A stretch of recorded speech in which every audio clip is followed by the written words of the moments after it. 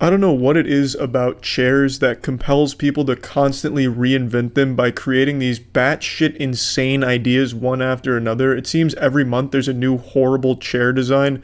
Ah, this one's made out of sawdust. You sit on it and it'll help your posture and also reduce body odor and combat swamp ass. I just made a video on a shitty chair design not too long ago, and now there's an even shittier design. It's just crazy the rate at which these awful chairs are being produced. So this is the anti-man-spreading chair, and Mashable says it's absolutely brilliant. So if Mashable says it's brilliant, it's probably the dumbest fucking thing you've ever seen.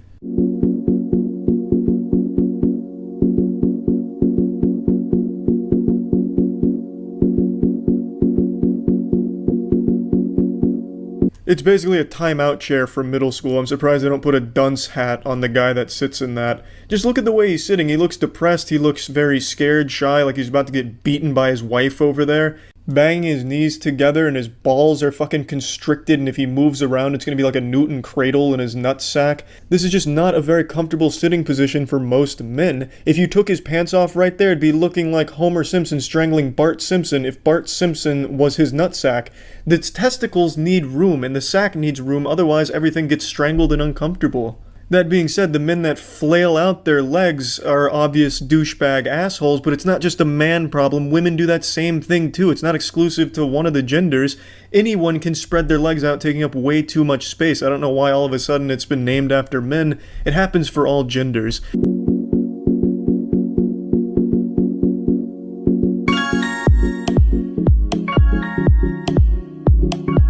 How socially inept are people these days? This isn't a solution to anything. The solution for someone taking up too much room is politely asking them, hey, can you scoot over a little bit or not take up this much room? A conversation with someone is typically enough.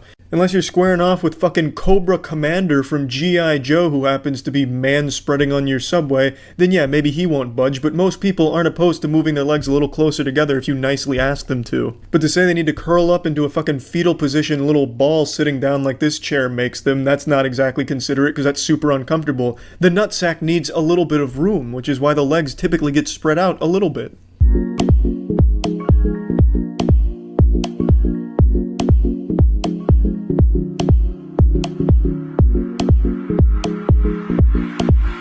You see, if I saw a dude sitting like this with his hands on his knees and shit like this, I'd assume that he's hiding something from me, like he's concealing a deadly weapon down there that he intends to use. It's a suspicious looking posture in seated position for most men.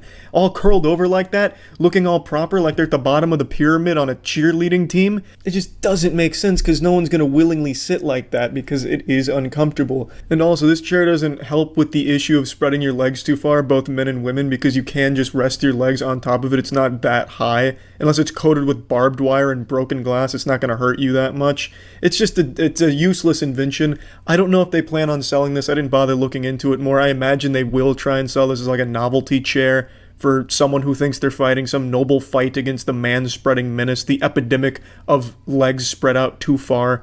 But it's still, no matter what, even as just a one-off thing, just a fucking dumb idea.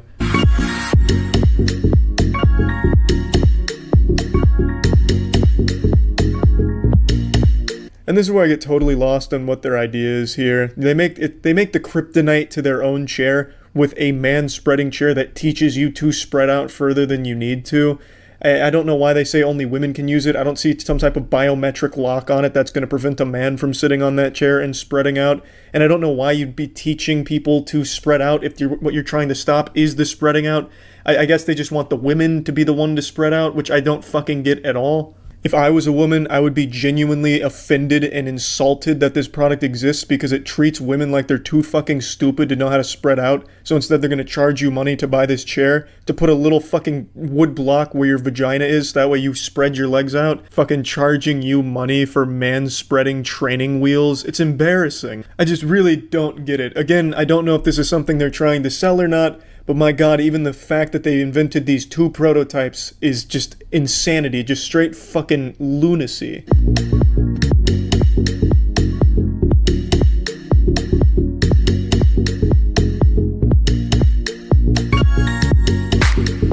You don't say. I mean, it won't even act as a band-aid on the problem. And it's not a problem in the first place. It's an imaginary problem. There's not some type of fucking pandemic sweeping the world where men are spreading their legs out across the entire fucking row of chairs or across the whole subway doing full-length splits.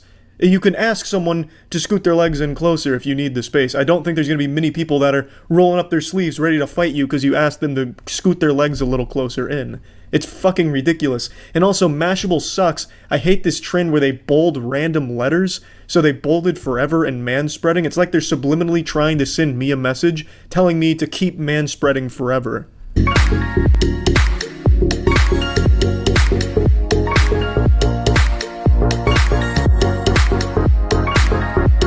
It's not a problem faced by only women. In fact, it's not a problem faced by many people at all, but it's not exclusive to women when there's someone spreading their legs too far. That affects anyone that wants to sit around the area. Yep, just absolute garbage, but hats off to anyone that wants to pay for some of these bad boys. You know, maybe I'm wrong and this will catch on huge and I'll be going to a restaurant and I'll have to ask to order the manspread-proof booster seat. Or I'll have to take like a driver's ed course of manspreading, learning the proper ways of sitting using these chairs. It's just an unbelievably ridiculous idea for a product and just a big old pile of shit. That's about it. See ya. Initiating moisture.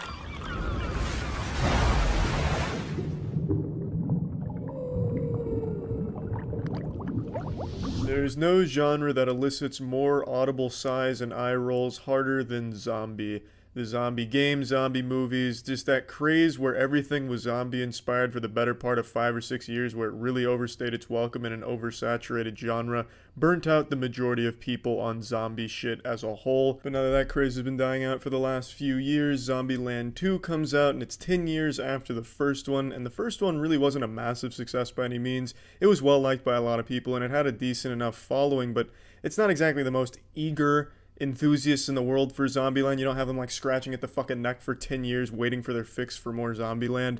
But regardless, the Lord bestowed upon them that gift with Zombieland 2 Double Tap, and it's a good movie. It has some of the same style the first one did, just not to that level. I think the first one still had a lot more passion and a lot more style to it. That's what probably my favorite part about what Zombieland 1 was. It was just hyper stylized, and I really enjoyed that.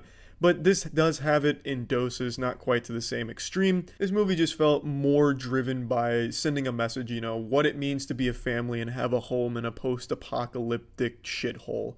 And there's nothing wrong with that. It's not exactly the most unique message, nor was it all that special. The plot was simple enough. You know, Lil Rock runs away with a hippie. They go to a hippie camp, and then the gang gets back together to try and make sure she's safe, and then they defend the camp.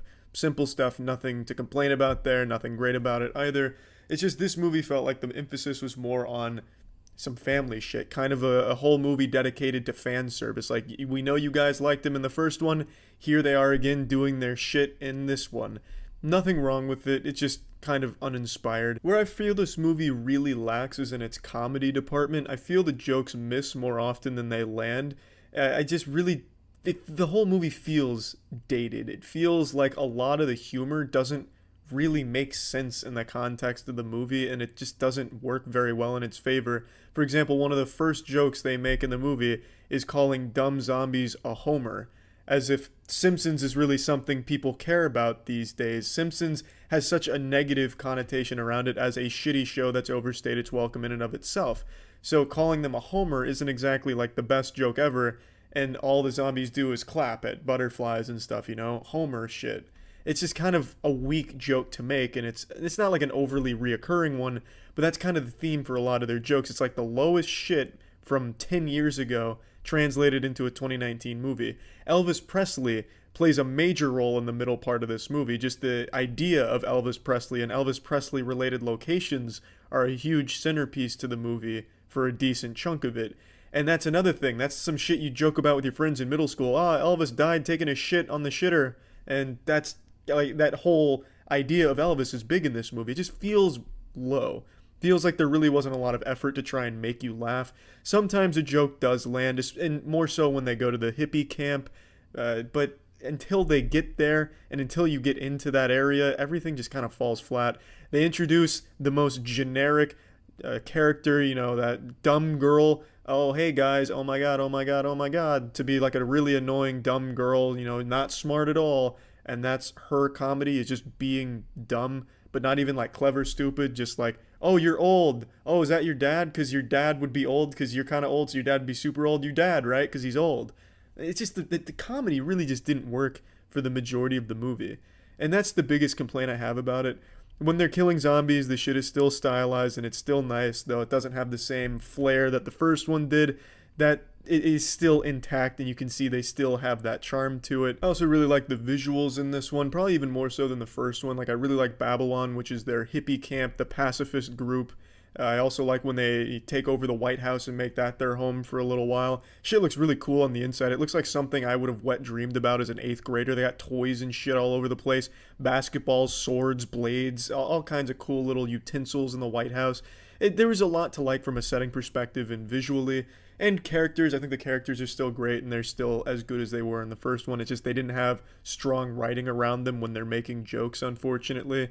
It's just overall, I don't think the movie's as solid as a package as the first one, but as just kind of a victory lap with cool characters and a good style, it's not a bad movie by any means. So plugging Zombieland 2 double tap into the moist meter, I'm giving this bad boy a nice 60%.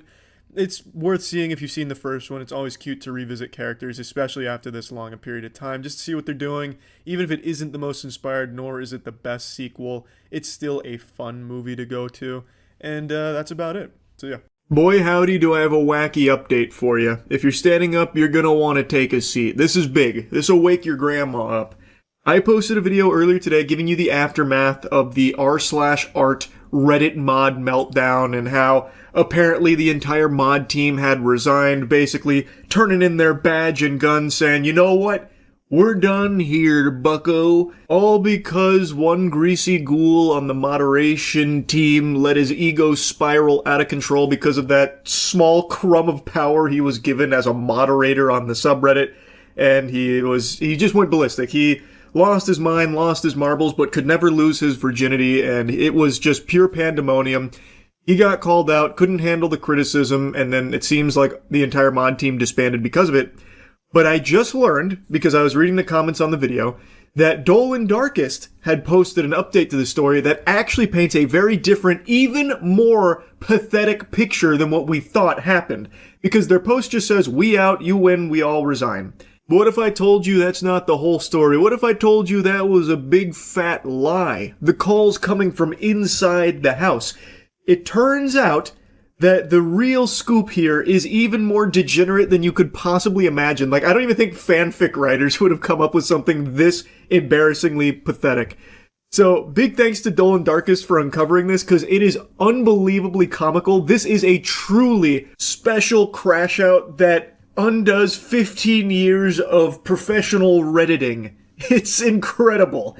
And I use the word professional Redditing in jest. That's not really a thing. If anyone calls himself a professional Redditor, that is someone that needs to be locked inside Arkham Asylum ASAP. It turns out the moderator who power tripped and caused all of this in the first place, known as Neo Diogenes, actually had one last power trip. According to one moderator, they had no idea what had happened, as no communication was given when the subreddit was locked down. He undid this lockdown, and then he got kicked as a mod. So this is one of the mods on the team that was unaware they were fighting in a war right now. They didn't know Judgment Day had happened.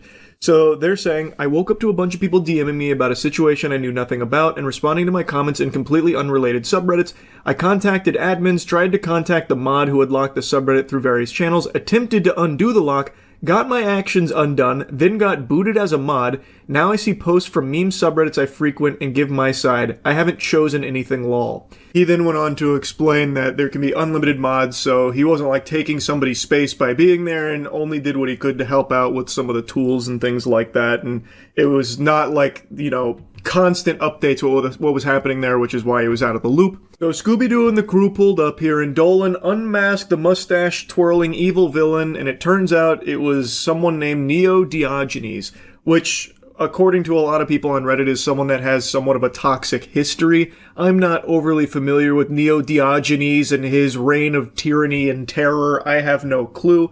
But according to Dolan, that was the mod that was going on this wacky power trip. And this mod here is saying that they actually tried to lift the lockdown, which trying to get them out of DEF CON, ended up putting their own asshole in the crosshairs of superstar sniper Neo Diogenes, and he enacted revenge. He reinstated Lockdown Protocol and then booted this mod. The only other active moderator I could find also posted that they didn't leave voluntarily, calling the mod that kicked them stupid, and providing proof they were randomly kicked, saying it was definitely just one mod crashing out. This is another r/art moderator echoing the same sentiment as the previous one about getting kicked randomly.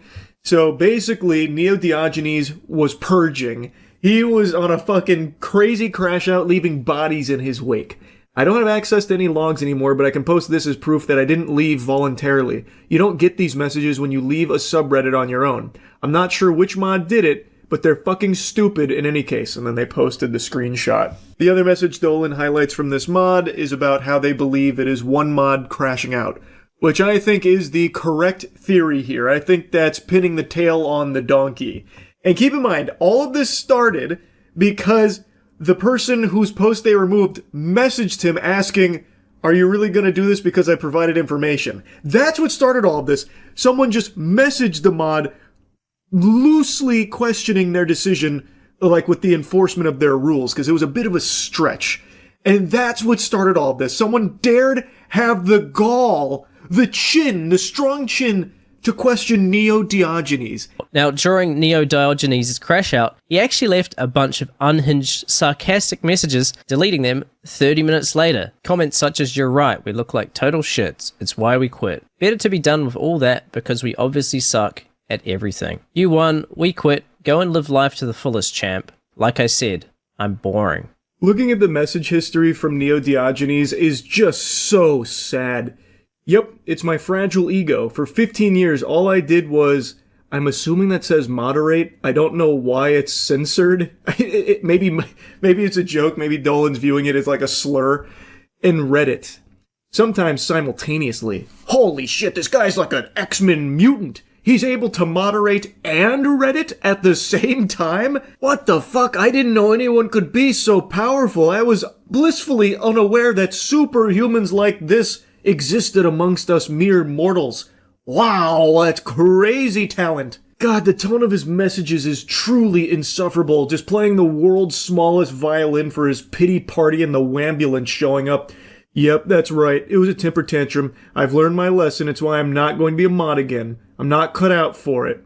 Sure, whatever you want to call it, either way the result is what you see. You're right, it would have been a good idea in hindsight and all that. You're right, we look like total shits, it's why we quit. Better to be done with all that because we obviously suck at, well, everything. Actually disgusting that he's roping in anyone else on the mod team to his temper tantrum. This was a solo project here from this guy. It was entirely just him alone on the front lines of this battle. The mod team was not backing him from everything I've seen. And now, it looks like he has completely nuked his Reddit account. I actually caught this in action when I checked out his account earlier today. All of his posts being deleted and replaced with random words using a plugin, and now his Reddit account has absolutely no posts left on it, nuking 15 years of moderation that he did for free, by the way, nuking an entire subreddit because you couldn't deal with criticism, and then kicking every other mod while you're at it, making it their problem as well, and then deleting every single comment you've ever made on Reddit. That's some major main character energy there. That was a beautiful callback from Dolan there. That shit had me giggling when he brought out the major main character energy. That was what Neo Diogenes said to Hayden Clay when Hayden was like, "Hey man, it really feels like you have a vendetta against me because of this is just way too extreme with what you're doing." That was one of his responses. He said, "I don't even know who the fuck you are. That is some major main character energy." So, based on this investigation here, with all available evidence, it seems that that post, "We out, you win, we all resign," was very misleading. The truth hidden in the pudding here is that one mod was going through a very impressive crash out, and while still power tripping, sucking their own dick, kicked the other mods of r/art, then made that post, making it seem like they all banded together in unity and left together as a result of the backlash from this guy going off the rails. That is a nefarious plot right there. That is dubious, to say the least. So now all the other mods that seem to not be on his side at all have now been roped into it because of him kicking them, making that post, making it seem as though they were still suckling off his nipples there. Like, hey, we're in this together. Like as if they were backing him up. But that's just not the case, it doesn't seem. That's crazy to go this far. So he kicks all the other mods and then deletes his entire 15-year Reddit history, and it seems like Reddit is the most important thing to this guy's life, so that is a big fucking deal.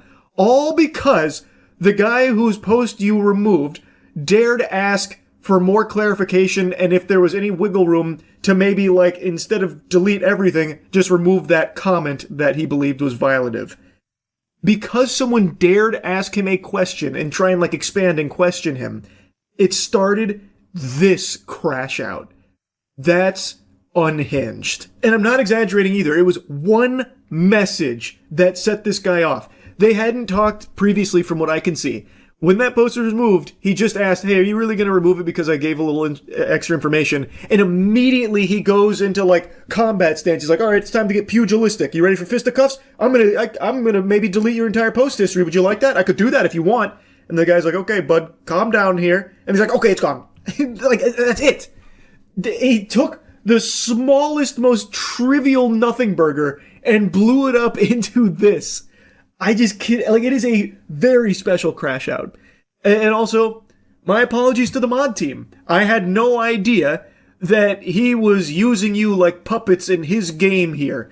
He was the chess master and you were pawns on his board.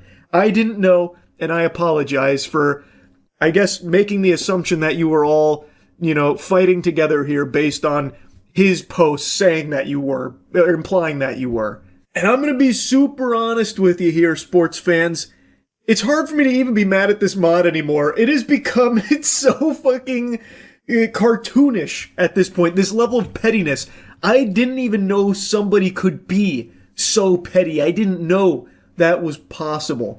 And from what I can tell, Hayden Clay, as a result of all of this, has gotten a ton of support. So that's really good to see.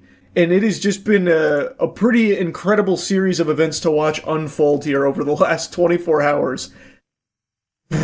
Anyway, I had to give you the follow-up here once I watched Dolan Darkest video on it. Unreal. That's about it. See ya.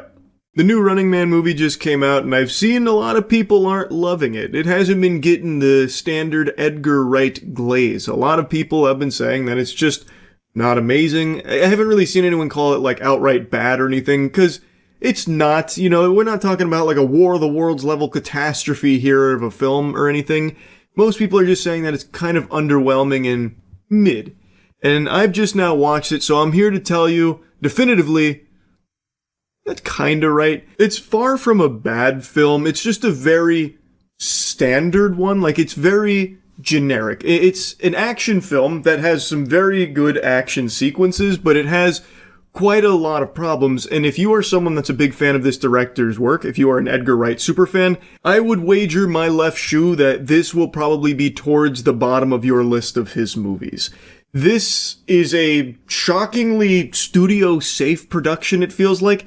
It doesn't really inject any of the creative personality that his films are known for. It really feels like more of a paycheck than a passion, which, all I'm saying right here probably doesn't matter if you don't really care who the director is. Like, if you're not the biggest Edgar Wright enthusiast with dick in hand for every single thing that he slaps his name on, it probably won't matter to you because you're not going to be holding it to this higher standard of what his previous films have had. And I think that's totally fine. But I think pretty much anyone that watches this will walk away being like, oh, that was an enjoyable action flick, but nothing beyond that. So this film is not at all related to the 80s Arnold movie, which I haven't seen in a long time, but when I was a kid, I remember really liking that movie. And this one is very different, and I think that's probably a good thing. As I understand it, this borrows more from the Stephen King novel that it's based on, which maybe fans of the original works will appreciate. But I just think that by incorporating a lot of these elements that I imagine were present in the book, it leads to a little bit of bloat in this film where it starts to kind of have these pacing issues where it kind of just wants to like stumble through scenes to get to like a bigger moment without like building a real connection to characters. Like it feels like it was more focused on getting things from the book onto the big screen without really making it flow super well. And to kind of elaborate further on what I mean by that, a lot of Ben Richards' survival in The Running Man is kind of out of his own hands, where he just happens to luckily run into someone that is far better equipped to win this game for him and is able to kind of like piggyback off of their ideas for survival and kind of just go along with their plan, which I imagine in the book is probably not exactly how it plays out, but in the film here, it just feels like a very convenient plot armor for him, where he just happens to run into these guardian angels that literally sacrificed their lives in order for him to win the Running Man. It's not the biggest deal in the world, but this is what I'm saying, where it feels like it has these issues where it gives you this action, and then it wants to give you the next part with the action where it's like a couple days further, but in order to do that, you have to meet this character quickly, like in an alley that gets you to that point, and you don't spend a lot of time with that character. And then you get to the next action scene, and then you have to meet another character because that's going to get him a couple more days into the future for the next action thing. And if that character dies, you don't really care because you don't fucking know anything about that character. It just feels a little wacky when it comes to its pacing in that regard, which makes it feel a little underwhelming when a lot of the times Ben Richards isn't the one who's like really beating the network. So I've kind of already dove into some complaints, but like I said, I think it is a fun action movie, and I think the entire premise is very fun. So it's set in a world where barbarism is entertainment now with this thing called the Running Man, where you have this team of 3 that gets chosen, and then they use basically AI or whatever technology they have in that universe to fake all of these videos and stuff to paint them as horrible, terrible people, so that way all the world roots against them and wants them to die. And the objective of the game is to survive while they're being hunted by their fellow civilians that hate these people because they're led to believe that they're scum of the earth, truly irredeemable garbage, and they're also being hunted by hunters who are professional killers. And again, the goal is just to survive. If they survive, they get $1 billion. They basically get set for life. And the objective is to last a month for our main character, Ben Richards. We get a little of his backstory. He and his wife have a daughter who's sick, but because Ben tried to be a good person and report like some injustices in his business, he's been blacklisted across every job imaginable because the network that owns the Running Man owns the entire country. So he can't get a job, and he can't pay for the medicine for his daughter that would save her life. It's the flu, basically. And he can't even pay for that because he can't get a job. It just leads to him signing up for the Running Man in order to go through this death gauntlet. And the movie is very on the nose about its message with all the propaganda and how it like alters all the videos to make people hate each other. And so that way it like ignites this fire. So they want to kill Ben and the other 2 people that are chosen with him. And it's like a very fun world that it builds here, but I just don't think it explores it overly well. And it doesn't do a good job of like balancing humor with seriousness. This feels like a movie, and I imagine in the book too, that needed to be more serious. Like the wackiness in Arnold's 80s film, I think fits in that context of The Running Man, which is drastically different from this one. Like some of the campiness in Arnold's, I don't think should have been tried to, emulate in this 2025 one. It just feels like a tonal, like, clash there. It feels like you need to buy into the seriousness of everything happening in that world, but then that's undercut with every character Ben meets, and even Ben himself, joking pretty frequently. Like, I wouldn't say it's like MCU levels of quips and quirkiness. There were just a few times where it felt really out of place for that. Like, it didn't do a good job of weaving that in there in a way that didn't feel jarring, especially because the humor wasn't really landing in my eyes. Like, I don't think many of the jokes were knocking it out of the park, we'll say. Like, I don't think it was worth sacrificing some of the seriousness that I think probably should be there to make you really care and buy into it, for the sake of like a quick line or two that's a silliness. But it's not the biggest deal in the world because the movie really relies on 2 key factors. Its action sequences, which I do think are good. I think they are filmed well. I think they are really exciting action moments in this movie, and there is a lot of them. And 2, Glenn Powell as the main character, Ben Richards. Glenn Powell does a great job. I think he was a really good action movie star here. I think he did a good job of being someone you can root for, and also being a psychopath that does have like this, the natural, X factor to make him realistically have a chance of winning this game against all of these experienced killers and just literally every stranger on the street. So he does a good job of being like a dad that you want to see win and get back to his family, as well as like this psycho that you're really excited to see kill some hunters. I think it was very good performance from Glenn Powell here. So overall, I did enjoy the movie. I think it is an entertaining action film. No, it's not the strongest action movie or anything like that. And yes, admittedly, it is one of Edgar Wright's weaker films. But I still was entertained. So yeah, that's really about it. So yeah. I had a bit of a superpower for a while, but I feel like the compound V that I was born with has finally started to peter out. I had a complete immunity to jump scares in horror games and horror movies by extension.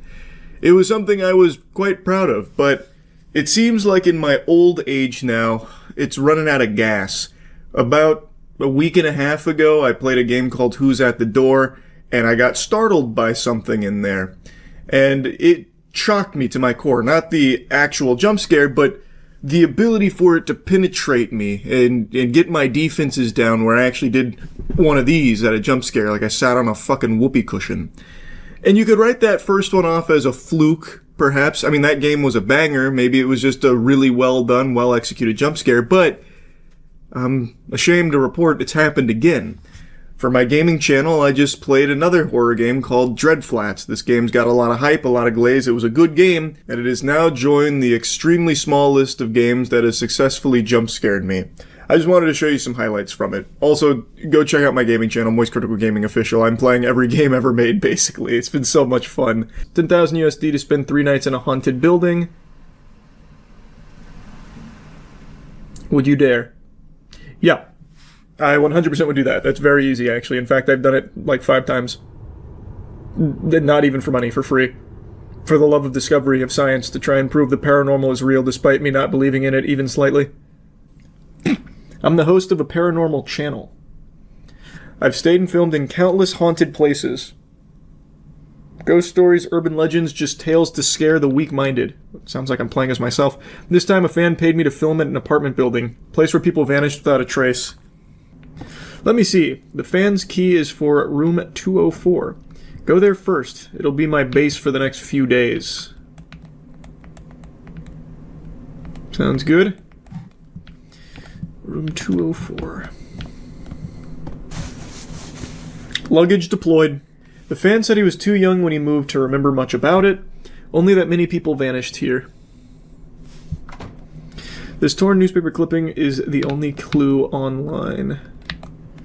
Fangpu Daily, June 20th, 2001. Male resident of Fangjiang Apartments went missing around midnight of June 15th. According to family members and neighbors, the man had complained of tapping sounds like marbles bouncing above the ceiling in the days leading up to his disappearance, escalating sharply that night. Police confirmed no signs of break-in or struggle. His room was locked from the inside. The case remains unsolved until today. I'm gonna solve it. He fell into the back rooms. Case closed. As is known to happen. Even though I don't believe in the paranormal and shit, staying in a place like this for a couple nights would actually be miserable. I'd be so worried about all the germs and, like, mold. You know, like the real shit. Oh my god, it's Bigger Boot! No! Who is she? That is a good question. Who is that peculiar older woman? Hang on to your fucking blankies and get ready to tinkle in your britches.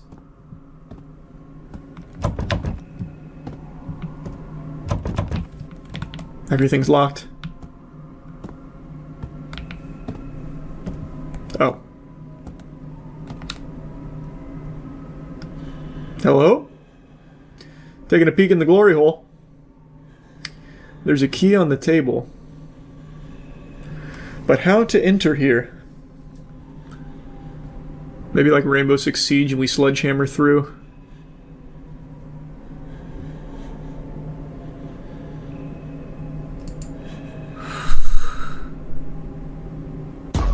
Whoa! Did something just touch me? I don't think so. More so is covering the hole. But it's very polite. It let us in. There she is off to the side. YouTube red circle. Yeah, YouTube thumbnail red circle is what I meant to say. I think we're good. Enough footage for now. Time to return. Whoa! That one startled me. That was loud. Hello. Turn that shit off. That's my least favorite program.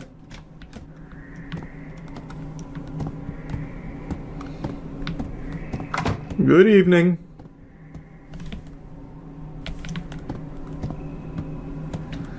I gotta tell you, I think that old lady finally went back to the retirement home. This place is clean.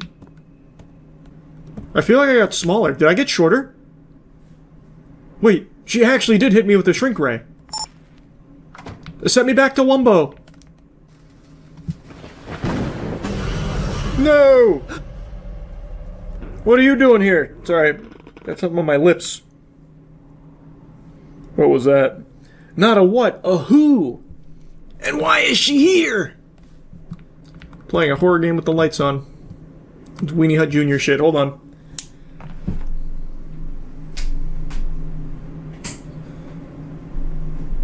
You know what else I just realized? I've got this light on. Nice. Now I'm fully immersed. This ought to scare the pants off me now. I will say though, this is the second horror game that actually like startled me with a jump scare. That doesn't usually happen.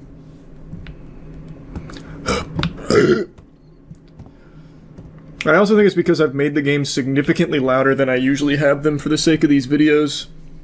So now it's like blasting my eardrums. I see it, I'm coming. Show yourself for the paranormal channel. We need a good thumbnail. Marbles. I hear the pitter patter.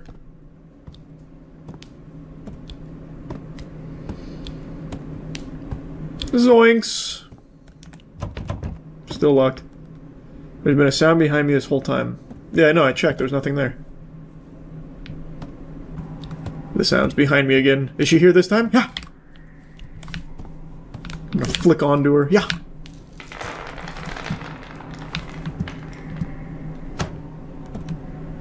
Thank you! Marbles again. Well, I appreciate it. That was kind. A gift. Can't make out the writing.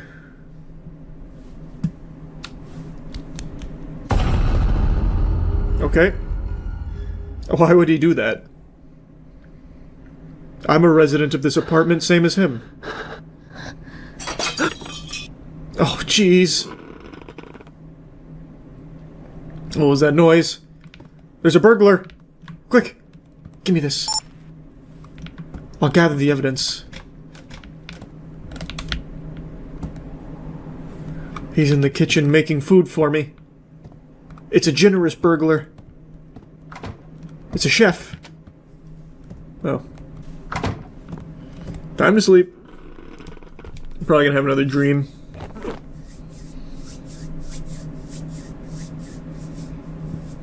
This guy's done nothing but fucking sleep though, really. Kind of a lame paranormal channel if you ask me. Alright, let's go to 305. That was loud. What was that? Jeez. She's knocking over entire cabinets? My god. She's more powerful than I would have ever thought. Ah, this was the clock from earlier. Reach the camera in, see what's happening.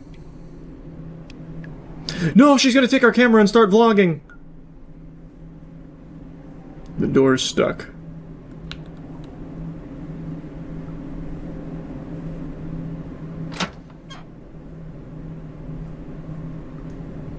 That door just opened on its own.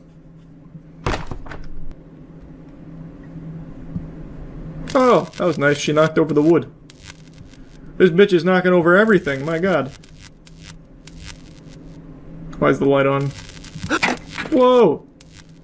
Because she has strong aura. Brace for impact. Toilet hasn't seen this level of action in years, I'll tell you that much. This exhaustion's back. The stomach pain and fatigue. Could I be coming down with something? Yeah, serious case of the heebie-jeebies. Maybe sleep till dawn, then go to town for a day's rest. If we make it there. Oh! Wait, do I have my flashlight? No.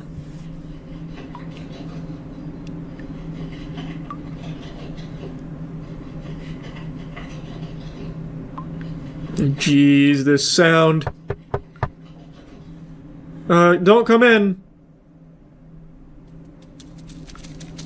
I'm pooping. It doesn't sound like rats. It sounds like perverts. There we are, sleeping peacefully like a princess. Very nice. Oh! She was in the closet there? But I checked.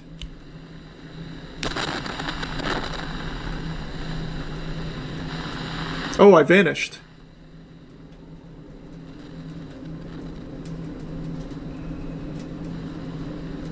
Oh no, never mind. She was just blocking me.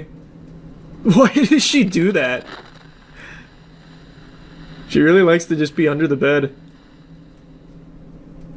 Hello. Maybe she just wants to feel closer to us. That's why she wants to play like marbles and like hide under our bed. I still hear her breathing heavy. I need to get out of here now. Why? Let's say hi to her. I can't crouch. Oh, she's not there. I'm gonna tell you something, man. You're not gonna want to hear it, but she seems friendly.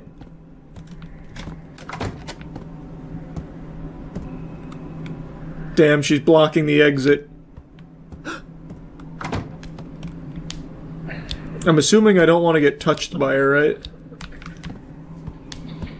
That'll probably be game over. Hide in the bathroom. She respects privacy. She's also very slow.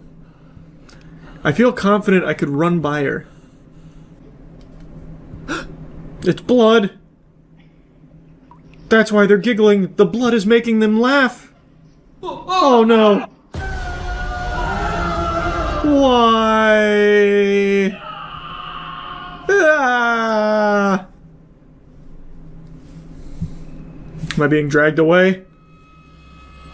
No, she's vanishing me.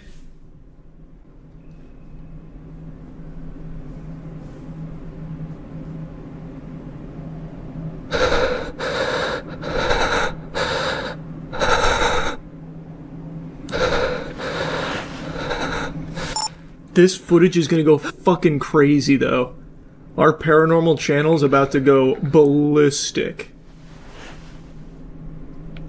He should have been live streaming this, so that way even if he does get killed here, he'll have like an incredible legacy with this footage.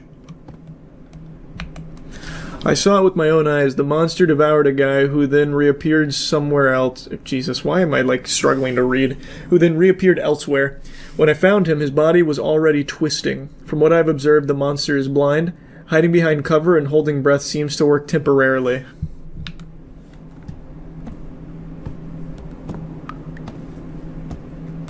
I'm in her dimension now.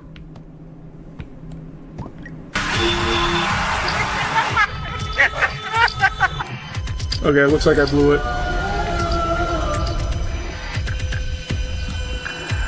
Well, I didn't sprint or anything.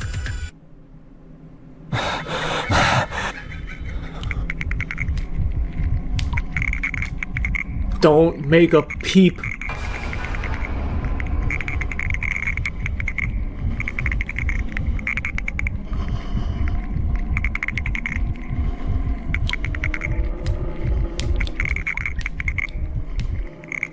Nice. She's been outsmarted. Now, luckily, we brought a gun. What does she want? Why don't we ask her?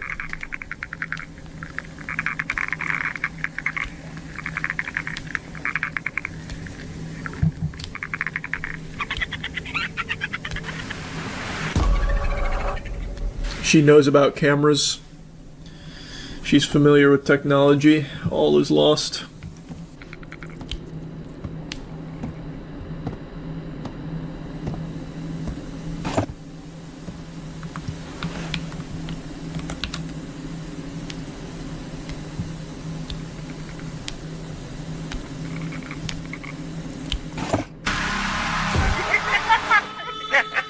Huh? So the chairs move back when she gets closer. So, I see. I summon the chairs. They block me.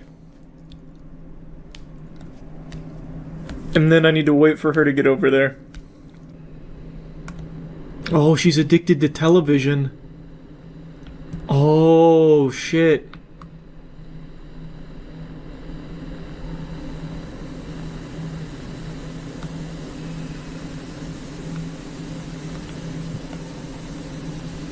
To be fair, that is a good program.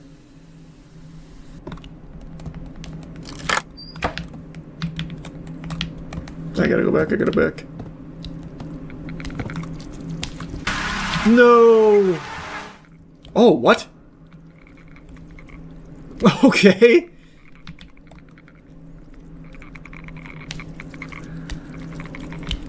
We take those. Alright, alright. We got lucky there.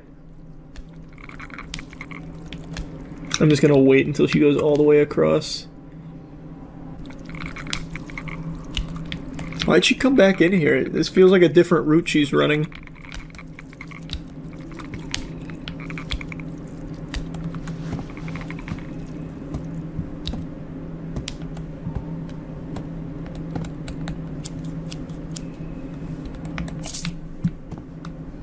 Got the key.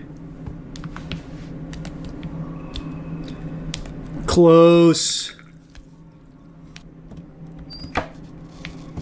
Nice. Got the key. Oh, fuck. Slenderman. Run! They've all got scoliosis.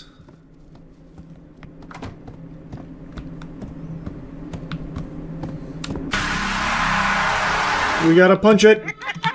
Go, go, go! Hit it!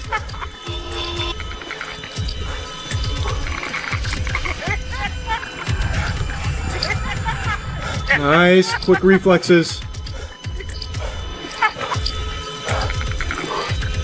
I see the exit. She's gonna be there though. I knew it. She's gonna be here though, I know it. I knew it. She's pushing me into a trap. She's flushing me out.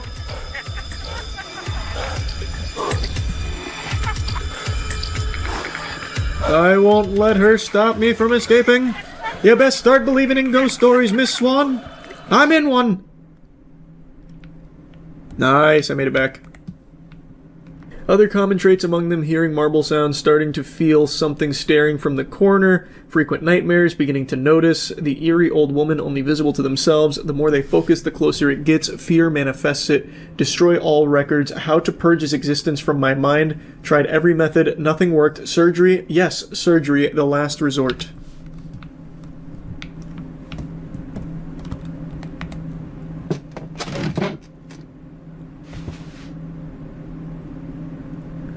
Gonna give ourselves a lobotomy. Alright. Well, now's the time.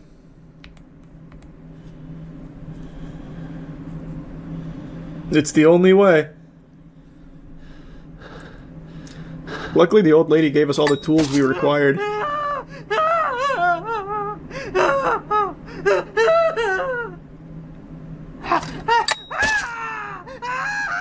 Jesus. Did it work? It feels like I had another nightmare. But I can't remember what it was about. My head hurts. I think I have a fever. Let's get out of here first. How many times am I going to do that? Jesus. We're going to hear the marbles on our way out.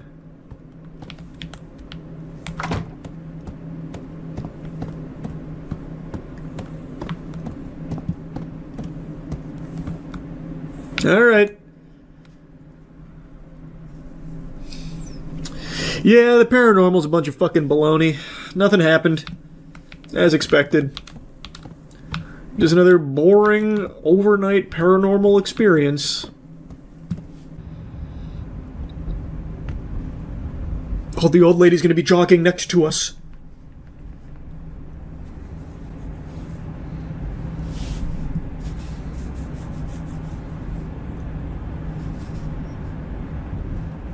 Oh, there she is. Bye-bye.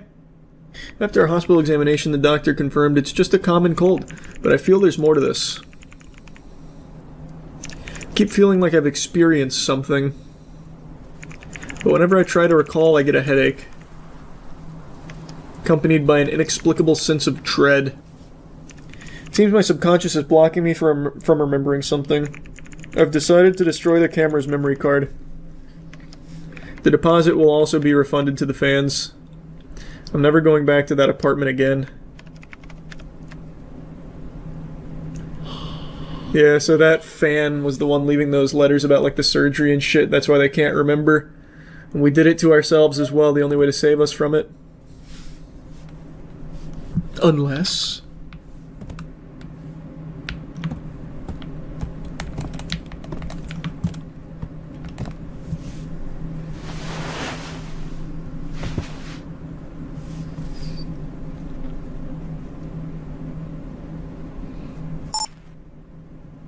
Uh-oh.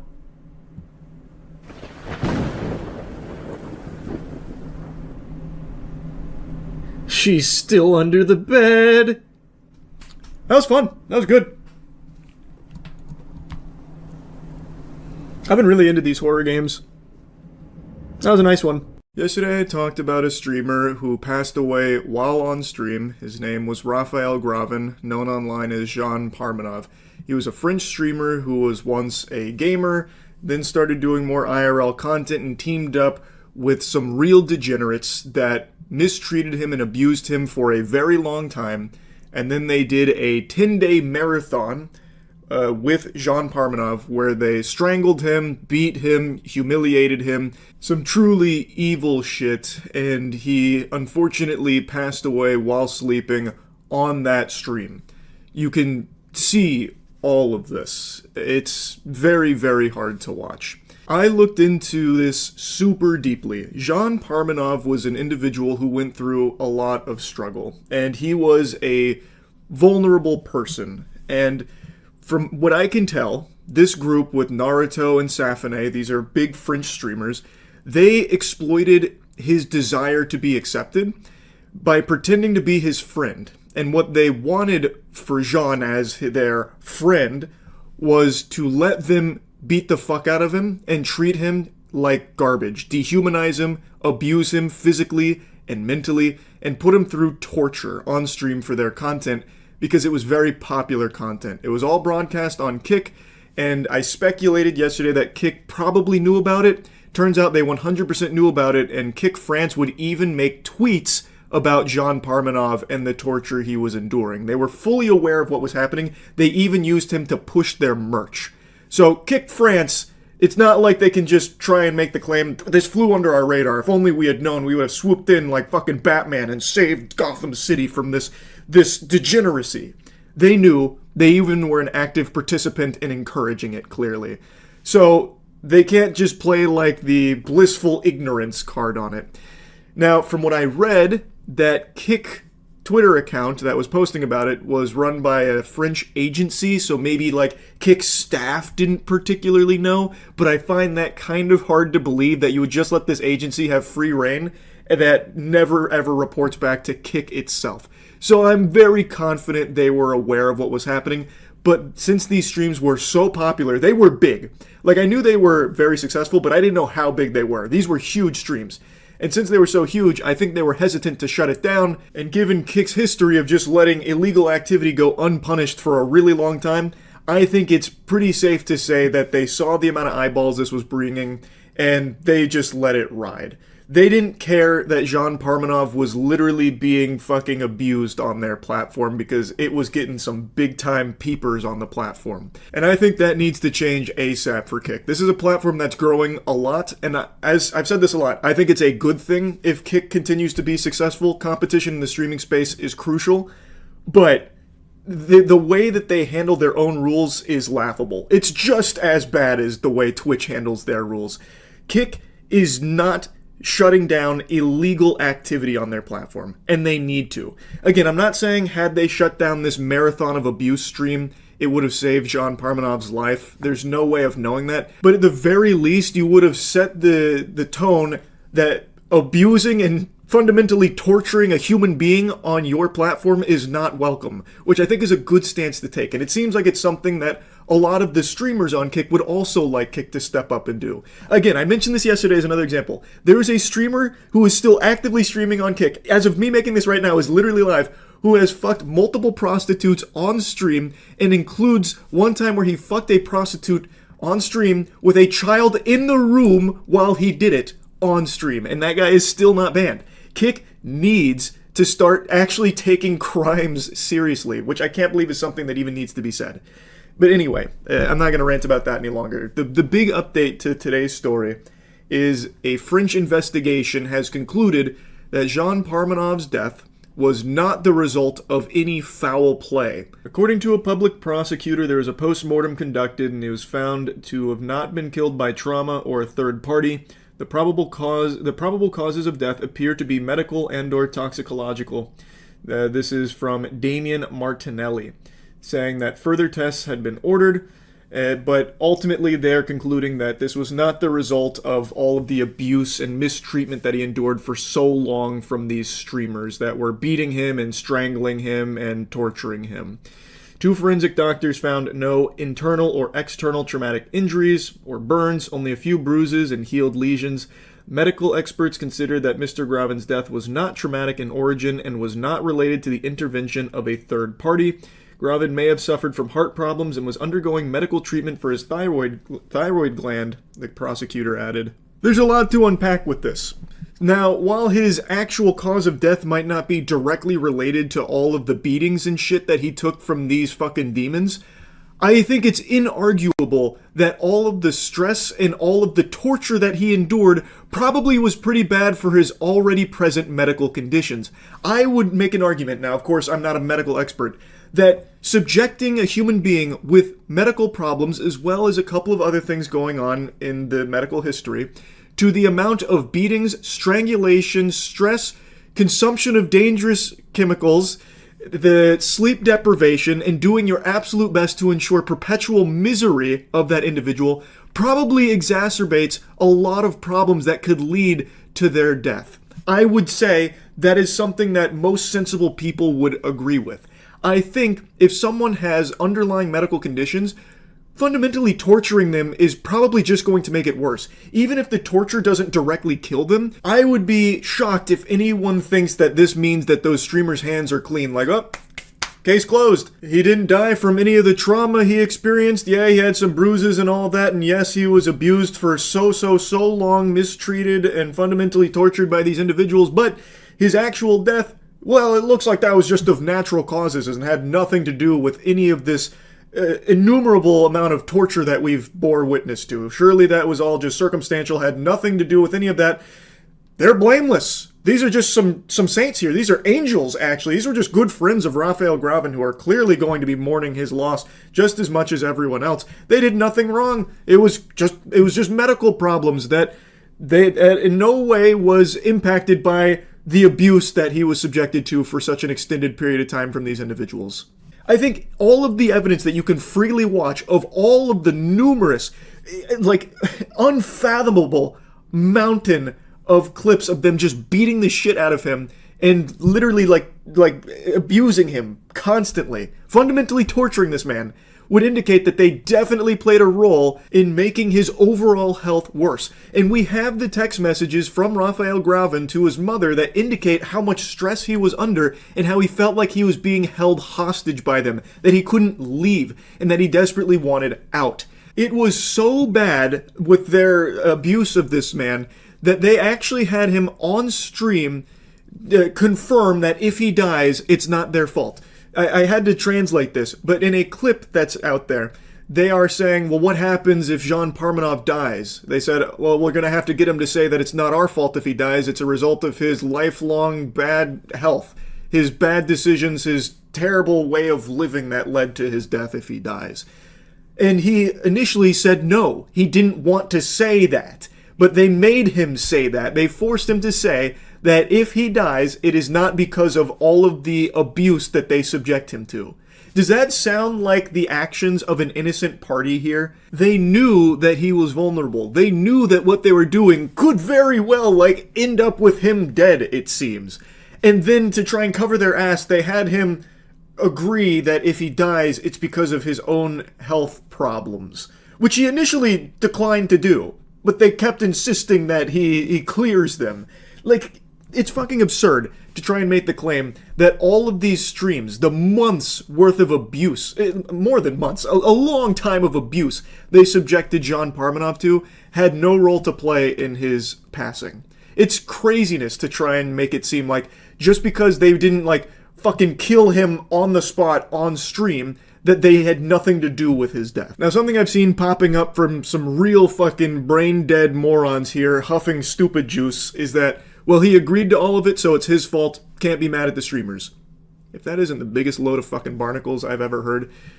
First of all, we know from the text messages he didn't want to do it. He wanted to leave, but felt he couldn't leave, that he was being held hostage there. They weren't letting him leave, was the impression he was giving to a text message sent to his mother. Also, from what I was reading, they would actually force him to do this, sometimes monetarily. Like, they would financially pressure him to participate in their abuse and mistreatment. And from the very get-go, it feels like they manipulated a mentally vulnerable man who was looking for friends into being their guinea pig to just beat on stream for content to make money off of it. They treated this guy like a human piñata, where they would hit him until money fell out from, like, the deranged viewers that were watching and donating and all of that. There is nothing here that indicates that he was a willing participant for everything. Yes, he agreed to a certain level of, like, extreme challenges, but clearly not all of it. Again, we have the text messages that he sent to his mother. It's clear he didn't want to do all of it. And it's clear on stream the amount of times he would say no to things, but they would still force him to eventually just succumb to it and agree. Also, from what I was reading, I'm not super familiar with the law in the region, but from what I read, you can't even legally consent to being tortured or anything like that in the first place. So even if he, like, fully agreed to everything, it doesn't seem like you can legally even do that. Like, you can't legally consent to fucking torture on yourself. It's just, this whole thing is indefensible in my eyes. Also, Naruto's a bitch. This loser brings shame to the entire Hidden Leaf village. He has ruined the Uzumaki name with this. He has filed a cyberbullying complaint amid the backlash to all of this. He has the gall to file a cyberbullying complaint about his feelings being hurt with people insulting him for all of the abuse that he subjected Jean Parmenov to. So he filed the complaint to the Paris prosecutor's office cyber hate division, targeting those who have harassed Naruto since JP's death. As he goes through a period of mourning, Naruto is the subject of a cyberbullying campaign. These behaviors, in addition to being immoral, constitute criminal offenses. A complaint will be filed in the coming days with the Paris Prosecutor's Office Cyber Hate Division so that the perpetrators can be identified and prosecuted. You fucking vile worms. Imagine torturing a man for so long, so much mistreatment and abuse broadcast on stream so you could make money off of this man's misery. And now, when that man passes away, you are now trying to play the victim yourself, like, oh, you guys are hurting our feelings. How can you guys be mean to us? We've done nothing wrong. That was our best friend. Did you not read our heartfelt post where we called him, well, where Naruto called him his sidekick? Did you also not read the part in Naruto's apology that was so heartfelt where he said, please stop sharing the final moments?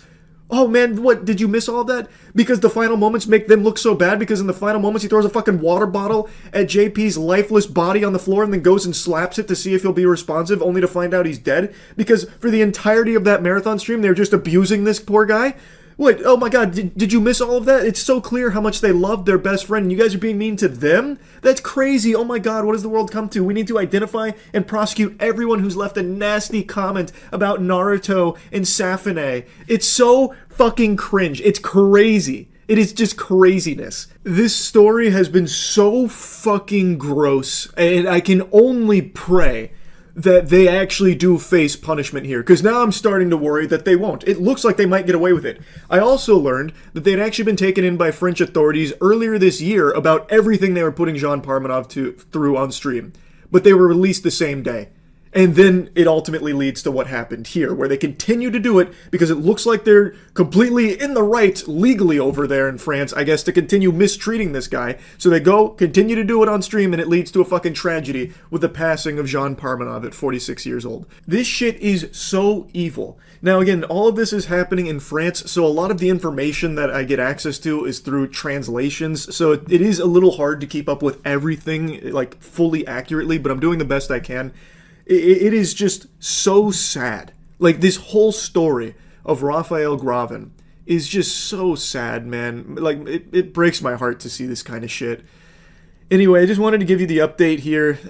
That's really about it. So, yeah. What happened? Did he get hit by a golf ball? On roofs. So it is. Yeah, it must have hurt like a bitch. There's no golf ball after he parked his car. I like how for the reenactment here, they're just throwing golf balls at his house too. Oh, they've glued your head together. Hey, do you mind if I break one of your windows? Came from a remorseful, serious safety concerns. And you know, they're talking about death really lightly with like a Banjo-Kazooie soundtrack in the background. I hope while they're interviewing him he catches another mean golf ball in the chin or something. Just another rogue golf ball slams him. Your own safety. We're gonna have a professional golfer beam one at you and see if it helps. Oh my god, is that actually what they're doing? He's collected over the danger claim to the test and hit 100 of our own and see what the outcome is. Let's see if we can kill him this time. See if we can finish the job. This is journalism, baby!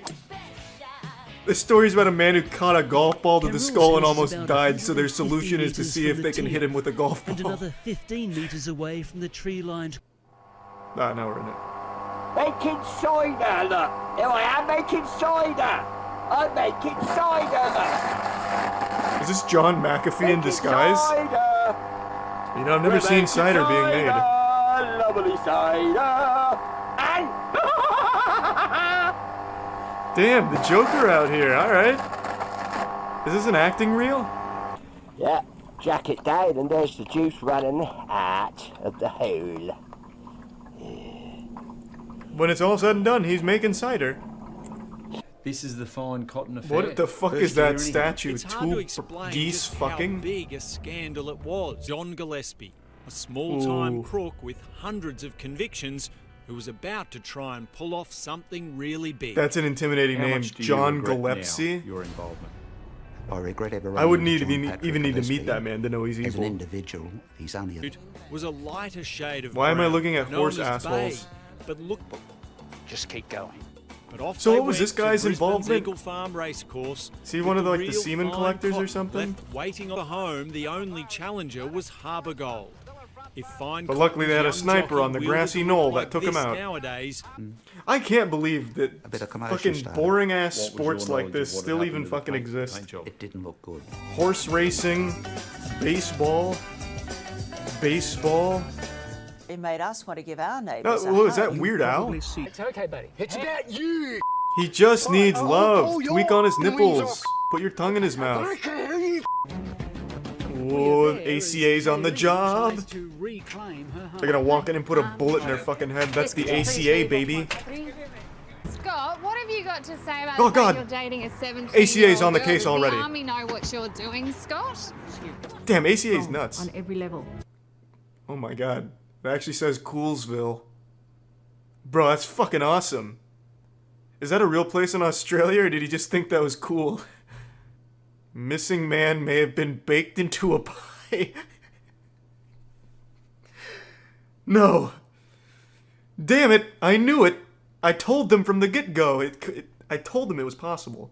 I believe that he's deceased. You don't look like It's sad that he's missing, I'm too busy to do that. but it's enjoyable to think about what could have happened with him being baked into a pie. 13. Some fucking Hansel and Gretel shit. number for one resident. You think he's met foul play? Yes. Oh, absolutely. It's incredible how a current affair has this uncanny ability to turn even a serious story like murder into a comedic segment. without a trace. Maybe he baked in one of himself the more into a remote pie. parts of our country. Oh, the cake's still frozen. Yeah, I Man think believes this. I the think pie this shop. no bullshit Give them all woman's the up to cookies no before good. they go. They get everything here, Oh, don't yes, they? yes. Like that episode of Teen Has Titans left where they this turn the amiable Titans into tea candy house and she host. tries to eat Get a them. lovely Harry. Right, it's a camel pie. Oh, I don't know about that. It sounds like a patty pie. And Fran doesn't take no for an answer. Oh god, the reporter's gonna eat a dead man. Camel potato pie. Larimer. Oh, the What cannibalism. part of the camel is it? Everybody has a right to go home and go to bed at night and be safe. Everyone in this village here looks Believe haunted, in like a tiny spirits place that like never this, passed it would on. just naturally happen. I head I don't back to trust any one of them. They're all Fran's suspects and to work me. off my camel pie and You could make the meanest glory hole in that thing, though. Ever. Because I've got no idea of, what sense of time is. It's because there's no sunlight to tell me. He can't live like that. You don't have a phone? What's happening here right now? How are you gonna play the new Diablo game? Keith believes there's still been a planning failure. I've never seen anything like that in Australia, and it just doesn't make sense. And I think a lot of people are at fault here. Bro, people would kill for that view. Are you kidding me? Gamers? Bro, sunlight's the enemy. That is a great gaming dungeon. Is that Hugh Grant? aren't as extreme as those from a scene in the much Man, if there's any 60-year-old women in the chat, you probably just got super wet seeing him. lunchtime muster. This just looks like a standard working environment. These prisoners have it better than Amazon workers. Holy shit. Welcome to the future of prison life in maximum security. People live like that by choice. Are you kidding me? Yeah, so Damn, that could be like a speedrun strat if you're trying to like live life by paying as little money as possible and still being happy. Guards are Get locked up in this jail. Get fucking Netflix in your cubicle. Far too fancy. Yeah, are you sure these are inmates and not summer campers? But it's actually... TV, prison shopping and banking. To checking their next Do they have Crunchyroll on there for some anime? is a prisoner's gate. The most intense surveillance of So, any you can watch me watch anime? I don't give a fuck. from hundreds of Off to work until about... He's in casual clothing and sunglasses. We're back for lunch. This for about an inmate hour, dresses better and than then I to do. Education. He probably ordered it from his cubicle. I'm so close and exposed to other criminals. No, the most stress I ever get is when I run out of anime and have to wait a week. I lose no... The perfect club sandwich. What the fuck? The presentation is everything, so make sure you push those olives down. Is this like a Gordon Ramsay kitchen? That food looked delicious. That is wild. That is the quality of living in those prisoners is higher than a lot of people. Like free people. That was nuts. If that's the future of jails, you're going to be seeing an influx of prisoners pretty soon, I imagine. Drug addict's son kept in a cage by mother. He's probably not even a drug addict. He probably just got vaccinated and she went nuts. But don't you lock your children at night? I guess we do in a way. We all Because keep we them try secure. to keep them safe. Daphne admits That watching was her son profound. detox was the toughest thing she's That was like ever some done. Kojima writing. I'm fragile, but I'm not that fragile. We are I like ice, but I don't like meth. Is it the right thing? One Punch Thug deported. What, Saitama got deported in Australia or something? What is this about? When Caleb Murrah to custody for a one-way ticket back to New Zealand. What is that, like a 10-minute drive? Escaping jail after this sickening coward punch on a stranger, Caleb Maraku can barely contain his joy outside court. Say hi. If we No bigger pussy in the world than the man who throws a sucker those punch. people having left. So you've nothing to say to your victim as you're being deported? Hey, cool chin strap. Many of the Get in the car with him, As you ACA. did when you walked out of jail. Ride out of court the shotgun. other day, You mate. know what happened? They want to. Job recruiter accidentally leaves his shocking voicemail. All of these stories are fantastic. Man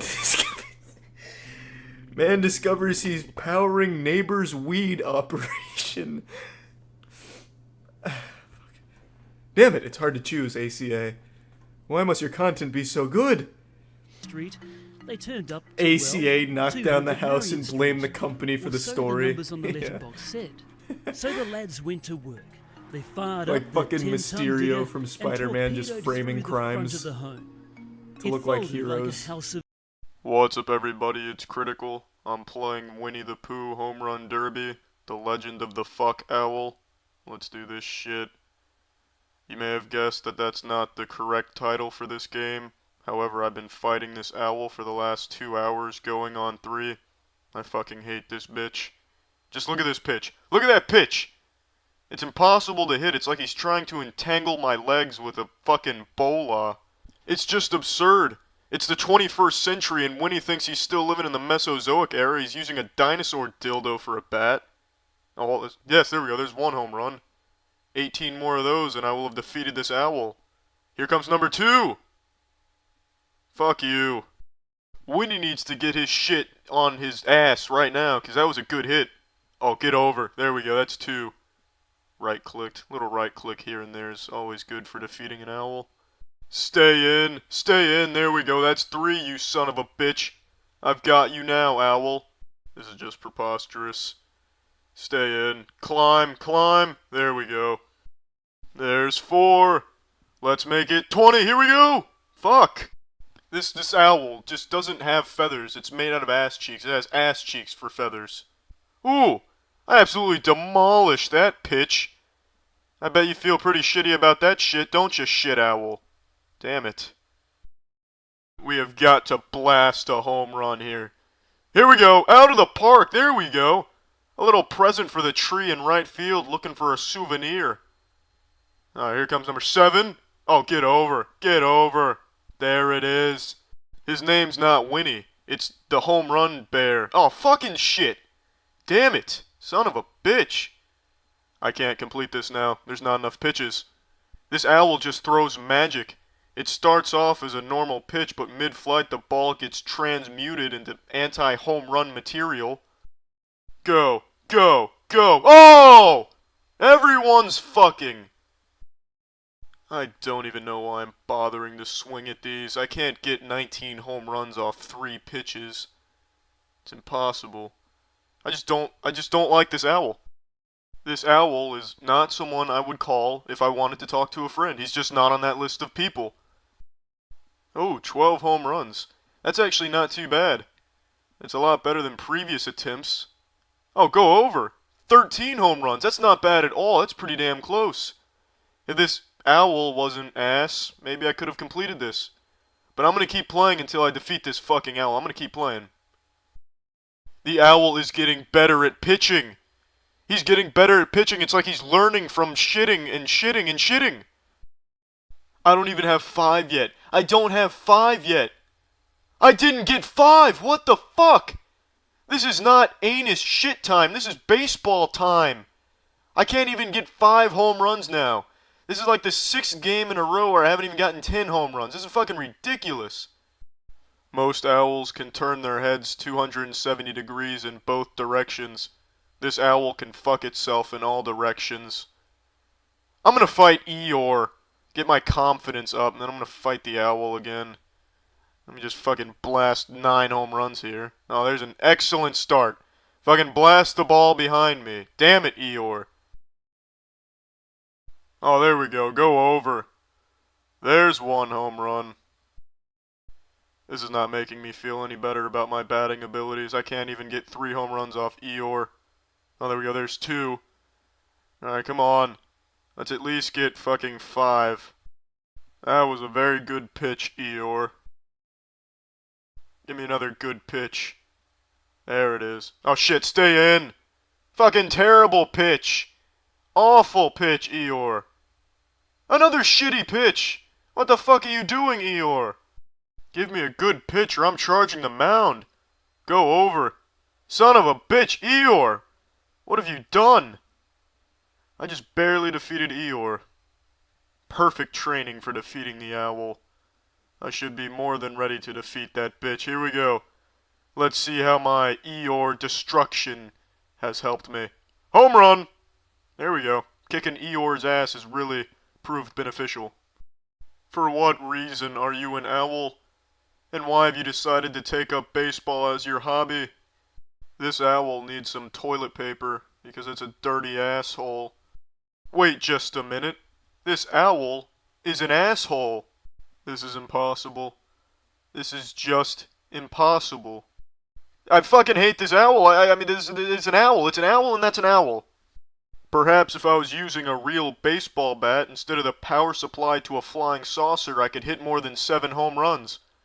I just decided to look up strategies for defeating the owl, and apparently there's a store here, which I didn't even know existed because I can't read this language. I had no idea that tab said, "Hey fucker, the store's right here."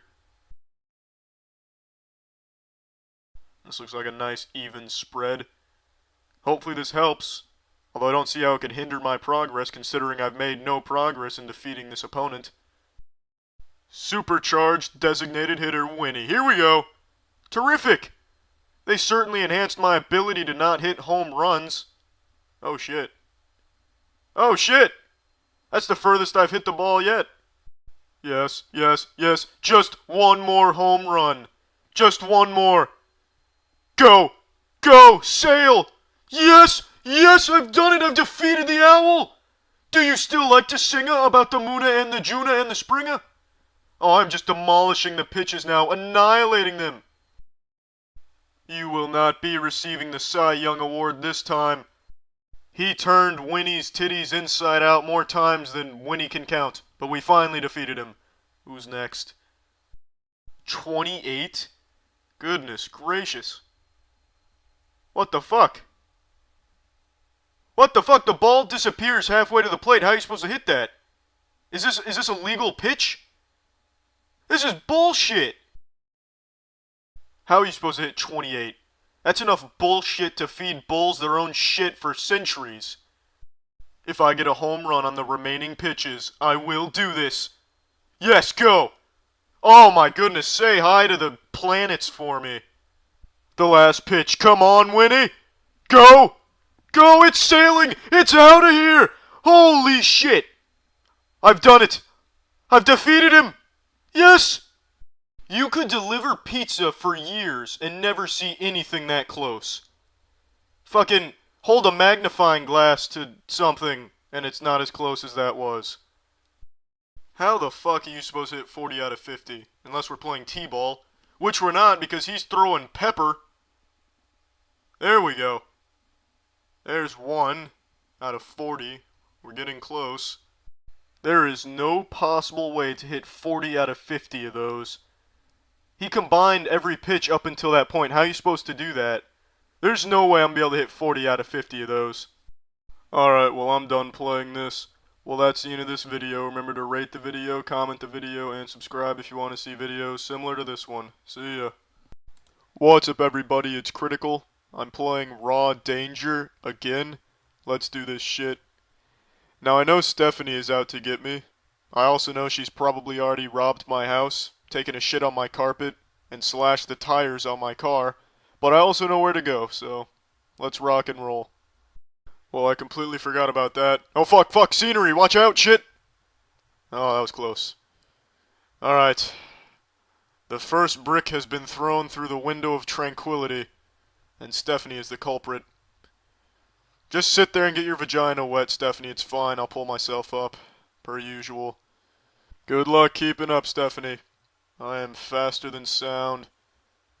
Yep, just doing a little ice skating. Just gotta do a little ice skating from time to time. I'm not touching that fucking sofa. That bitch is evil. I have made contact with the sofa. Please mark it in the databanks. Depth charge, everyone get down! Damn it. I was caught in the explosion radius. Oh, what is this, a cutscene or something here? What do we got? No one's here. Well, don't look now, Stephanie, but I think someone's pissing out of the door on the right. Sorry to burst your bubble. What is that object on the left? Is that a dinosaur's tongue bouncing up and down? Don't turn around, Stephanie. It might take you. Oh, it's a poster. I'm stupid. Where is everyone? Probably as far away from you as they could possibly be. They must have evacuated already. Are you worried about the chef? I wonder if the water swept them away. I'll go ahead and be a little optimistic here. Keep morale high. You know, because morale's already really high, considering Stephanie's trying to kill Squirtle every chance she gets. But I figured, you know, if you fight fire with fire, you're gonna burn your nipples. That's not what I want. I want all nipples to be in prime condition. This is a nice view, isn't it, Stephanie? Perhaps you should get naked. Look, over there. Alright. Oh, they're running away from you. Isn't that wonderful? Not to sound too romantic, Stephanie, but I have shit my pants before. That is a big-ass cloud. Damn. Damn! The sexual tension between Squirtle, Wabra, Mop, and Stephanie is too much for the building to handle. It's collapsing. These two really don't care much about falling glass. Now this is what I call heavy rain. It is raining cement mixers. That is incredible. Thank goodness these two know how to stay safe. Oh, never mind, I take that back. Stephanie, don't cover your ear, cover your head. What happens if a cement mixer falls on you, you don't have your head covered? You could get hurt. This water is deeper than the ocean. Stephanie probably put sharks in here too, I wouldn't be surprised. Almost there, come on. Oh, what is this? Sorry? For what? For putting sharks in there? Did I uncover your plot? Please help me. Oh, the shoe is on the other foot now. What happened all those times I was hanging off the ledge? Oh, I see. I can't move ahead. The water is too strong. So the water's too strong now. About 10 minutes ago, you were standing in the middle of tsunamis, acting like you were playing in a kiddie pool. Now all of a sudden this water's too strong? Don't worry though, your knight in shining armor is waddling his way over. Just hang tight. Alright, hop into my arms. Here, grab my hand. Alright, that sounds good too. Okay. Let's go, Stephanie. I'll get you to safety. But first, how about you go for a little swim? Alright. The people who made this game thought ahead. I was going to throw her over the ledge, but that is not a possibility. Stephanie, you're dislocating my shoulder. Stop that. Hit the wrong button. Whoops. We're still going to safety. Alright, Stephanie, she's like throwing my arm through my body. She's got me in like a half Nelson. Huff, huff. Thank you. Oh shit, I didn't mean to hit X. I could have been swept away. I'll do anything for you, Stephanie. You're such a sweetie. I've been friend-zoned. Son of a bitch, damn it! Son of a bitch, what is this? Coping with depression kit? First aid kit. Can it fix a broken heart? I'm using my secret weapon. This'll get me out of the friend zone. Come on, Stephanie. Give me a hug. What are you thinking?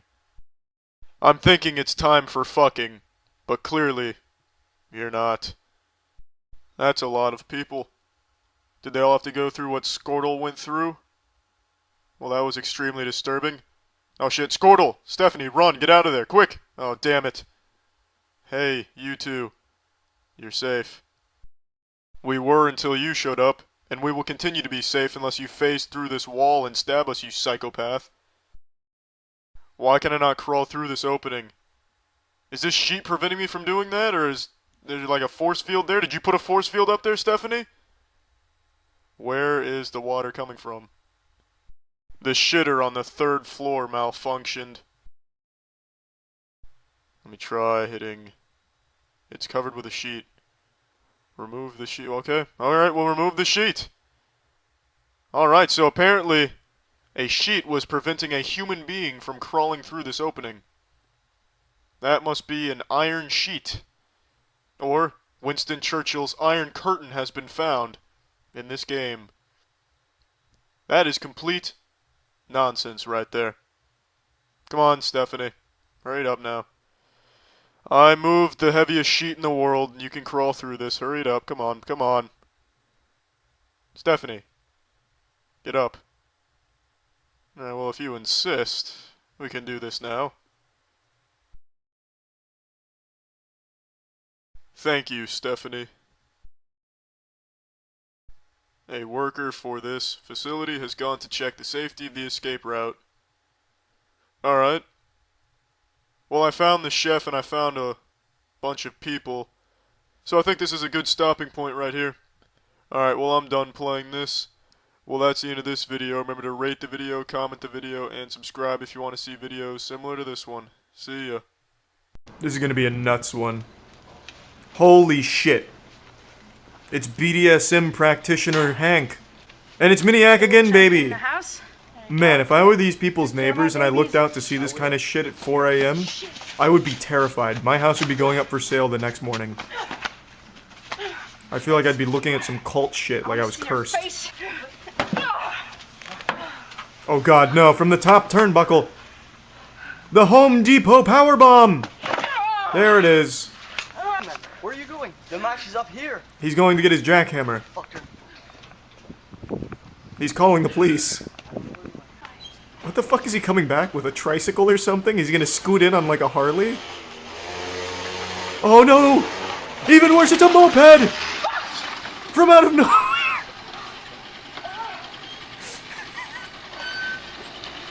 Classic Scythe move. We've seen it a million times. You couldn't see it because it was so dark, but he actually went to hell to get that moped and rode it back to the land of the living. A flaming cookie tray! Get out of there, Miniac! Get some, get some. Are you alright? What the fuck? Oh man, I'm sorry. Why would you stop the match for a Bud Light break? I'm so sorry. You're all over me now. I'm so sorry. But that might have saved her life. No one wants to drink Bud Light.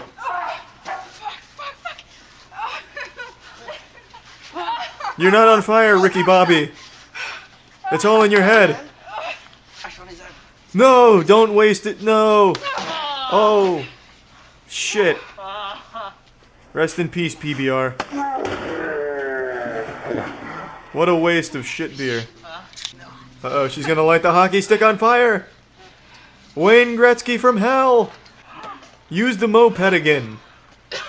Your heart was in the right place. Backflip. There it is. I don't know if it was worthy of a replay, but goddammit, why not? Don't give up, Miniac. Oh, he's shitting, I guess. Taking a shit in his pants. Relieving some pressure so he can fight better. Oh, that's just a log. Oh no, it's a baseball bat. It could be any number of things, I have no idea. For all I know, that could be the fucking wooden leg of a pirate they killed before the match. The lore is deep. Use the moped again. It's not too late. She'll never expect it twice. Oh, here it comes. There it is.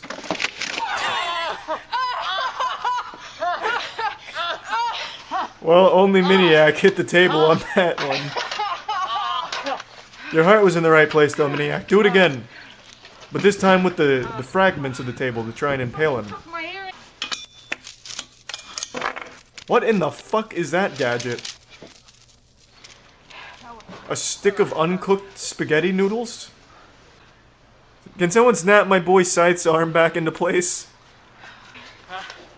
Just put Scythe out of his misery so he can go to the hospital.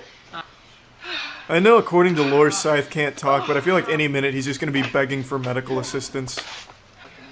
Yeah, like I said, maybe listening with the eyes closed it would sound like porn, but watching it's totally different. That's a big one. You win. That's all it took to win? Why didn't Scythe just go right for the light bulb stick? Don't trust Captain America. Everything back here. Okay. Whoa! Come on, guys. That was a real slap. No stunt double. No brakes. Oh, he's cranking it up the Popeye style. Oh. One of my old friends, huh? This will be a big... Well... Yeah, that's one way of doing it, Steve. I can't say I expected that move. You're really getting him with that. How have the police not been called? They own the police station. These are off-duty officers. Steve is beyond reason. He's lost his mind, Steve. Don't do it. Don't climb that ladder, Steve. He's just a boy. He has parents that want to see him alive, Steve. Oh, God. He's already lost his mind. Holy shit. Here comes the Walmart power bomb. Come on, baby. How does it feel, man? Well, this is going to be the worst haircut you've ever seen. Oh, you look so pretty. It turns out Steve is like a full-time barber. Gives him the freshest fucking cut. Looks great. You got the same nose. I feel bad for this kid. He actually got his fucking hair shitted on for no reason. Except for the CHW clout. Oh, that's tempting. Oh, that's a shame. Nikki, you should have never accepted the match with Crazy Steve. Alright, you know what? In gaming, there are a few titles that people have fantasized about for years, collectively feeding delusions about their existence and how their announcement is right around the corner. This year, this is the year. Jeff Keighley's Game Awards, he's gonna come out in a banana hammock and finally reveal to the world Half-Life 3 is in development and launches today. It's a shadow drop, actually. E3 is going to get revived and they're going to finally tell us Bloodborne 2 is right around the corner. That kind of thing. But deep down, people know that these games aren't in development and they're probably never going to be. But the hopium around it is so strong and contagious, people can't help but believe. These games include Half-Life 3, Left 4 Dead 3, Bloodborne 2, and until today, Hollow Knight Silksong. Hollow Knight Silksong is a game that people have been wanting for so long since it was announced many, many moons ago. And with radio silence and a lot of missed deadlines and unfulfilled promises, like with Phil Spencer saying, it's coming in a year, that kind of thing, people have just been hurt so much, myself included, to the point where a lot of us wrote it off as one of these, white whales like Half-Life 3 that we're just never going to experience. But, against all the odds, Hollow Knight Silksong just dropped today. And on just Steam alone, within the first couple hours, it has already broken over 534,000 concurrent players.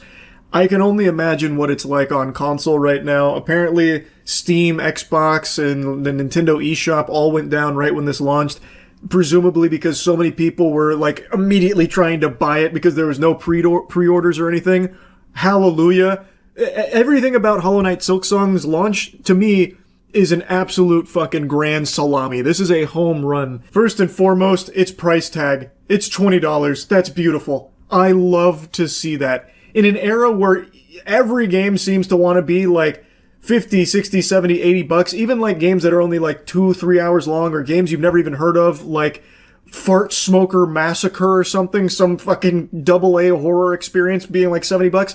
It is so nice to see Hollow Knight Silksong come out here and just be like, hey, $20, enjoy. It really feels like Silksong is just truly here to be like, hey, play us. We're not really getting involved in all of the shadiness and greediness the rest of the industry seems to be trying to normalize. Just fucking fork over 20 clams and just enjoy. And it's refreshing. But anyway, let's cut into this peanut butter jelly sandwich and take a peek at the cross-section. I want to give you my first impressions here. Does Hollow Knight Silksong live up to the hype? And the hype was at, almost unheard of levels. Like I said, this is up there in like the category of the Half-Life 3s and the Bloodborne 2s and shit like that. So it had big shoes to fill because Hollow Knight is a beloved title. I played Hollow Knight well after everyone else did. I played it, like, seriously for the first time, like, 3 years ago. I streamed all of it and fell in love. I absolutely adore Hollow Knight. So, of course, I was scratching at my neck to sink my teeth into Silksong. Like I said, I really was starting to doubt if I'd ever play this game. I didn't know if it was ever going to release. I thought this was going to be like dunking on a 10-foot basketball hoop, an experience I'll never have. I really thought that this was just going to be, you know, always a fairy tale. And I am so happy that it's here. And I'm even happier to say that the game is amazing. I have put about 4 hours into it so far. I streamed it this afternoon. And of course, when I finish my playthrough, it'll go up on my gaming channel, Moist Critical Gaming. Go subscribe, best fucking gaming channel on YouTube. I am already really enjoying my time with Silksong. I think it's off to a fucking banger start. If you've played the first Hollow Knight, you know what you're in store for here. That DNA is still very much intact, but it feels much smoother here. Like, I just got to the point where I get the dash and sprint, and you can combo out of the dash attack because it launches you up. You can combo out of it into like a down needle, which comes at an angle, and then you can combo out of that into just like a normal side needle attack. So there's like a lot of creativity with like the comboing you can do on enemies in this that feel really, really good. It just seems like there's so much skill expression that when you really dive into the spaghetti and the meatballs of the mechanics to the gameplay, you will probably find some really fucking cool things to experiment with. So I'm already like getting into the nitty gritty and loving that. I think pretty much everything that you liked in Hollow Knight, you will find in Silksong, but even more in-depth and fleshed out. And for some people, I actually saw that as a complaint in chat. Some people in chat were upset that the game is so similar to the first Hollow Knight. And I understand that complaint when it comes to things like fucking Call of Duty, where it literally is copy and paste with no innovation. It is just rip and ship. Don't even think about it, fire and forget, because people are just going to buy it no matter what, so what's the point in trying? It's basically you're getting the same thing every single time, just with other maps and other guns, and that's really about it. It's boring. I get that complaint for that series. For Hollow Knight, though, that just isn't the case. Like, yes, it is clearly very much like the same DNA as the first Hollow Knight. Like, the map is the same, shopping, all of that is very similar, but it is all expanded and improved upon. Like, everything is more in-depth. And everything that Hollow Knight, the first one, did well, is done, I would argue, better here, except for one thing. My only complaint about Silksong, and it is kind of a sizable complaint because this is a big portion of what the game is asking you to do, I don't like that they changed down needle. So to Pogo in the first Hollow Knight, you would do a down attack in the air, and you'd bounce off of whatever you hit, whether it's an enemy or like a spike, you would bounce off it to give you some extra air, which of course led to more skill ceiling. There was a lot more you can do with that. In this game, pogoing is still here, but instead of being just like a normal straight down attack with the needle, you instead come at an angle. You come at sharp angles every single time. You can't go straight down with it. You have to come at an angle. So what ends up happening is when you're traversing some places that are requiring you to pogo, such as in Farfields, I think it's Farfields, the place with the red flowers that are spread out all over the place with vines under it, so if you hit it, you take damage and reset. The platforming challenge there is doing the pogo off of the flowers to reach the next section, the next platforms. And in the first Hollow Knight, that's obviously there too, but it felt much more intuitive to just do a normal down needle, pogo off it, go to the next one, rinse and repeat. Here, since you're coming at angles, and since you have to go from right to left pretty often, you have like these sharp angles that you're doing that sometimes just feel inconsistent, and oftentimes actually, at least in my playthrough, you'll actually like hit the hitbox of the flower without pogoing, so you'll just like attack through it. It just doesn't feel as good as just the normal down needle pogo from the first one did. At least not yet. Now, again, I'm only 4 hours in. It might get much better as I get more familiar with it, but as of right now, I am missing the way pogoing felt in the first one. That's the only complaint I have. Pretty much all of my deaths in my playthrough right now are from pogoing. Like attempting to pogo either off an enemy or off of like the flowers. It is taking me a lot of getting used to, and maybe by the end of it, I'll warm up to it and say I love it even more than the first Hollow Knight, because I see the vision. Like, it wants it to be even more demanding, like, and give you even more options for your movement.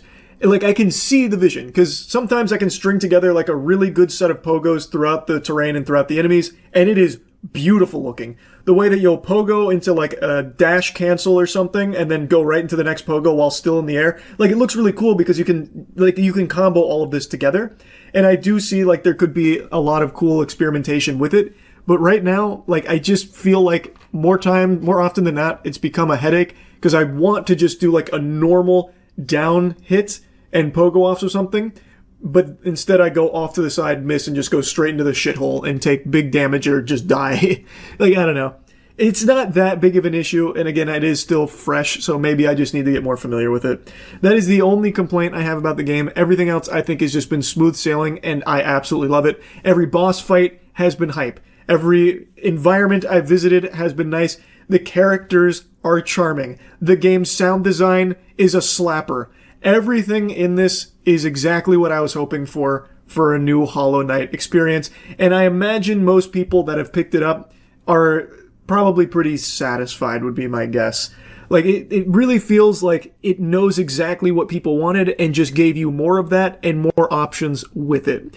So I'm excited to keep playing it. I'm excited to finish it, and I'm very happy to see that it is doing so well for Team Cherry. This has been a lot of years, baking here in the oven, and it looks like everyone's really enjoying the dessert. So I'm happy that it's doing so well, and just wanted to give you my first impressions and say that, yes, it does live up to the hype so far. And I'm optimistic that it will only continue to get better as I get deeper into the game. That's really about it. So, it's crazy to me that there's people out there that think that I'm not familiar with 3i Atlas. You think there's an alien spaceship heading to Earth that I wouldn't know about that would somehow fly under my radar? Come on, be real. Those aliens probably had to contact my dad just to ask his permission to visit us. Of course I'm familiar with the theory that 3i Atlas is an alien spaceship. If you don't know what I'm talking about, 3i Atlas is a comet that is passing by Mars very soon that doesn't really display the typical things you see in a comet. And a scientist, actually a couple different scientists from what I saw, speculated that because it is so anomalous, we have to be open to the possibility that this could be alien tech, and in the event that it is extraterrestrial, we are not prepared. Now, personally, I feel like he should speak only for himself. He's not prepared. Don't rope me in there with you, dork. I've got all kinds of plans and strategies out the wazoo, in case they're three-titted goth alien babes, or in case they're aggressive, hostile species. I've got all kinds of tactics. For example, one's called pants down, ass up, just in case, letting them know I fully submit. Because if these are actually fucking aliens, there is nothing we on this planet can do besides just beg for mercy. Their technology would be so far above our comprehension, we stand no chance. But don't panic. I'm here to tell you, it's just a bunch of hooey. This is such fucking horseradish, man. It's not an alien spaceship. And a lot of other scientists are debunking that narrative because, of course, media is running wild with that about how this is potentially aliens and we have nothing to do, we're vulnerable, we've got to do something, that kind of thing. So it's got people starting to actually believe that it could be. It's not. It's just not. Sorry for blasting you with the cold water of the truth here with the naysaying, farting on all your fun, but it's the truth. There's not a single shred of evidence to suggest this could be an alien spaceship. That whole theory is based off of a single thing. Comet's weird. So we got goofball comet coming by, and they're like, well, I guess it could be alien tech. It is definitely peculiar. This thing is quirky. Maybe it's alien tech. That's it. And this has become so rampant now that this idea that it could be alien spaceships, that you got the crazies latching onto it here. So they have fully fucking attached to this butthole like a hemorrhoid. And now I'm seeing a ton of shit about like remote viewers who are talking about how this is 100% confirmed alien occupants on 3i Atlas. CERN, they've used their collider to open up a portal to communicate with extraterrestrial beings. Well, and one of them are the occupants from 3i Atlas. To be clear, CERN already has a room and a technology to open a portal to talk to extraterrestrials. Yes. But recently, they also used it to communicate with the beings on 3i Atlas. That's correct. Okay, go on. Well, I'm convinced it used every buzzword you could find. Throw CERN in there and immediately got people hooked. Now it's legitimate. So, remote viewing, for those that don't know, it's ESP, basically. Or if you're familiar with MKUltra, it's something they tried with MKUltra. In a nutshell, you basically have people claim that they have these powers, so they'll close their eyes and imagine things and then say it to you and you go, whoa. With the MKUltra project in particular, they tried to make it a little more scientific, spruce it up a bit, but not by much. That's also where you're seeing like the declassified CIA shit about how they had these, mutants go in there and remote view to Mars, and they found giants building doohickeys and doodads on Mars, and then one of them tapped our remote viewer on the shoulder and blasted him to the Shadow Realm back to Earth 5,000 years in the past or some shit. It's all just bogus. It is the silliest shit that people actually put real stock into. Remote viewing is not a real thing. There is never, in anything I've ever researched on it, a single piece that even makes me even loosely convinced that there could be something to it. It's just fanfic. So those beings introduce themselves as such, like we are the occupants of this object, and they did not show up physically. They show up as holograms. Now, they apparently showed up as holograms. They look tall, that's what she said, and they communicated telepathically with every single scientist in the room. Yeah, but why? When you start asking the why question, this whole fucking narrative falls apart. Why would these aliens even bother responding to a bunch of goobers here astral projecting themselves onto their spacecraft? Why? And how would you even be able to get information from them? They don't speak English unless they're out there with fucking Duolingo studying up on their trip over. Like, they're not going to speak any of our languages here on Earth. So even if it's not English, they're not going to know any of the languages here on Earth and be able to communicate it back to you. And I've seen a little bit of cope about how they, transmit feelings.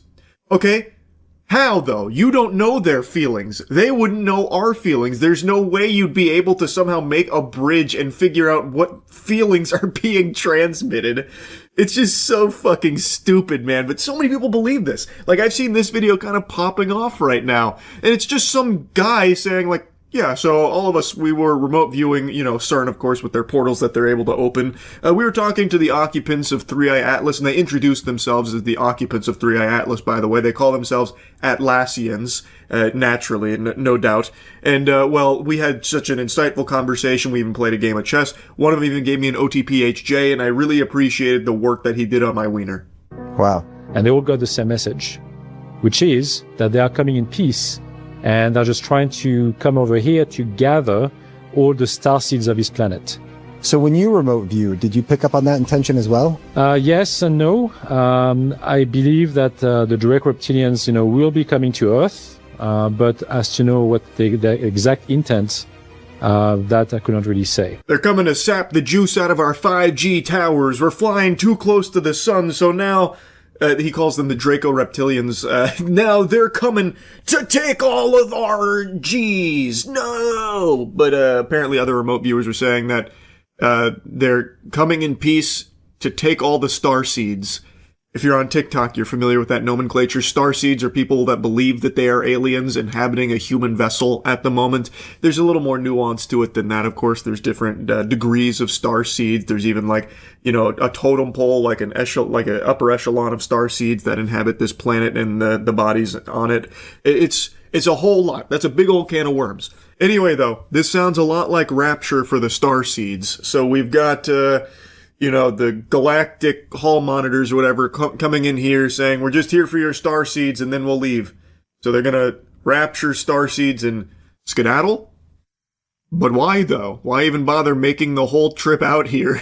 Well, this is an extraordinary development. It is. You remote viewed 3i Atlas. Did you do that on your own, or were you tasked with this assignment? I was tasked by the same intelligence people I'm working with to look at the object, because they also had concerns. But what I saw as a remote viewer was a mothership with occupants on board, and they were mostly Draco Reptilian occupants. Okay. We pulled the mask off the Scooby-Doo villain. These aliens are actually Draco Reptilians.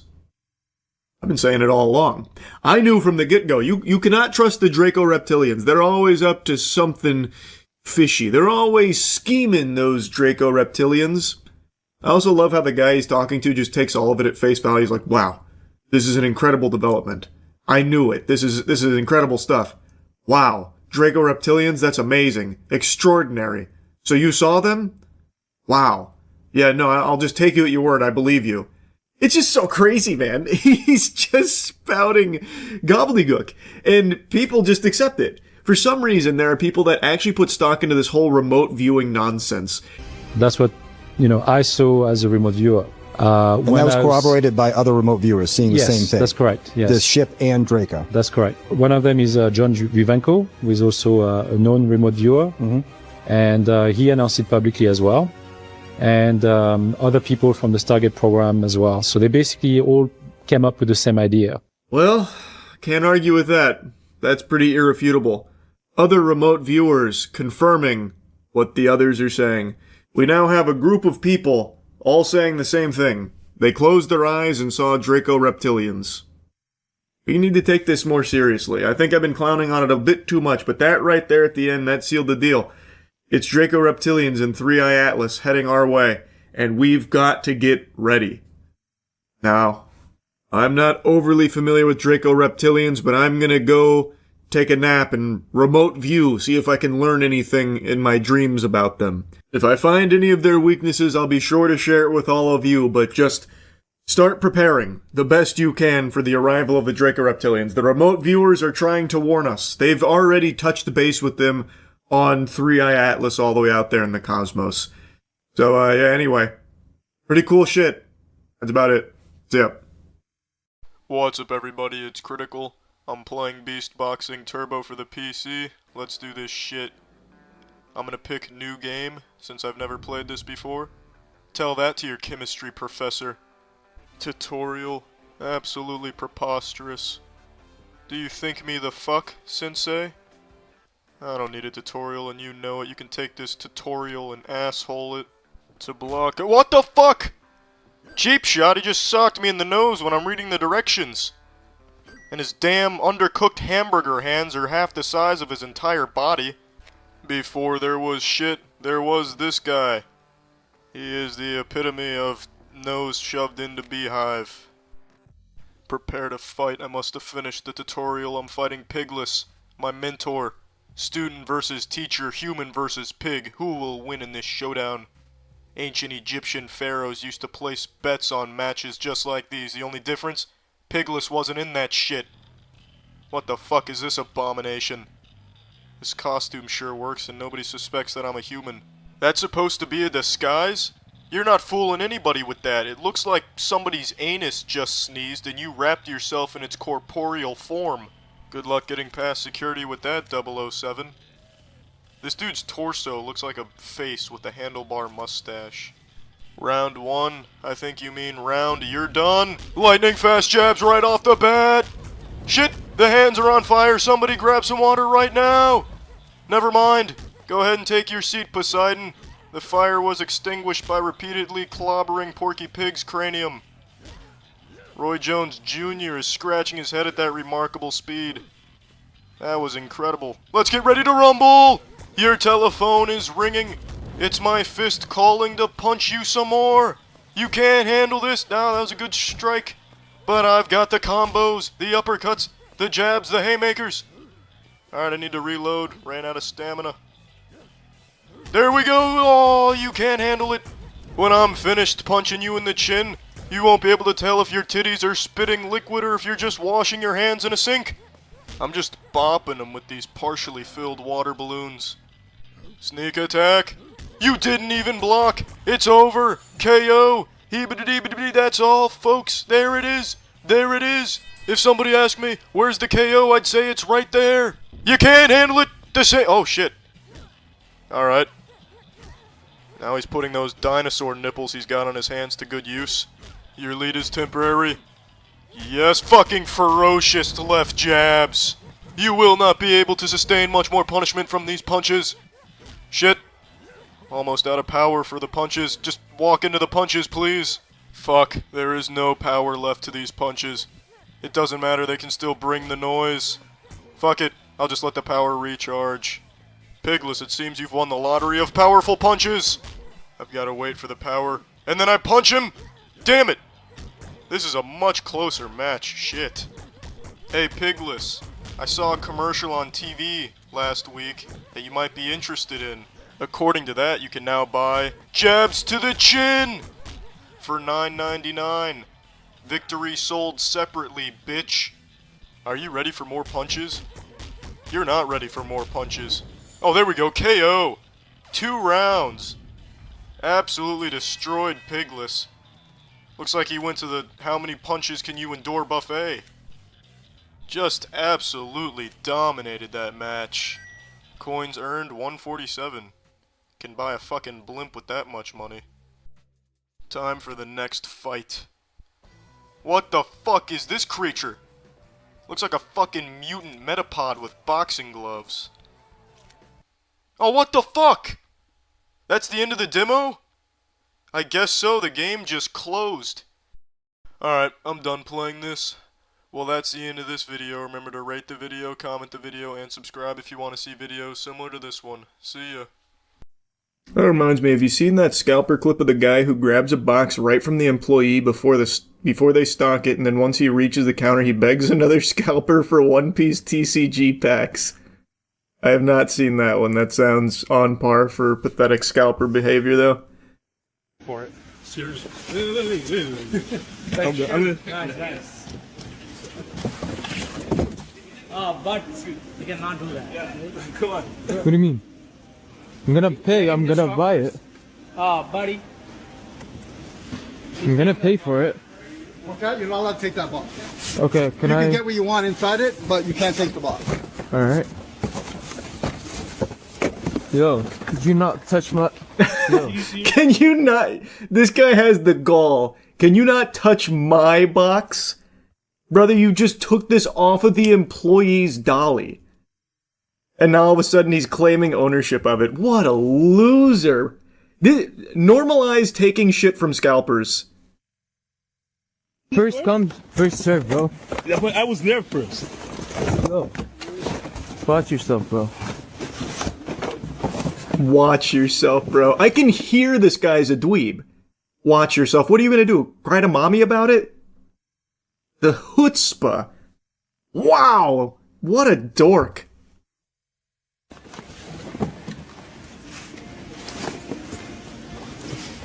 You have to make the purchase here. I do the purchase.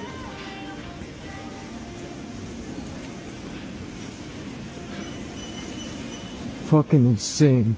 This guy already got everything. So insane! Bro, you gon'... Oh, wow. Ooh, you... Can I get... It's so crazy how many scalpers are just unapologetically doing this shit, man. Ugh. I haven't seen one in the wild yet, but I imagine it's because I go to Walmart in the afternoon. These fucking vultures are there in the morning. The second restock happens. But to just go from, like, the restock over here to just another scalper with a whole cart full of product. Some packs of One Piece? I only got 6 here, man. No way. Sorry. Can I get one ETB? No, I need them all. Oh, just one. 2, 4, there's for it. Seriously. Man. Ooh, it's so cringe. Ah, it's so pathetic. His day is ruined. How can you be so mean? I know he wouldn't share his product with the other scalper, dude. What? No honor among thieves? What kind of madness? He's violating scalper code. I like how this guy says, I need them all. I only have 6. I miss being able to actually participate in my hobby. Haven't gotten a single card in months. Yeah, I mean, it sucks, bro. Blame these losers. I heard the more Pokemon you scalp, the worse your hairline gets. True. That is brutal. That is rough. That's a should be wearing a hat type of style there, I would say. Not too familiar with One Piece TCG, but is scalping new for it, or has it just gotten worse? No, it's new for it. When I was actively competing in One Piece, I used to constantly talk about, like, how accessible it was, like, in terms of, like, competitive decks. Now everything's super expensive because it's just so hard to get your hands on product to open it. But even in the beginning for the One Piece TCG, there was a product shortage. They didn't print enough, so it was kind of hard to get boxes anyway. But at least the people that got boxes then, like, played it, or at least actively engaged in it, so they'd, like, sell the cards to others or, you know, trade them. Now it's just scalpers that hoard them, so it's just much worse. Was this craze still from the COVID era? TCGs blew up during COVID, but no, you can't blame this on, like, the COVID hysteria around cards. This is truly just the state of, like, everything. It's not just cards. There's scalpers for literally everything. Fucking Nitos, Burger King collabs, McDonald's collabs, Popeyes collabs, everything. You saw the Elden Ring cast got announced? No. Tom Burke, Havana Rose, Liu, Sonoya Mizuno, Jonathan Price, Ruby Cruz, John Hodgkinson, Jefferson Hall, Emma Laird, and Peter Serafinowicz. I know none of them. And then also Kit Connor, Ben Winshaw, Kaylee Spaney, Nick Offerman. What? Nick Offerman? What the hell is he? Is he gonna be Sunbro? Imagine they bring him in for that. Just very out of place. They just bring in Sunbro for some reason just to fucking farm the pointing at the screen. Get the Dark Souls fans hype. Ben Wishaw is the voice of Paddington. Ah. That's cool. Sources say the budget is well over $100 million and will be around 100 days of principal photography. Set to release March 3rd, 2028. I just don't know how you make a good movie out of this. I really don't see it, but I'd love if it actually did turn out great. It needs to be a lot of action. Like you would think, right? It'd have to be. Which would be so expensive and extremely difficult to do well. What the fuck is Nick Offerman gonna do, though? I really like that these aren't A-list actors. At least I don't think they are. I don't recognize the names. So I think that's good. That makes me a little more optimistic. Nick Offerman is such a wacky one, though. Maybe he's just a fan of Elden Ring. So they threw him in there as like the loathsome dung eater or something. Just to get wacky. Imagine it's just this character from Parks and Rec. True, that'd go crazy.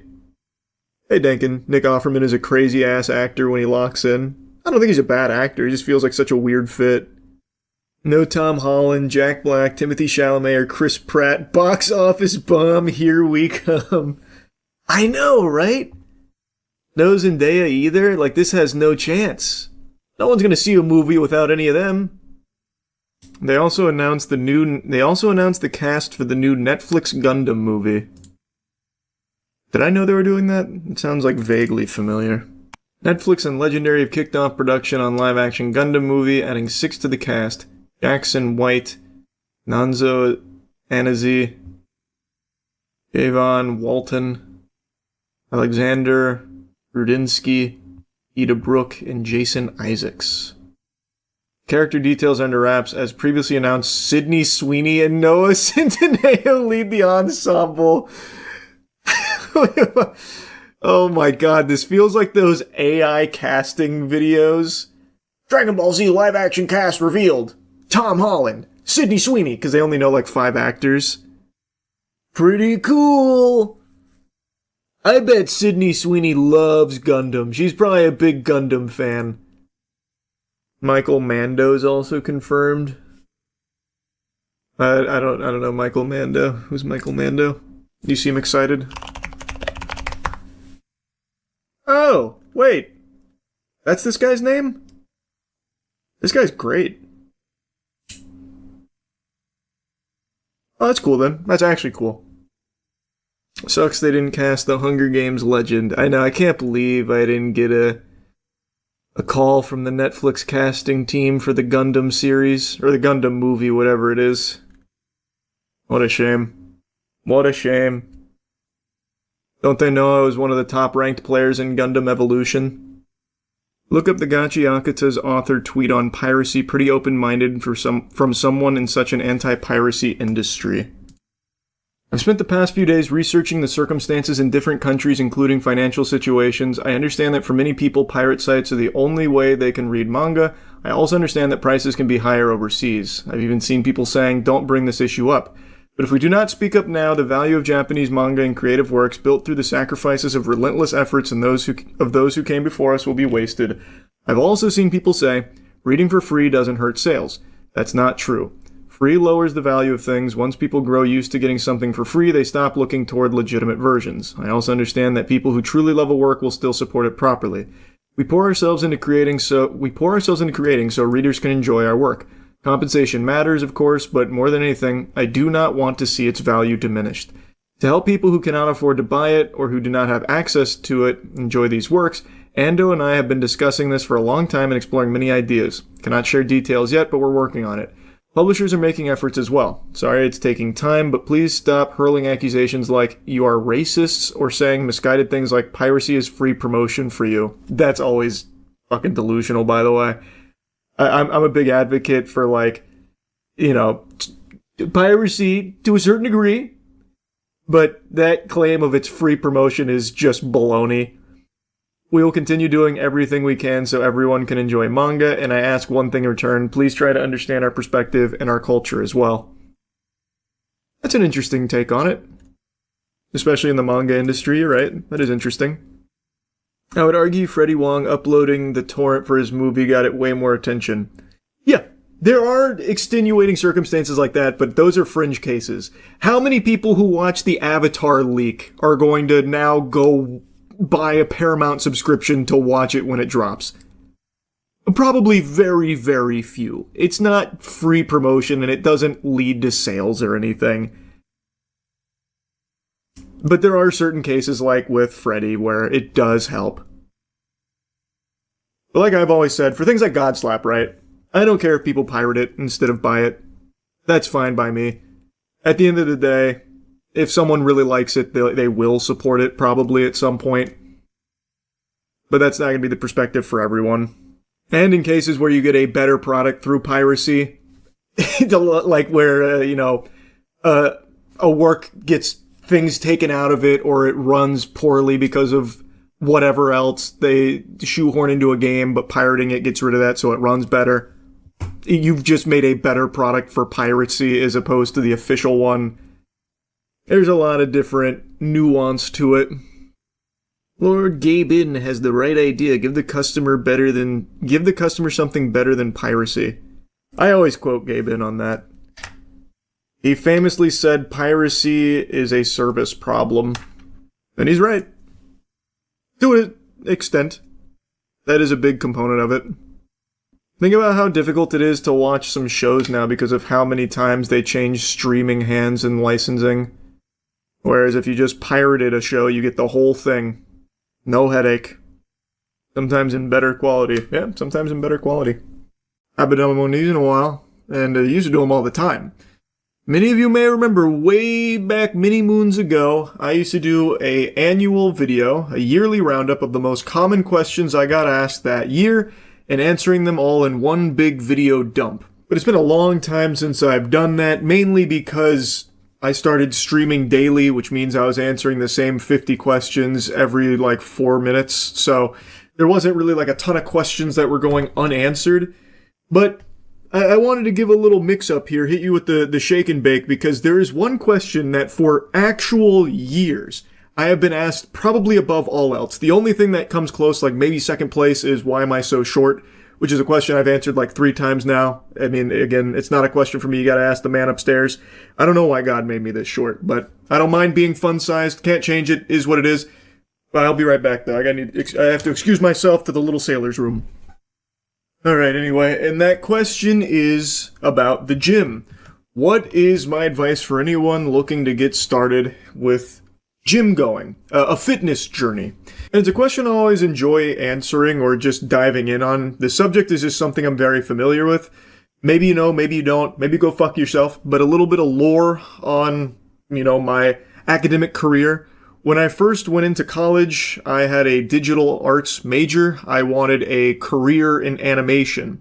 But it became painfully clear for the 2 years I spent in this major that there is no one worse in that field than myself. I have to be the least talented organism on the planet when it comes to art and animation. When zookeepers give paintbrushes to elephants and they fucking doodle on a canvas, that demonstrates a higher level of artistic prowess than what I was able to produce in 2 years with that major. So going into my junior year of college, I switched to a human sciences degree with a concentration on exercise physiology. And even though I don't use it these days, I of course still am very active in the gym. I know a lot of people like when I do the old sleeper build showcase type shit. It is something that I've always been very passionate about, and as such, I get questions about fitness and gym all the time, like where to start, because that is the hardest part of this whole journey. So I wanted to make this whole video dedicated to that topic on how to get started with working out. I always really enjoy seeing that so many people are really taking their health more seriously. It's always been like the number one thing I recommend to people that are struggling with self-esteem or maybe finding themselves in a bit of a rough spot mentally. I always recommend starting some kind of fitness journey, setting these small, attainable little goals that you can chip away at, so that way you can feel yourself progressing and taking your health more seriously. I really think it can just do wonders for people's self-esteem, their outlook, and their general attitude. And it's something that's completely free to begin with. You don't need an expensive gym membership. You only need your body. I'm a big proponent of calisthenics. The bulk of my training these days has been heavy weights, but I always integrate calisthenics into my workouts because I think they are just great for functional strength, and especially if you are just starting, it is great for beginners because there's so many progressions. So like push-ups, for example. If you can't do a full push-up, you can do knee push-ups. Pretty much every calisthenic movement has progressions for it. But by far, the most important thing when it comes to working out and taking your health more seriously, and one that everyone always mentions, how do you stick with it? How do you stay motivated?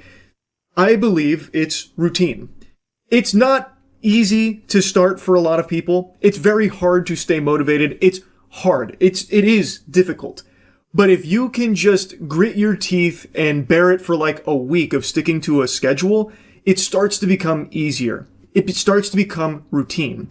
It becomes more comfortable. And then over time, maybe you start to enjoy it. Maybe you and your friends want to start working out together. You go to the gym together. Then it becomes fun. Like, it may start as something daunting that you're not looking forward to, but if you stick with it for a week or two and it starts to feel like a routine or even starts to feel fun if you're doing it with a friend or you start to find the joy in working out, then it starts to be locked in. Then it becomes far easier to stay working out, going to the gym, this kind of thing. So that's always the number one piece of advice I give to anyone looking to start a health and fitness journey is stick with it for like a week or two so it starts to feel like a routine. It becomes a normal part of your scheduling because then it's a lot easier to stick with it. Now, the next piece of advice I always give to people that are starting a health and fitness journey is you do not need to spend fucking oodles of doubloons on all of these outrageous fitness courses that are being hawked on every single social media platform out the wazoo. You don't need to do that. It's the big 2026. There is unlimited information right at your fingertips for exercise science. There are countless great resources online. There's innumerable channels on YouTube dedicated to every single possible training methodology that you could ever imagine. And when you're just beginning, you don't need to make yourself like the perfect split off rip. You don't need the perfect workout regimen to begin with. I think what's far more valuable to a beginner is having a big charcuterie board of a lot of different exercises that you have compiled from a lot of different training resources and trying them all yourself. Making sure to use good form, learning the movements, and finding which exercises you like the best. Because when you're starting a health and fitness journey, you probably want to be enjoying it. Having fun would make it a lot easier to stick with it. So finding the exercises you actually like doing in the beginning, I think, is far more helpful than immediately spending hundreds of dollars finding the most optimized workout splits for yourself. That can come later. Once you're more, seasoned in the gym, you know what you like, you know what's working for you, what's not, then you can start catering your workouts more specifically using other resources that are specific for the goals that you are trying to achieve. But I don't think you need to do all of that all at once. I think it's much more valuable when you're starting out to find the exercises that you really like. Now, naturally, that leads into another question. How do you find these exercises? Where do you go to learn about these lifts and how to properly do them? And how do you avoid the information overload if you do just type in, like, just workout, for example? Because if you do type in something like that, you're going to get hundreds of thousands of videos from thousands of different channels and influencers telling you a bunch of conflicting things. Like, maybe this guy over here is saying you're a fucking idiot if you're doing barbell bench press. This guy over here saying, no, actually, it's a gold standard to just flat barbell bench. This guy over here is preaching the gospel about, no, actually, you have to dumbbell press. That's the only way to train your chest. That's the way you got to do it. And when you're just starting, it's a lot of noise. How do you figure out what's the best or who to trust? And I believe, kind of like what was said in the famous commercial, why not both? When you are just starting, I think it's valuable to experiment. So learn both of these lifts and try them for yourself. Because maybe this guy hates dumbbell press, but you end up loving it. So now that can also help you narrow down what channels you want to get your fitness information from, what resources work for you personally and what you enjoy most from your lifts. And like I said, it doesn't always have to be weight training. Maybe you fall in love with calisthenics. The point is just trying a lot of these movements and a lot of these lifts and figuring out what you enjoy most will help you stick with something. I think that's far more effective than immediately spending tons of money buying like a program and, buying a bunch of supplements. Just try shit yourself first. And as you become more accustomed to working out, as you start making it more of a routine, then you can start fine-tuning it a bit more. And I think by trying a ton of things, it'll help you narrow in on what resources are teaching you these kind of things. And those can be the channels or influencers, whatever, that you follow as like your trusted source for workouts, because it's what's, most enjoyable to you and what's working for you on a personal level. But as I said, the most important thing to start is trying to lock it in as a routine. And starting with somebody else is always going to make things easier. If you do this with like a friend, I think that makes it infinitely more fun just off rip. So if that's an option on the table for you and a buddy to begin this kind of thing, I definitely think that's going to help both of you right away. But again, it can be done solo too. It just takes effort. Like, it does take some time and it takes some effort. But I truly think it's worth it, which is why I always recommend it to everyone. And I always like when people ask me about it, even though I'm not the most knowledgeable guy in the world on it. Far from it. There are people far smarter than I on this subject. But hopefully this yap session has been helpful to someone out there that's been tinkering around with the idea of taking their health and fitness a little more seriously. Anyway, that's really about it. So yeah. I imagine most of you are familiar with the classic fairy tale of the princess kissing a frog and it turning into a charming prince. But based on the video I made earlier today, it seems most of you are unfamiliar with the true story of the out-of-touch Hollywood director that kissed a beautiful video game franchise and turned it into a piece of poop movie that's now playing in theaters called Return to Silent Hill. I made a review on it earlier today, and I feel like I should apologize for even making anyone aware of it. Seems most people were happier in the blissful ignorance, unaware that a new Silent Hill movie was even coming out and that it's bad. But I thought, instead of just focusing on, something negative, a bad movie that I wouldn't recommend to anyone, why not balance out the videos today here with the opposite of something that I have been recommending to literally everybody for like the last week. It's called Orb on the Movements of the Earth. It's a Netflix anime, which I know immediately just had a ton of people roll their eyes and just like really tempted to just stop the video now and leave. But just hear me out for a moment. Orb, I think, is an extraordinary anime that is unlike most shows I think you've probably watched. I'm making a bold assumption here, but I'm pretty confident in that assessment. And I know I did reference Orb in a video not too long ago when I was talking briefly about 100 Meters, which is another anime movie that came out to a lot of glaze, a lot of people gushing grannies over it, which I also thought it was great, and made a mention that it's from the same creator as Orb. And at the time, I hadn't finished this show yet. I only just finished it like a week ago. And since then, I've been real Orb-brained. This shit has been in my noodle for a while. And it sent me down a rabbit hole of research on my own. It's a show that I really think most people would appreciate. Now, it's really hard to talk about this show without getting into spoilers, and I think it's very important to not be spoiled on anything going into this. So I'm going to do my best here to give you the elevator pitch and hopefully put a boner in those shorts here over Orb.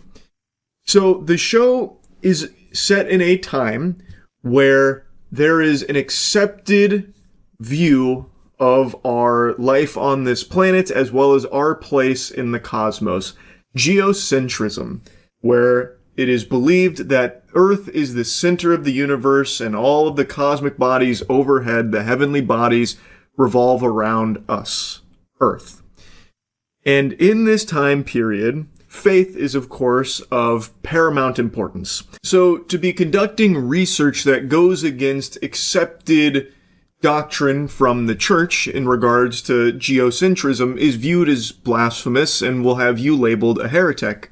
Heretic. It made it sound like it was some kind of like Warhammer technology or something. Labeled as a heretic, which is a huge crime punishable by death. But in the quest for the truth, to understand more about astronomy, people keep doing more research and start arriving at different conclusions that go against what's been accepted as the truth with geocentrism, which arrives at the notion that perhaps Earth isn't the center of the universe, maybe it's the sun. Heliocentrism. And this show explores how they arrive at this conclusion, the research that goes into it, as well as constantly being at odds with the church, which is life or death. And I know maybe hearing this concept, you get the impression that this is like religion bad type thing. It's not. This is a very complex show that dives into really deep and intricate themes that I think is just a thrilling journey. It's not like an action shonen where you're getting like crazy fights in every episode. There is action. There are like some sword fights that happen, but that is not the bulk of the content. The bulk of it is a philosophical exploration of research, the joy of learning things and knowledge, and the pursuit of finding like your truth or questioning things, and the importance of being able to think. It goes into so many different directions, and I think it does it beautifully. I want to talk more like deeply on it, but I don't want to spoil a single thing about this because I think it would be doing it a disservice. This show went in so many directions I could have never expected. It does not pull punches. I think it carries huge emotional weight, and I think it is just an overall very thought-provoking experience. This is actually like a top 20 anime of all time for me now. I really, really enjoyed it. At first, I imagine most people will watch it and think that it'll be pretty simple. We follow a kid named Rafal who has a chance encounter with a heretic who has just been released by the church. They gave him like a second chance, basically abandon his blasphemous research, and he gets to live. He cannot do that because this is something I think is very well conveyed in the show. When you have an idea, when you start to question things, you can't put the toothpaste back in the tube. It becomes something that you must pursue. It's part of human nature to like want to find these answers that now start plaguing your mind. So even though he's being tortured, and even though he knows by continuing this research it will lead to him being killed, burned at the stake, he can't help it. And our main character, Rafal, happens to cross his path and unwillingly at first ends up going on a journey with him where a simple idea gets presented. The Earth is what's moving. Geocentrism is wrong. And at first he dismisses this as just fucking lunacy. This is ridiculous. But the idea gets planted. And once that simple idea makes it into his brain, he then starts to question things. And once he starts questioning things, he starts really diving into this research, which now puts his life on the line as well. And it's the first domino that begins to fall across this, like, I think it was 25 episodes, this 25 episode journey that I think is just beautiful. Absolutely stunning. I also think this show has an incredible main villain, which is Novak, who is, I think, such a good fucking villain throughout this entire show. Super, super good. And there's so many twists and turns throughout this that I would love to talk more on, but I don't want to spoil anything. I really do hope that you'll at least give Orb a chance, because I think this is a show that a lot of people probably wouldn't even look twice at. When it came out, it flew under the radar, apparently. I thought the show was very popular because my friends like Dankin and Scoots were constantly preaching the gospel of how great Orb is, so I was hearing about it a lot, and I assumed a lot of other people were watching it, but based on what I've seen, this is not a very popular anime for some reason, and I really think that's a shame, because this is a very unique one. I haven't seen a show quite like Orb before. The closest thing I can compare it to is like Vinland Saga, maybe. That would be something that I would consider kind of closely related to it in regards to like character exploration and like complex emotions being explored. Now, one thing I do know will be the case, maybe some people out there try and give Orb a shot, but they end up dropping it because they just find it to be boring. I think that's very possible. I think a lot of people might view this as a snooze fest, especially in like the realm of mainstream anime. This is very, very, very different. It is a slow burn. Kind of. I don't really consider it a slow burn because the show itself is constantly high stakes, high intensity, like always on edge. The characters you follow, at any moment, the Inquisitors like Novak could find out about their research and torture and kill them. And that there's a lot of torture and killing throughout the show. So, like, I wouldn't say it's necessarily a slow burn, but it's not an action-heavy show. I also imagine some people who start the show might have an issue where every character that gets interacted with is like a very deep-thinking philosopher. There is no character in this show that's a fucking idiot.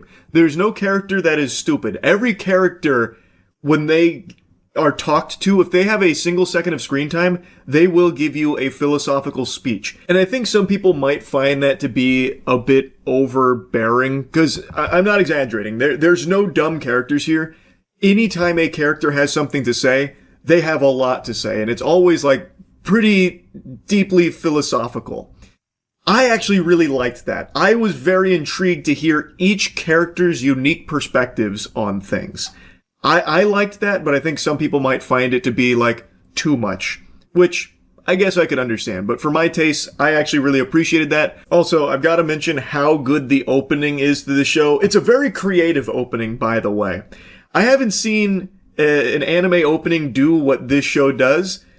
I don't want to get into spoilers, but I will tell you, the opening goes through its own kind of evolution as well throughout the 25 episodes, which I thought was very cool. I thought that was a really unique idea that they explored. I'm sure there's other shows that have done it, but none of them come to mind, or maybe I haven't seen them. So when Orb was doing it, I thought it was great. I could go on and on glazing Orb on the movements of the Earth, but I think you get the point. I think this is a very special show. I don't think there's a whole lot of anime out there quite like this. And I really think this show will constantly surprise you. It will go places you don't expect. And I honestly think that it may even inspire some to a certain degree. Like I said, after watching Orb, I myself started doing like research because I found it so fascinating. The ancient astronomers, like what they were doing in their day and age to start reaching these kind of ideas, and how they would set out using their tools of the era that they were in to try and prove these very complicated, complex ideas, like geocentrism potentially being an inaccurate model. It was so interesting. Like, it is a show that I think can even plant ideas of its own in the viewers. And ideas are a very powerful thing. I don't know.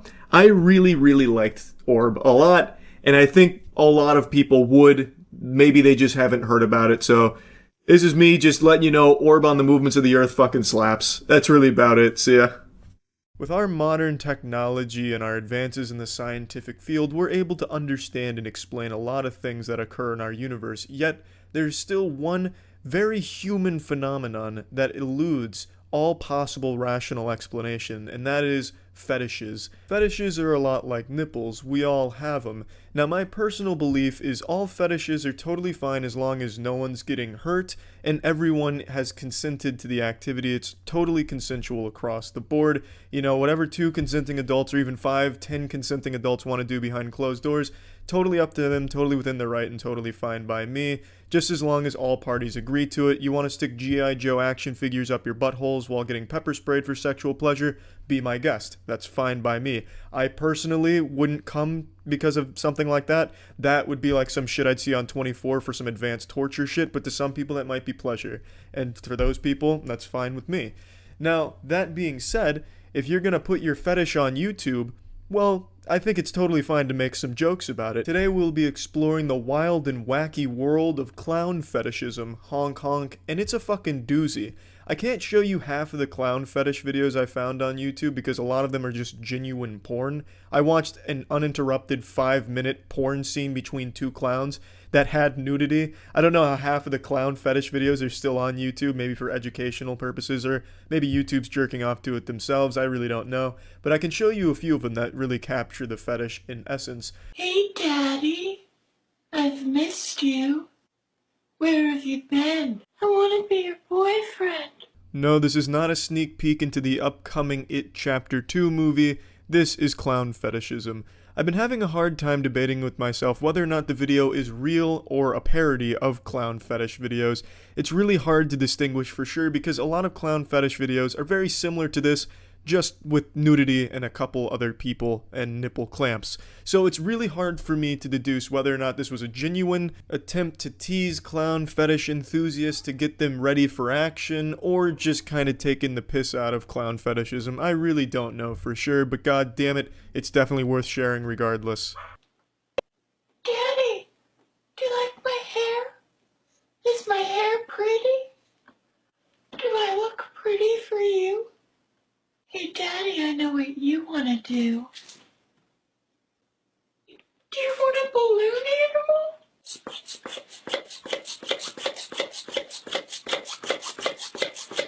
This guy's looking like the kind of birthday clown you'd find on Fiverr. Like if you were really trying to save money on your child's birthday, you'd hop on and hire this guy to go perform. He's looking like an alternate dimension Ronald McDonald who suffers from a crippling meth addiction and who has also just been defeated once and for all by the Hamburglar. I'd also like to say I really appreciate the voice he's putting on for the character. It really takes it to the next level. He sounds like a squeaky door mixed with a little bit of Alvin and the Chipmunks.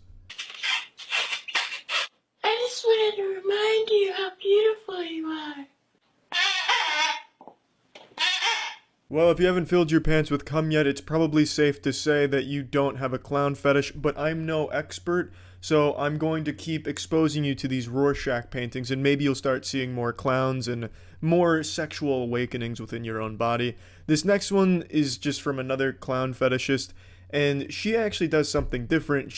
Her whole channel is based around clown fetishism. It's called Coulrophilia, I believe. I'm going off memory, but I'm pretty sure it's Coulrophilia, because the fear of clowns is coulrophobia, I think. I could be totally fucking wrong. That might be like the fear of League of Legends. I honestly have no idea, but I think it's something like that. And her channel is based around that and talking about clown-related material. Oh, well, don't mind if I do. Ooh. So the Netflix adaptation Harley Quinn is drinking her cotton candy shake to entice the clown enthusiast while she goes over some clown content. And as far as fetishist content on YouTube goes, hers is about as tame as it gets. She just reviews clown shit while in clown fetish getup for most of her videos. If I scrolled 2 videos under hers, I found someone in full clown getup spanking bare ass cheeks with a university textbook. So as far as fetish content goes, that's about as tame as you're gonna find. But if you're looking for fetish content, you're probably not looking for tame, you little pussy. You're probably looking for some off-the-wall, wild clown shit, aren't you? Well, don't worry, I found something that I can kind of show snippets of. So here. Sort of a kinky clown. And he's like, oh, what exactly does that mean? Are you doing anything illegal? And I'm like, no, I'm not doing anything illegal. But, you know, just kind of kinky weird stuff, Dad. Beefy.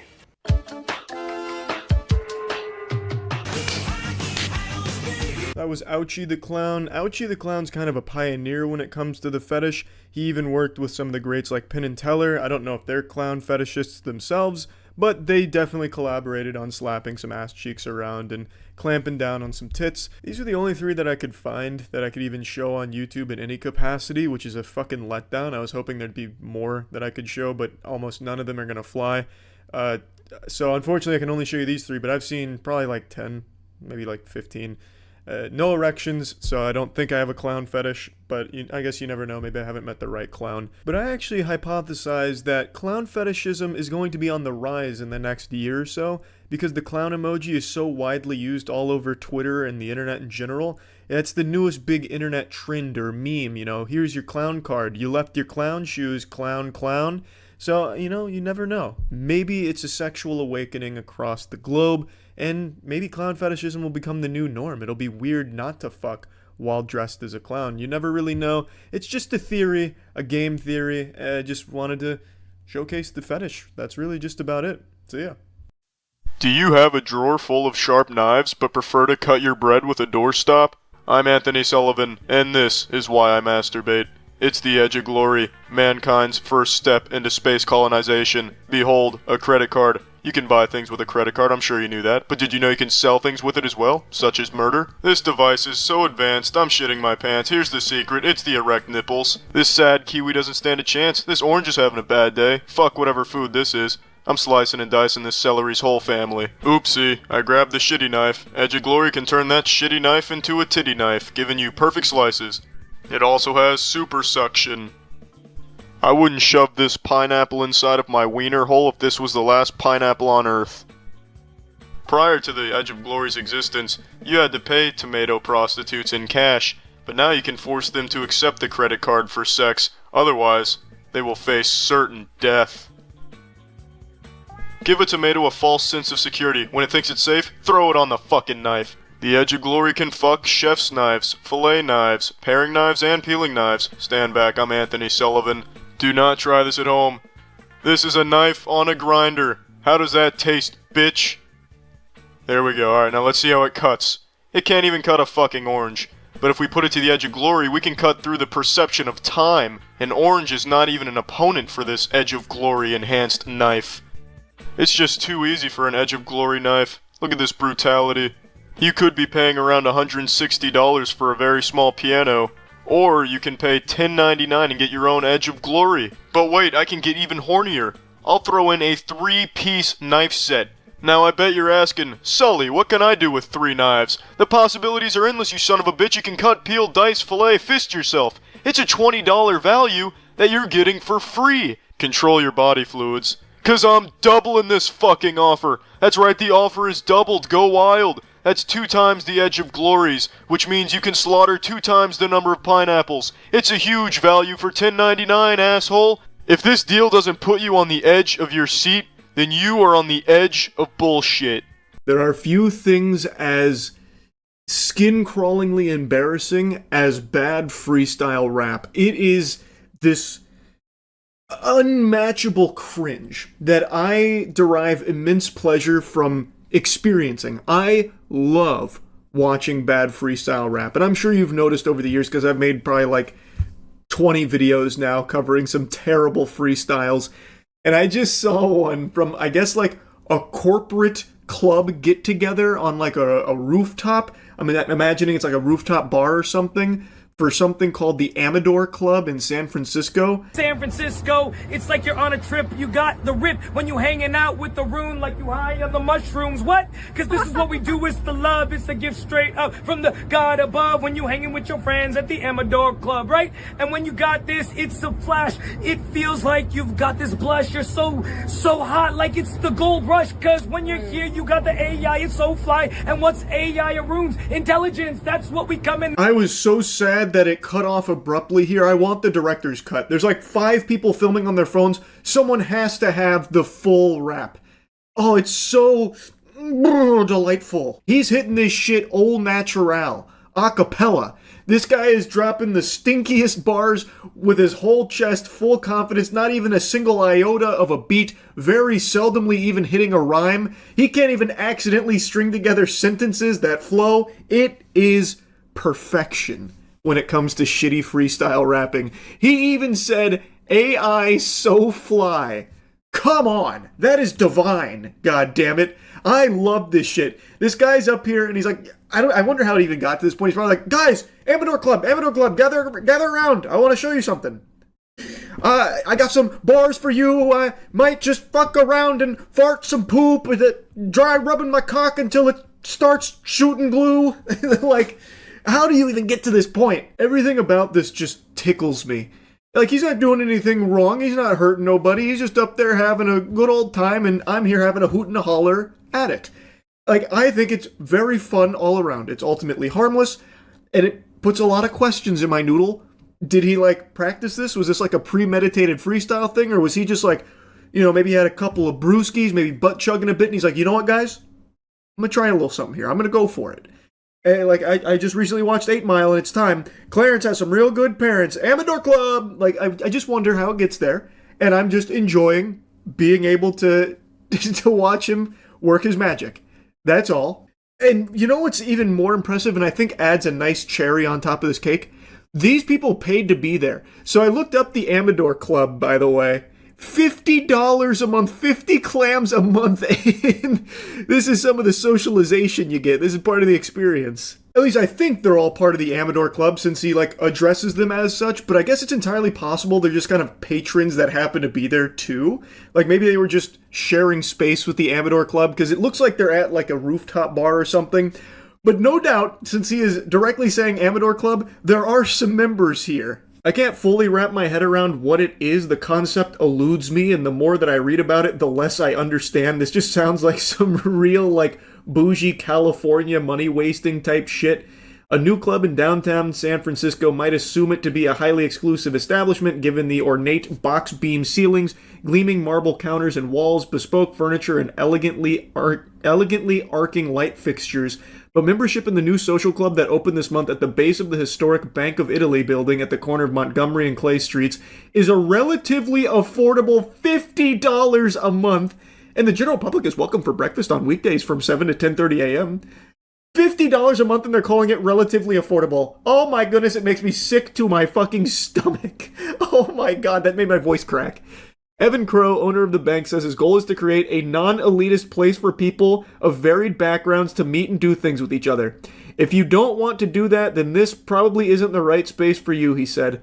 A key membership guideline is that people not be disagreeable. No assholes allowed, Crow said. I swear, this guy's more out of touch than Ubisoft. He wants a non-elitist club, yet is charging $50 a month for this privilege. Goofball, the only people that can afford to fork over 50 clams a month for the semblance of having friends is the elite. $50 a month is diabolical for like a friendship simulator get-together type thing where you go gather around and watch this guy freestyle rap, I suppose. That is a crazy price tag, and yet he's making it seem like he's just giving it away for free. Anyone's welcome. We don't want any assholes, and we don't want to be like an elitist organization. We just need $50 a month. That's all. Holy cannoli. The gall to confidently say that $50 a month is relatively affordable and to try and portray it as something like easily done by every ordinary Joe Schmo out there is just unhinged. Oh yeah, we don't want to be like an elitist club or anything. Yeah, there's like a $50 a month price tag, but that means it's like wide open to everybody that wants to come in here. All shapes and sizes. Come on, guys. $50 a month, it's nothing. Ooh, it makes your skin tingle. That's just so gross. $50 a month for friends and $50 a month for a freestyle rap performance at a rooftop bar. Man, I'm having to fight the urge real hard to keep my money in my wallet from just flying at the screen to join the Amador Club there. Oh, by the way, did I say the Amador Club costs $50 a month? Well, get pranked, nerd, because actually that membership was for something totally different. The Amador Club is apparently something a little bit different, which Crow also owns, and the membership cost for the Amador Club is $250 per month with a $2,500 initiation fee. Now, the good news is there's a lot of value you'll get there. The bang for your buck is almost incalculable. One benefit that members of the bank receive is entry to regular events hosted by Amador Club, while the latter's members also have access to the bank where they can consume oysters, caviar, and craft cocktails amid other dining options. Do they eat for free, you think? I bet they still have to pay for all of that food. That would be my hunch. But even, let's say it is all free. I mean, you get your money's worth by going to the Amador Club events. Just look at the guy who was freestyling for you up there. That's worth the $250 a month on its own. If he's there like at least once a month, I'm gonna tell you, I'm a happy camper at $250 a month getting to listen to that. $250 a month. That's bonkers right there. I've only seen a sneak peek at what the Amador Club events look like with this freestyle here, but I gotta tell you, there are few things on this planet that I would be able to justify spending $250 a month for to, like, go to their events. That is an absurd price tag. But this is not in the relatively affordable $50 price range. This is for the elites. So this is a totally different ballgame. This isn't for, every Tom, Dick, and Harry. This is strictly for those with a sophisticated palate. And when you go to their website, they really drive that point home about it being like the apotheosis of sophistication and luxury and opulence, that kind of thing. I just find that kind of shit so cringe. But anyway, I wanted to talk about this a little bit because that freestyle, that had me giggling. I really appreciated his fine wordsmithing up there, a lyrical mastermind on full display. And I'm excited to maybe catch some more glimpses of the Amador Club freestyle performances in the future. Hopefully we'll get to see a few more of those down the line. Really, that's about it. So yeah. It's that time again. About every 6 months, like clockwork, there's a new horror movie that comes out that gets the buzz that it's the scariest movie ever made. Hope you brought your diaper, cause you're gonna be pissing those britches after how scary this one is. Like with long legs and all of that. And time again, it's usually just like it was an alright movie. Just marketing buzz out the wazoo. And that brings us to the most recent culprit here. Undertone. It has been hyped up by a lot of people as being real scary, no doubt going to be the scariest film of the year, maybe one of the scariest things human beings have ever cooked up. It is an unholy concoction of fear, filth, evil. Too scary even, potentially. And from the trailer, I actually thought it looked good. Undertone utilizes sound as like its gimmick. It's a horror film that does have a gimmick, which isn't unusual. A lot of horror films rely on it, but it executes it very well, and it doesn't live or die by its gimmick. It actually does make you care about the characters in the movie. I just saw it. I'm going to go ahead and rip the Band-Aid off now. No, it is not the scariest movie I've ever seen. I also don't know if it'll be the scariest movie of the year, but I do think it's good. I did enjoy it. I wasn't bored. I wasn't let down. And I will say, as far as like scariest movie ever made buzz goes, this one's probably one of the better ones that gets slapped with that title. I like it more than Longlegs. I can safely say that. So let's dive into it a bit. Immediately, I want to talk about the gimmick because that is going to be the bulk of what you experience here. It is about a podcast host, and they go through the creepy stories for their podcast and figure out if the paranormal is real. One of them's a skeptic, the main character that we follow, and her co-host is more willing to believe in it. Not that that overly matters. Also, we are going to get into some spoilers here because some of my complaints, they do get spoilery, so I'm going to give you fair warning now. But anyway, we follow Evie. Justin is the co-host who is just kind of there to like reinforce that, oh man, this might be real, where Evie's like, well, actually, this might just be psychosis. That kind of thing, which I think is a fine dichotomy. I think that they bounce off each other well on the podcast, but that sets the stage. It is all about audio for the most part, and it is a slow burn of a movie. In fact, like the first 40 minutes, nothing's happening outside of setting the stage for the main story that we dive into, which is a mysterious email that Justin receives as the subject for their podcast episode. It comes from a mumbo-jumbo email sounding like a 10-minute mail address, and it was attached it had 10 audio files attached and some gobbledygook in the base of it. So they decide to go through it, which I think is also a little weird the way they set it up. It didn't narratively make sense. This is apparently a very popular podcast, and yet he just randomly clicked on an email that just said lol. He even said, like, I got a weird email that said lol. So I clicked on it, and there was 10 audio files there with no actual information or anything. So we're going to listen to him for the episode. That feels like a bit of a leap there.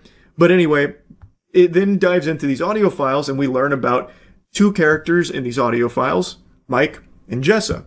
And some really peculiar stuff is happening in their relationship, potentially possession. I don't want to spoil everything, so I'm not going to get into like full-blown spoilers or anything. I just want to make that clear right now. But you are now listening to basically a potential possession. And Evie is, of course, not really believing it, thinking it could be a hoax or rational explanations. Justin, on the other hand, starts like researching, and we get like a lot of lore. Like we learn a lot about what's going on in these audio files, and I think the movie does a really good job of making you care and making you feel tense. Even though it's not actually showing you anything, you're just hearing these audio files. It's also shot in a really creative way.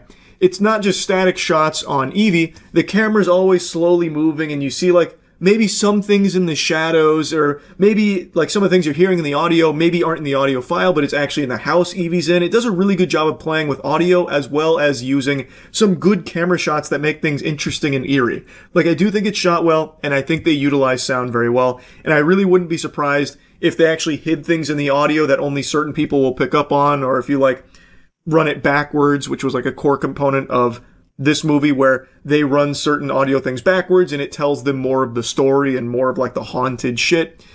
Now, the big thing is Evie's mother is in rough shape and on the verge of passing away, and Evie is taking care of her. She is basically in a coma and Evie cares for her. And as we are learning about this story through these audio files, weird things are happening with the mom, the house, and Evie. And here's where things start to show a few cracks. When they're outside of like the audio, when you're actually following Evie around her day to day, it is a little boring. There is moments where it just feels like kind of a slog, but I don't think it's like to the detriment of the film because it does set itself up as a slow burn. And I think it does fine there. But when it starts trying to show you some scary stuff instead of like have you hear creepy things, I think it falls into horror movie cliches big time.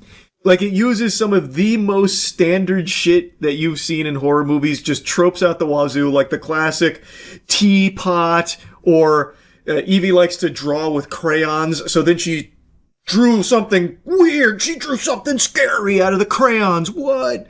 Or like, oh, weird statue that keeps mysteriously getting moved, or the light comes on and then the light goes off. Like, it just shows, like, when it's trying to show you something scary or creepy, I think it just kind of falls into the old tried and true methods of the same scares that you've seen a million times, especially towards the end. At the end, they throw the kitchen sink at the scares that you're used to seeing.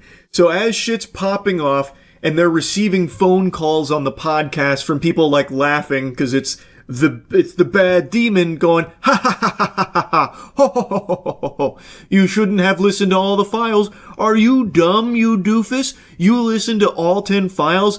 Uh-oh, guess we're gonna fuck ya. Like, it's literally taking like a victory lap, and they use like the standard cliche demon filter where it's like, go ba boo ba, goo boo boo ba goo ba, you listen to the 10 files, ha boo ba ga ba goo ba, you da da hoo ba. It's, I don't know, it gets so silly with that.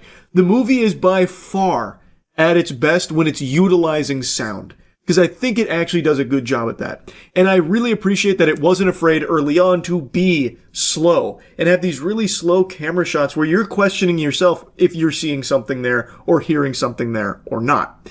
And I do think there was a couple of times where they got creative with like building up tension. So like There's like some really quick, there's a scene where she closes something real quick and there's like a brief flicker on the reflection where I think you could very easily miss something scary that happened in that reflection. I think that's when the movie's doing its best work. When it's utilizing sound, which the whole thing tries to build around, and when it's being unapologetically slow with creative shots that actually do build tension.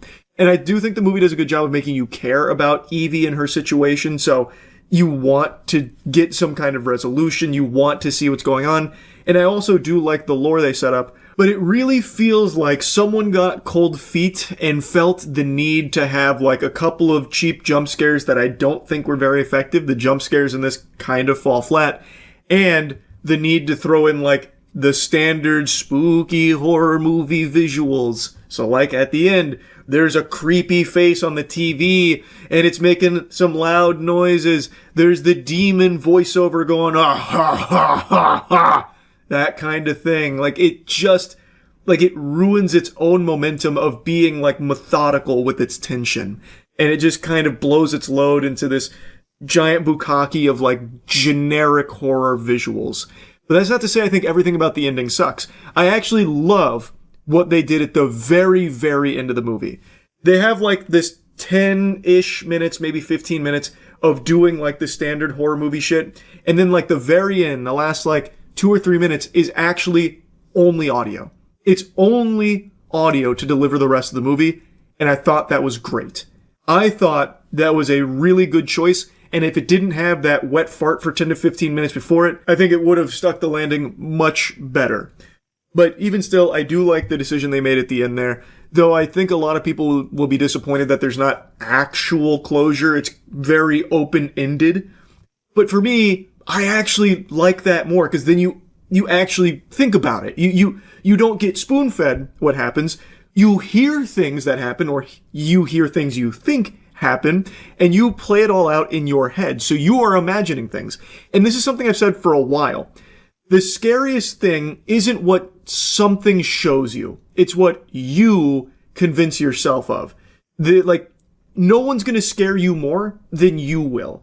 Which is why things like the very last couple minutes of the movie, I think, work really well, because it's not showing you anything. You're hearing things, and now you yourself imagine them, and maybe you scare yourself with what you think is going on there.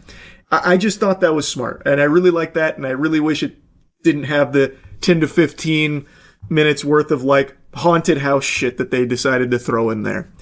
But overall, I do like the movie.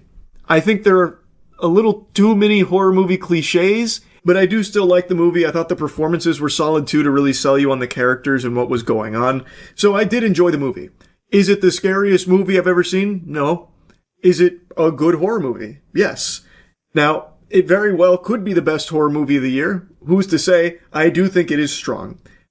I just wouldn't go as hog wild as everyone else seems to be going about, like, it's too scary, it's the scariest movie, no doubt, holy shit. I always think that is to the detriment of the film, because then it puts unrealistic expectations on the movie, and it's very unlikely for them to actually reach that level. But if you go in with normal expectations, I think you're going to be very pleasantly surprised with the film. I think you're going to enjoy it. I thought it was good. So yeah, overall undertone I thought was solid. That's really about it. So yeah. Is Bolo really that good? I've seen a couple of his streams, and he's certainly good, but like, damn, you guys are hyping him up like the Jesus Christ of Rainbow Six Siege. I know, man. This went from friendly to real competitive real quick. This is the big leagues anomaly, right? You better not fuck up, or I'm coming to Monster. This feels like I'm fighting for my life, dude. We're fucking around. I'm feeling like we're going to win this. I don't know why everyone's hyping up that other team. They ain't got shit. Especially how I've been playing. Dude, this is like fucking serious, bro. Yeah. It's about to be. I put on a snapback hat for this shit, so you know I'm going hard. I've already had 3 G fuels on the shield. Try not shit, to hit the that's not where I wanted it. Critical has a nasty angle. Look at that. I just got complimented. I hope I don't fuck this up. Okay, they're in the kitchen now. We just play time. We got this. Yeah, I've got the glory hole locked down on the stairs. One more. One's low. One drop the hatch. What? Ash is lit. On the stairs. One more. God damn it. How did I not get that? God damn it. I still got her? Wait, what? I killed I killed Bolo. Hey, let's go. Oh! My fuck? How did I kill Badger? What the fuck? I killed Bolo with my trap, and then I got this guy with my trap. I'm a fucking animal. Look at that gameplay. Bro, Let's go, team! Too easy, these baby. are fucking dropping like gnomes from the hatch in the roof, bro. Oh. Fucking mowing them down. God, I'm throbbing. They hit every single one. I'm a fucking animal when it comes to Yummy, can you Frost. get the hatch set? God, that makes me Get feel your so armor. good. Oh, I was worried I'd get You 0 don't need to kills all reinforce while tournament. Connecting the objectives. And then instead I smited the Lord of Rainbow Six Siege. I'm gonna reinforce. I'm carrying. Yellow down. Oh, no! That's nuts. There's one more on the stairs. Oh yeah. Oh, get the ace! Get the ace! I don't want to take credit for that, but I think it was my reinforcement at the end there. Man, this is an easy fucking Yeah, tournament. Bikini, you have to tell God me, damn. bro. No, I wish they would have given us a team that's worthy of our Keep talents. it up. I guess we also queued into casual by accident. I think meeting. Oh! I got him. Good shit. Okay, we got 2 people. One at the end of the corridor. Oh my lord, I'm a fucking animal. I'm greasy. Last one's in air. Last one's in air. I'm so greasy. Wow. I'm so fucking greasy. Ah! Lord. Bro, I understand why your name's Big Moist now. Oh my god. Moist. I'm straight filling my pants right now. Yeah, are we attacking now? 6 No, and we still have 1. one more defending round. Is this Good the lord. same site as the first round? I am literally sucking virginity out. Like a succubus. Yeah, we got the same. Oh. I got a 2-man. Win this round, got a recruit rush? Nah. I want to just keep putting all 6.5 inches of my cock on their chin. Just 4-0 is never fun. flop it down. Oh, that's my bad. That's my bad, Anomaly. I panicked. Shit. I was like, what the fuck? Yeah, I shot a spitball at you, sorry. Let's go. Oh, that felt good. That felt great. Oh, that's a big ban right there. Now they're coming with the gloves off. The condoms come off, baby. The condoms. No lube. Raw dog in this bitch. God. It's a fucking casual tournament with no cash prize. Hey, what's one there? Where'd it go? Yeah, I couldn't see him through the fire. That's my bad. Jesus. Wait. You gotta defuse. Find the diffuser. Right there. I'm the fucking hero, baby! Let's go. Oh my god, I thought I'd be the anchor on this team. But I'm the fucking nuts of this team right now, baby. What? Oh, behind. Oh, fuck. Shit. Oh. That was big. That was big. That was a... That's fine. That's fine. Reflexes were pretty solid. Worse to be. Oh, what the fuck? 2-man's exploding right now. Who did he give that controller to? Well, let's try now because his chat is getting mad. Oof. I heard that Bolo's chat's giving him a lot of shit. They're taking it really seriously on his behalf. Yeah. We've always had like super toxic like community. That fucking sucks, man. He seems like a decent guy, but his chat is going like full Reddit turbo virgin apparently. Yeah, 'cause, like, like there's never been any. Can I plant on the... No. Oh, I can. If someone falls for that, they deserve to be kicked out of the tournament, just saying. Nice. Beautiful. I think I'm gonna just pre-fire every corner. Just because I don't know these maps well enough and these guys know the best angles, I'm just not gonna take the chance of reflex battling them. Honestly, you guys can probably win on I B got if you him. open the big door. Oh, baby! GG. Good shit.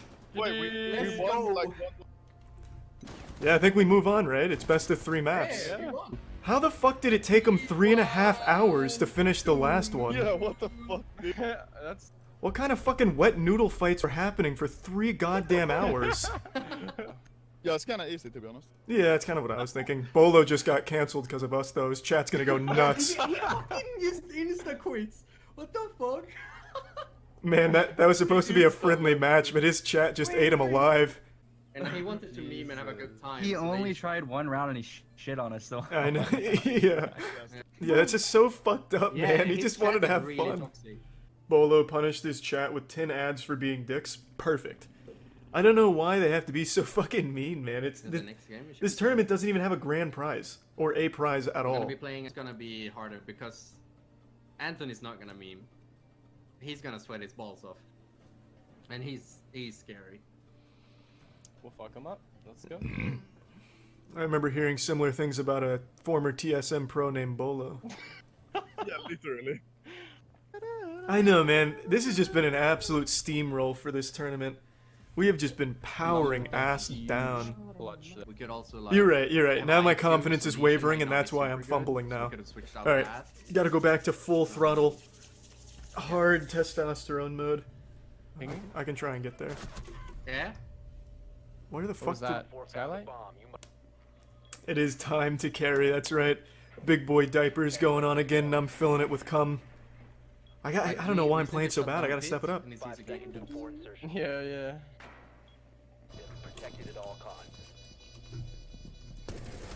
I got him. Yo. There we go, baby. Wait, we won?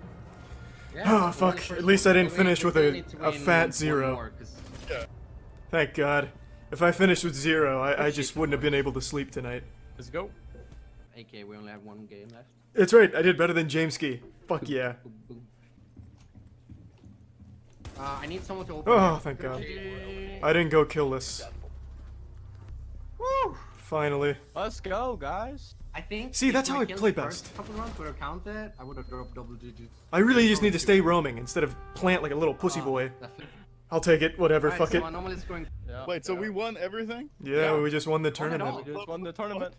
Don't you feel that Literally throbbing won in the your whole shit. pants? Come on now. Fuck yes, dude. Wow. Congratulations, guys. That's my first tournament win of anything ever. Yeah, literally. You know, went out of your way to, win this, and we really appreciate it. Good job, guys. Good coming. Pretty easy to do. Good busting. Is that the prize? Wait. I think you. Oh, I love the masked magician. Perform amazing appearances. Little did they know the masked magician is actually Billy the Exterminator. Baffling levitation. And winning a car. Into a Lamborghini. Whoa! Making a soda can float through the air. Well, that's super underwhelming following a... Toothpick. But why are these children's tricks here? You just turned a Bentley into a Lamborghini and then you show me how to make a soda can twirl? Right before. Thank you, ladies. This is the coffin of Houdini. The assistance of magician's final resting place. Wouldn't that be quite the season opener to just have the masked magician get sliced in half for real? A moment to get himself comfortable. That'd be pretty fucking wild. Uncomfortably 30 seconds to escape. But the magician has already traded places with a death row inmate who will now be executed. Oh God, no! Masked magician, no! Worth of tricks to expose. Man, this narrator Too bad he didn't sucks. save this trick for his big finish. He sounds like me when I Could've killed first two wake birds up. with one stone. Or Oh no. one giant blade. He's been killed. Looks like the masked man is But we finally still have an risen. hour to go, and I'm But under I think we should contract. see some proof that he's age. There's another When we copy see of him the get into magician box inside of the and box. supposedly lie down into a secret compartment. Oh, you liar. Animatronic. The secret here is that a body double has climbed into the box before the illusion began. Secret compartment. That sucks. I'd hate to have that job. Like being the ass on double's legs the are horse the ones we costume see for secured Halloween. by the stalks. I know how to do this trick. And then he holds flicks it in back. plain view and makes a few magical waves with his hand. Chris Angel taught me this one. It's on the back of his thumb. It was taped. Vanished without so much as a hint of sawdust. You liar, fucking loser. I know how you did that. The magician places the toothpick Yeah, if you're on a 8 piece years of tape old. and I used to do bends this in the middle tape school. around it, but not toothpick into the pocket in the tape.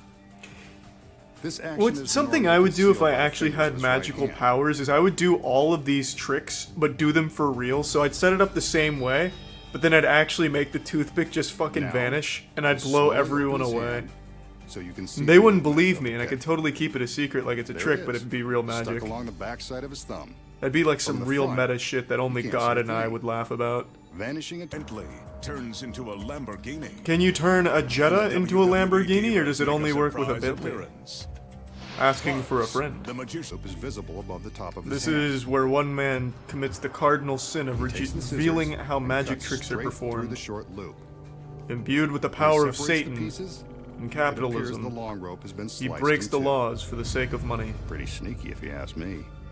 If I remember Carefully correctly, conceals though, them as he and someone can slides the correct me if long I'm rope wrong, if we through. have any like really aspiring No one bothers to magicians look in at here. his closed fist. This show created a lot of controversy in the magic community And the that's how it magicians were creates the genuinely illusion upset with of this. restoring a rope. And the magician who did this was kind of like a 2-bit guy. His name was like Al Pacino. Well, it definitely wasn't And Al now, Pacino, but it was the like magician Val will something. perform another classic illusion. It's his girls under the sheets. Ooh, that's an The assistants innuendo. raise the sheet for a moment. And then all of a sudden it's 6 Playboy models, and the magician is sporting a full erection. But how did he do it? And the assistants cover the girl. They've been transformed into 9 strong dudes. There she is. She's gone. She's gone. Vanished in an instant. Sacrificed. Leaving behind the... Don't worry, she doesn't go far. She was never really there. Here are the secrets.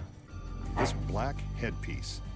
When flipped in this position, What? it takes the place of the girl's head. Isn't that what Charles Xavier uses to read Newton's mind from a distance? They want to pretend like the girl's still there.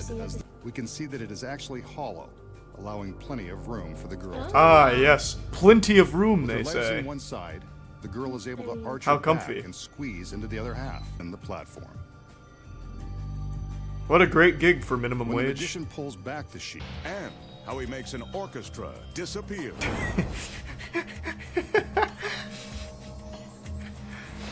Watch the masked magician execute a mariachi band live on TV. But the women he wants to impress tonight are WWE divas Eve They're and not Maria. here. He holds up a picture of 2 Twitch streamers that he likes. This is for you girls, I'm gonna make you appear in my car. The magician is going to attempt to Just turn fucking these sucks him photos out of the divas streams right now. into the real thing. He's prepared for anything. The car has already been transformed The assistants cover into a up the pickup Bentley. truck. The magician On steps fire. forward. But what you don't see is the Bentley is escaping down a trap door and hiding underneath the The girls stage. raise the sheet for a moment, complete with WWE divas Eve and Maria. Excellent work, Masked Magician. Now You've done it that's again. what I call an impressive trick. I'm going to try that too. Masked man. Before the trick began, a stagehand backed the Bentley into place. Cool trick. Notice how much larger it is. Sitting behind the wheel is a stagehand. Say hi, Mom. No! The stunning wrestling star Legendary magician, super normal waiting guy? inside the Lamborghini. And the car drives This away. is when the magician carefully stands to the left side of the frame, blocking our view of what's really happening. Yep. While he blocks That's the easy. left edge of the sheet, the Bentley is simply driven away. Genius. As soon as it's gone, Superstar walks through a In great those wall of crates are steel. Amazon workers being transported to the next magic's warehouse biggest for them to be secrets finally abused. revealed. And the magician Return. is just a cog in the machine. Hold on. Oh, it's impossible! it begins to rise. No! Must be highly Science said it carbonated couldn't be soda. done. This cup sticks to the can. I remember when I was a and the kid, I magician used to is go to ready these create magic the shops illusion that the had can shit is like this. floating. From I this had angle, one of those. I probably still you can have see it that all somewhere. he's doing is lifting the can with his thumb. So if you see me start a stream by His fingers making a soda outstretched, can all the float for magician has to money, do is know use that a I'm very little bit of desperate. Pantomime. A curtain is going up. And the And Lord has back now down. claimed 4 more souls today. This is so fucking stupid. The magician gestures Man, if for I the paid curtain for to a go show back where a up. magician did this, I would get up in anger and spit. Still playing. That's impossible! Still classing up the joint. We saw them vanish. So the masked magician. What you don't know is the pulled off masked another magician has collapsed the multiverse on top of itself, taking us from a reality where they're So playing what to one where really they're not, happened when the and then magician back to where they're allegedly playing. Made the orchestra the orchestra platform is built on a rotating axle. Behind the stage is It's a gang so of convertible elaborate. stagehands. One Ah, what a quarter trick! turn. I can't wait to perform Quartet this one at my are now lunch, resting my on middle their school backs. lunch tables. Here's the move again from above. No, I think I Watch your understood backs, it, but fellas. yes, thank you. This is a good angle. It's like a Wes Anderson film. The stairs. Now his other hand What? Masked Magician, no! and his entire body.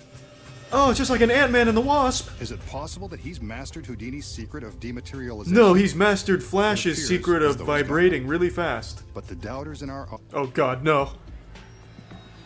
That's not his hand. It's a It ghost. appears as though the magician is poking his hands through the fabric. He's not, though. Desperately trying to protect the secret of his rematerialization. Yeah, God forbid that gets out. Will he make it through the wall of steel? I certainly hope If so. he can't, I'm on the edge of my someone better goddamn have seat an here. Industrial-sized can opener. No! Slowly passing through the solid steel. He's coming home! I'm not. When magic's biggest I don't know if I can secrets handle finally this reveal. revealed, This might be returns. too much for my little reptile brain.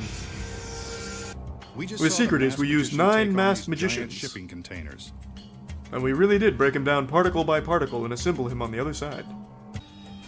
Meanwhile, But then, he's busy where's the slipping through double another go? trapdoor and down into the stairs he used to climb up onto the platform on the other side of the wall.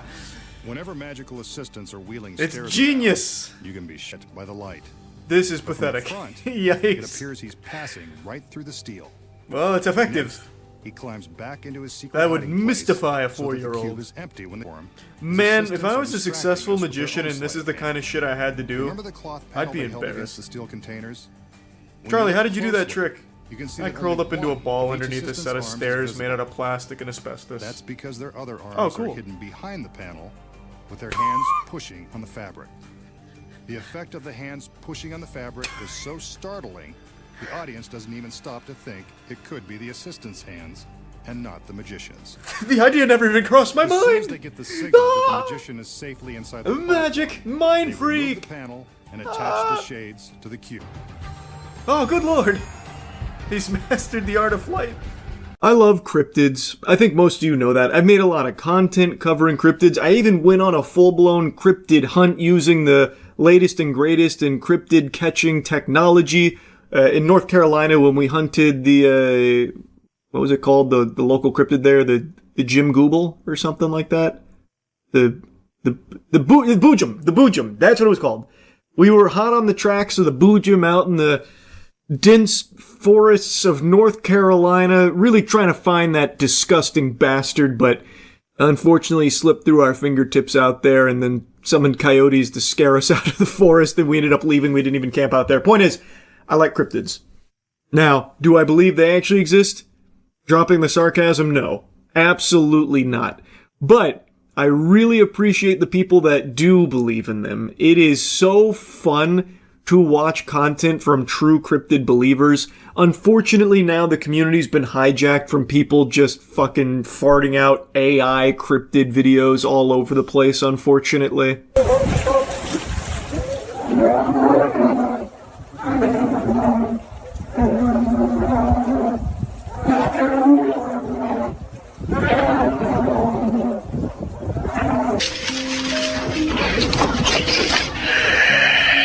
Heavens to Betsy, that poor person was hunted by a bulimic cubone. Fuck, the way it climbed the tree like that. Horrifying stuff. All AI. Point is, right now it's kind of a hot trend to just dump these cryptid AI videos out there to fool people into thinking that it's real, and right now the Wendigo is the big one they keep targeting. So I've been inundated with that because on stream, we did a little cryptid deep dive onto some that I'd never heard of, which is rare because I love cryptids and I've familiarized myself with most of them, even like the really obscure ones that no one gives a fuck about or has ever even heard of, like hairy hands. For those that don't know, hairy hands is a disembodied pair of hands with a lot of hair on them, real fucking fuzzy hands, that on a certain stretch of road, I don't even remember where, it's in some rural area where some drivers report seeing a pair of paws come out and yank the wheel of their car off to the side, causing them to crash in the nearby ditch. Now, using basic logic, you can probably surmise that the actual explanation for why so many cars crash into the ditch on that stretch of road is probably because the drivers are tired. It seems to happen at night exclusively, so they perhaps got tired and imagined it. Plenty of reasonable explanations, but the fun one is hairy hands. And there's just so many wacky cryptids that I just find a lot of joy in learning about. It's a lot of fun. So, unfortunately, it's being fisted by AI right now, but I don't want that to overshadow the whimsy that cryptids can offer. So I want to show you some of those stream highlights going over some of these cryptids that you probably haven't heard of either. Cryptid sightings disappeared when 4K cameras came about for some reason. Are you insane, brother? There's cryptid sightings every day. Don't you remember the whole giant thing? Where people on TikTok were convinced that giants were real because they saw the top of a fucking antenna on a mountain? Flatwood Monster is cooler. Who's the Flatwood Monster?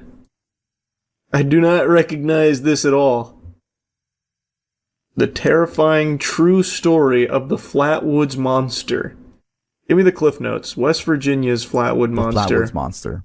One of West Virginia's most popular legends is from the small village of Flatwoods. The story is that back in 1952, 3 boys all went up to check it out. What they found not only terrified them, but shocked the entire village for decades. They found a monster, described as having a bloody red body and a green face that glowed. It was huge, about 10 feet tall, and had a head shaped like a spade. Its hands were clawed and had a very distinct hissing sound. News of the story spread far and wide, and because of the panic it caused, the US Air Force had to do an inquiry, specifically a UFO inquiry, which they called Project Blue Book. The project came to an end. No shot. That's where that comes from. Flatwoods Monster lives on. No shot. That's where the Project Blue Book comes from. Is that actually the origin? No. Yeah, I was surprised you've never heard of this one. Nah, it just doesn't ring any bells. I've certainly never seen that image of the Flatwoods Monster. Looks like an Adventure Time character. The Sandown Clown is the most terrifying cryptid. It's another one I don't know. Hit me with the cliff notes. Did you know about the alien clown? The Sandown Clown is a humanoid entity that was seen by 2 children near Lake Common, England. No, that shit's the amazing digital circus. circus. Children heard an ambulance-like sound and came across this being, which was described as a mix of a clown, robot, and alien. Standing over 2 meters tall, the Sandown Clown was thin with a large head, blue triangle eyes, a flat brown nose, and yellow lips.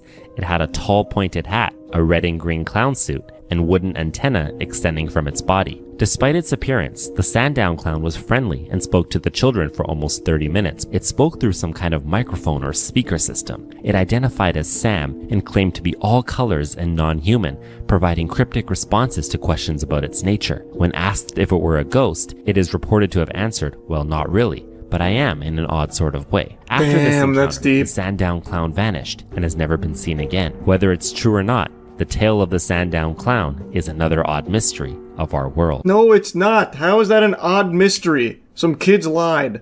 The end. How is that an odd mystery? I'm always interested in the real cryptid stuff. The goat mans. The hairy hands. That kind of thing. Not the fucking Sandown Clown where the only thing is these 2 kids said they met a weirdo.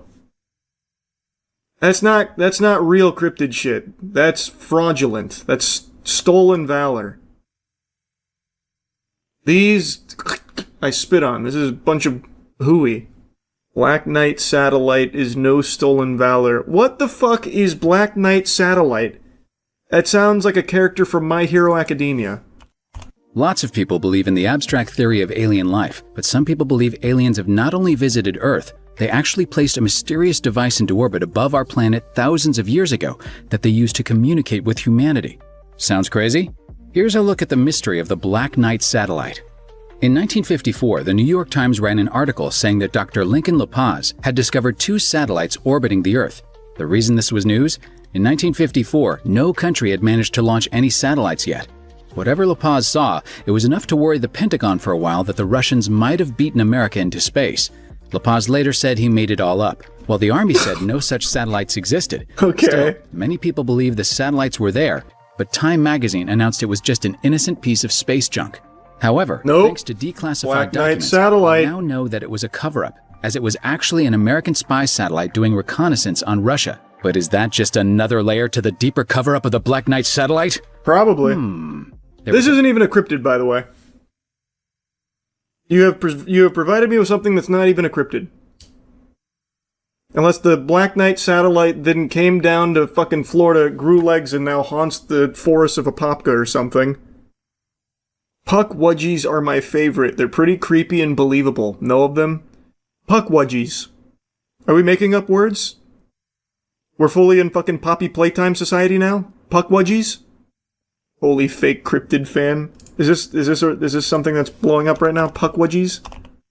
2 to 3 foot tall, gray-skinned, magical woodlands creatures. These are pretty believable, you say? A pukwudgie is a fascinating mythical creature deeply rooted in the folklore of Native American tribes, particularly the Wampanoag and Algonquian peoples of the northeastern. Man, that is an unfortunate looking little guy. Yikes. Oh man. That's gotta be awful. They are also associated with a range of mystical powers, including the ability to create fire, shapeshift. This is just Dungeons and Dragons shit. Where's the evidence of the Punkwudgies? Oh, it's this guy again. This is the guy that keeps finding fairies. He's just there. Ah, you see? That was a quick glimpse there. What? No. Bring his little ass out here and make him dance for me. No, he's not there.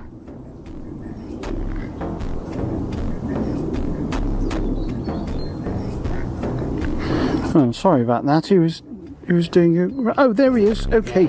Where? Oh, fuck! That dirty pervert was twerking.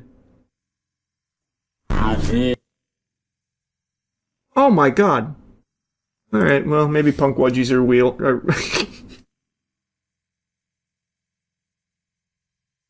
They exist. I'm a believer now. Can't argue with the facts. Next he's gonna say he hasn't heard of the Fresno Nightcrawler. That one actually somewhat sounds familiar. At least that one rings a bell. Can't say I've seen the Fresno Nightcrawler. The name sounded familiar though, but I do not recognize this SCP.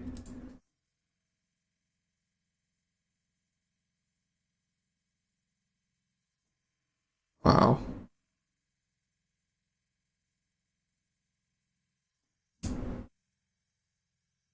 That does give me a lot to ponder. Just when I thought I had seen it all. I know all about Mothman. See, Mothman's a real cryptid. That's an interesting cryptid. I didn't think this was going to be a topic I'd make a video on, but I just got home from a bar after consuming some scrumptious nutrients, excitedly kicking my little legs in the high top, and was hypnotized by a very fascinating segment on the television there, on the tube, about the Sharon Moore story. And I feel like that had to be a divine sign from God himself that I should yap about this further. Because I've only scratched the surface of the Sharon Moore case on stream a few days ago. But the whole thing, like the meat and potatoes, is so wacky I can't help but blabber about it further. For those that don't know, Sharon Moore is the former head coach of the Michigan football team. And in the course of 24 hours, his entire life came crumbling down and Goonergate was fully opened into the wild life of Sharon Moore and his uncontrollable, insatiable appetite to goon and cheat on his wife. Sharon Moore is a married man. He has 3 kids of his own. It was revealed that he had been having a relationship with a staff member. It had apparently been going on for some time, and it began to sour, eventually coming to light. Once it did, things really started to spiral. It was getting flushed down the tubes real quick. He lost his position as the head coach of the Michigan football team. Within 24 hours, he broke into that staffer's apartment, grabbed some knives, and threatened to kill himself in front of her, blaming her, saying that his blood would be on her hands. He was then arrested for this, and now there is an Inside Edition clip to showcase what's coming next in all of this. And not only all of that, but it's also been revealed from some OnlyFans models that allegedly he had been messaging them, apparently even one time during halftime of their Ohio State game, looking for a bit of canoodling. According to one of the OnlyFans models, he was even trying to leverage a foursome. It's a shocking image as embattled University of Michigan head coach Sharon Moore makes his first court appearance today, a shell of the football leader he once was. During the hearing, the prosecutor detailed the harrowing allegations that Moore broke into the home of his executive assistant, Paige Shiver, and threatened to kill himself. Now again, it's important to keep in mind, this all happened in like a day. The affair coming to light, him losing his job, him breaking into the house, him then getting arrested. This is like if there was a scene in Adam Sandler's Click where he fast-forwarded through his own downfall. This is an impressive speedrun for just how much he fucked up his life in one day. Now, granted, the affair was over a long period of time.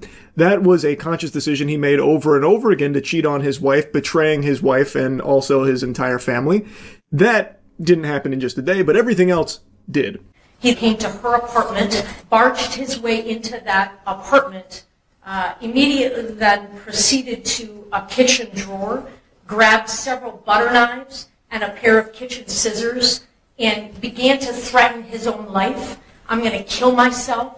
I'm going to make you watch. My blood is on your hands. That is some evil shit right there. That is downright diabolical. So he was clearly off his gourd after what had happened earlier that day, and I guess in this heated rage broke into her apartment to do this and then grabbed a bunch of butter knives. Man's out here acting like he was fucking Zorro here with the three sword style, and then threatening to kill himself right there in front of her. That's unhinged. Like, that is just downright scary. This wasn't some kind of accident. He made these choices. Like, he cheated on his wife. Not only did he cheat on his wife, he did so with a staffer. And also, the woman here that he cheated with, she's no saint herself. She had to have known that Sharon Moore was married. That's not exactly a secret. That is very open information. They have even been at the games, like his wife and kids. Like, she would have known that and still chose to engage in this affair with him. According to this report here, she received a pretty substantial salary bump, going up 55% as she was promoted to the executive assistant to Sharon Moore. That's probably just a coinky-dink, though. I don't think there's any correlation between these two things. If I had to spitball a guess, I would say she got this promotion through, just really putting a lot of elbow grease and a lot of chutzpah into her previous position that Sharon Moore couldn't help but promote her. I don't think it had anything to do with the two of them, with the extracurricular bedroom ham sandwiches they were making behind his wife's back. But yeah, Paige here is not exactly an angel. Again, there's no way she wouldn't have known that Sharon Moore was married.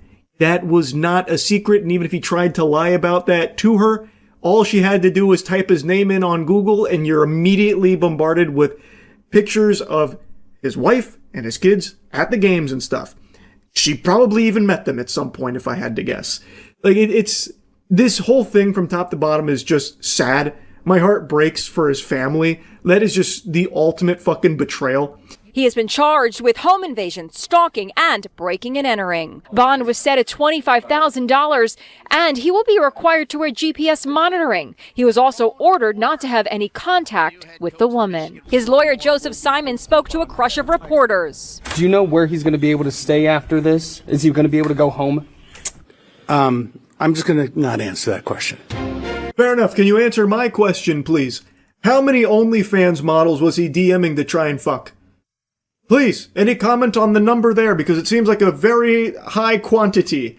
This man was a turbo gooner. There's been a flood of claims from numerous OnlyFans models that he had messaged them, and he was apparently subscribed to tons of them, paying a lot of money for the OnlyFans content. This dude was so deep in the goon that there's claims he even messaged an OnlyFans model during halftime of the Ohio State game earlier this year. This guy was fucking lost in it. He was actually just all consumed by the goon. Like, I wouldn't be surprised if this guy somehow found a picture of my foot online and tried to subscribe to its OnlyFans page. Now, apparently, like, this is the most notable one.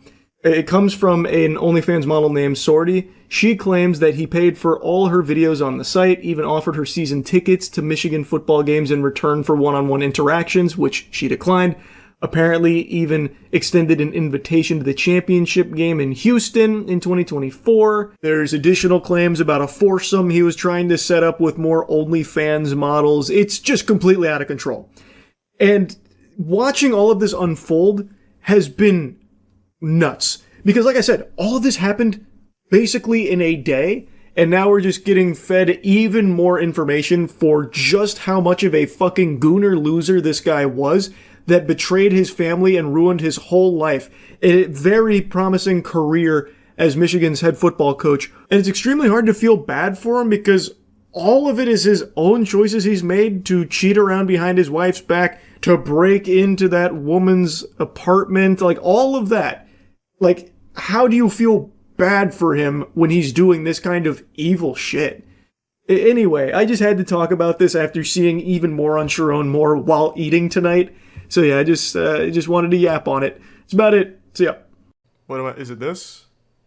From 2 years ago? Sub 1K views? Now that sounds like a good video. Good lord! It's Heisenberg! You'll never shut me up! You killed oh, there's the killers right there! You killed Jesus! You killed Jesus! I'd love to! No, you won't! Oh, I'm leaving this alike. Shame on you! God's gonna kill you! This is what happens when Reddit meetups try and happen. God's gonna kill you! You killed how many It's like every Twitter argument ever personified. How many have you paid for? No, he's casting voodoo magic! It don't work. Block it with a holy force field. The man who's risen up for the children. You'll never shut me up. Can someone get this man's doctor out here? He's gonna blow a fucking valve. Shame on you. That's the word of God. Slap him with it. Oh yeah, you don't want the word of God because it says you're wicked. You're wrong. I don't know whose side to take. They're both making good arguments. You need to be worried about God. Go get This Jesus guy is interrupting his mission for his 5th hamburger of his lunch. Why don't you shut me up? I am. You can't.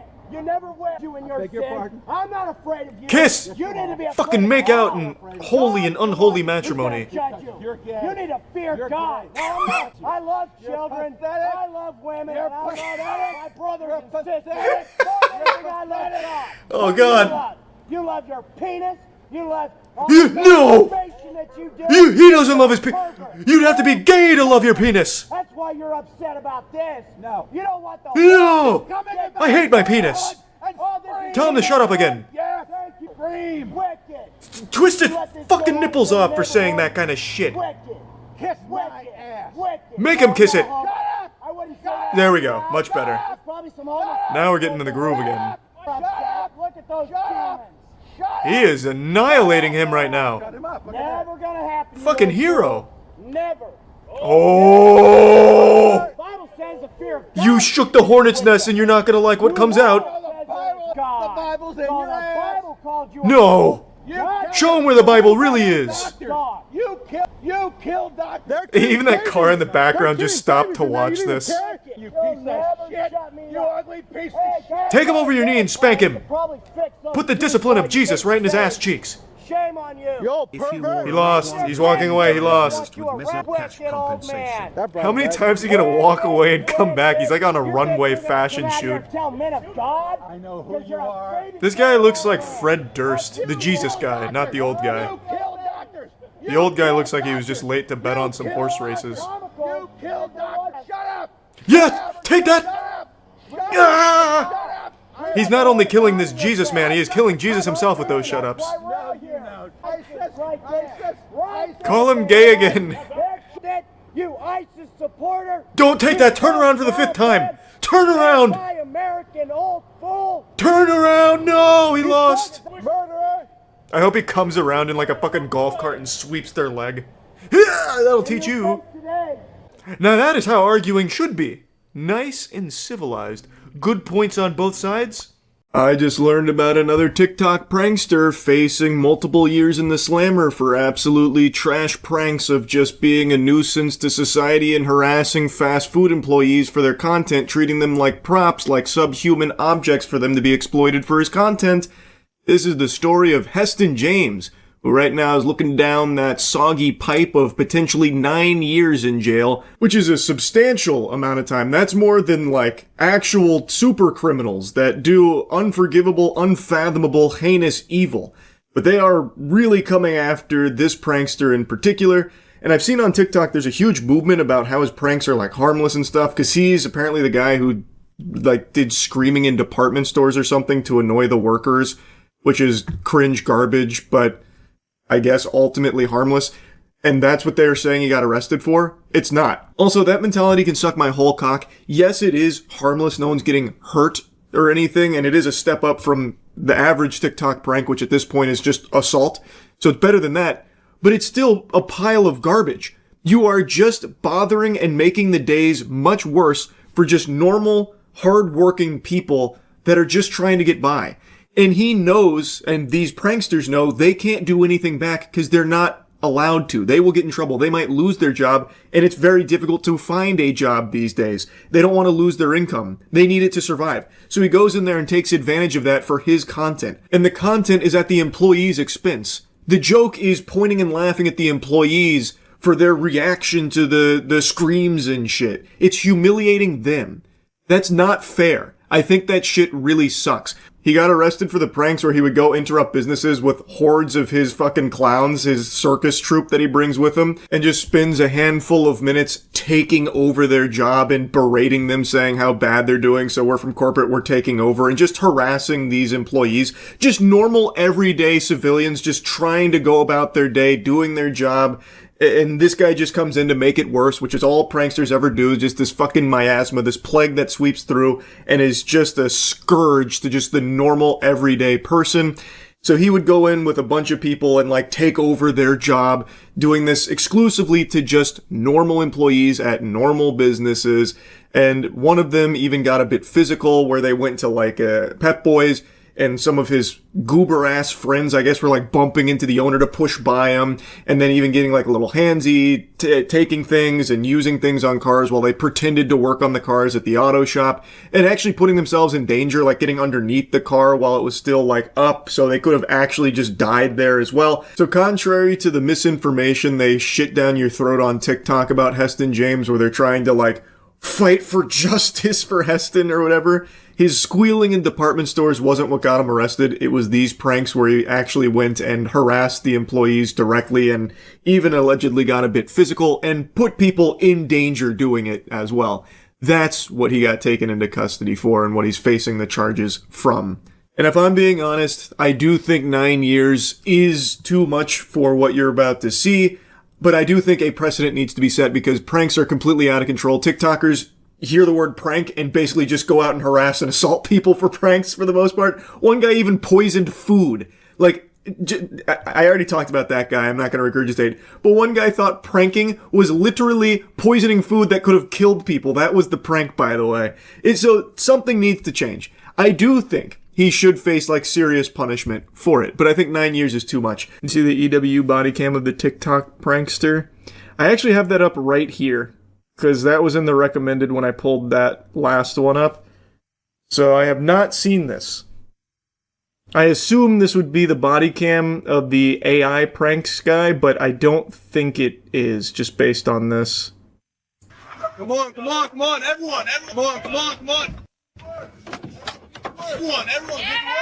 You think this is like a TikTok thing? It is a TikTok thing. I clocked it immediately. Nice. Good job mopping that. These idiots are going to do this to the wrong guys, or a guy that's having a bad day, and they're going to get hurt. So what is this? A TikTok prank draws millions of views online. A young influencer sets out to top it with an even bigger viral hit.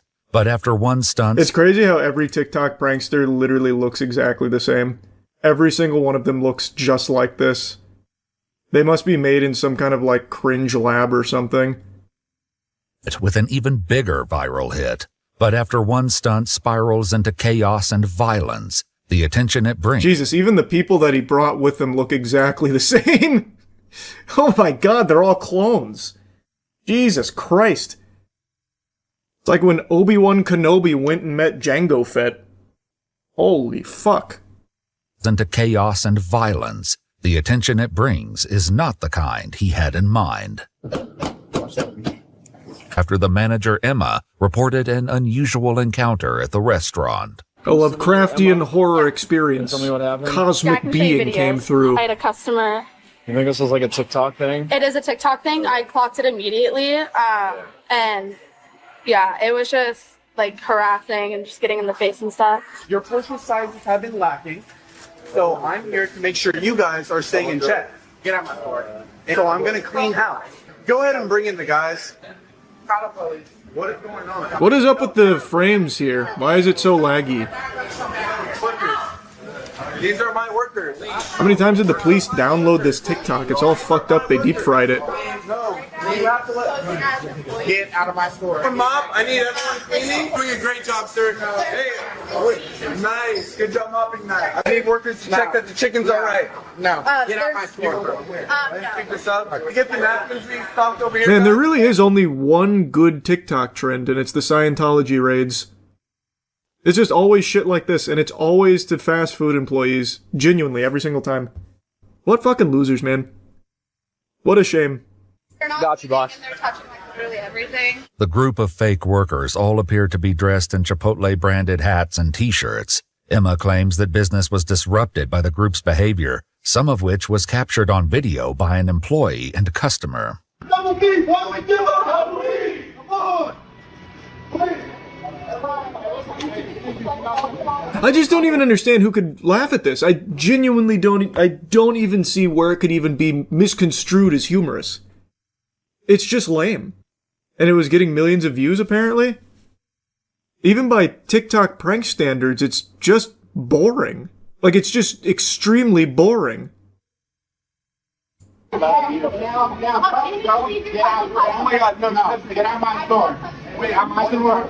You're doing a great job, sir. Now, good job mopping that. Who wants to go back in the back, check everything's good?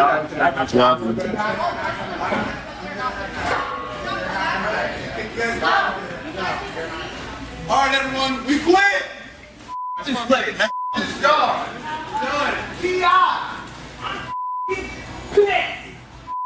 Do you want the incident? God,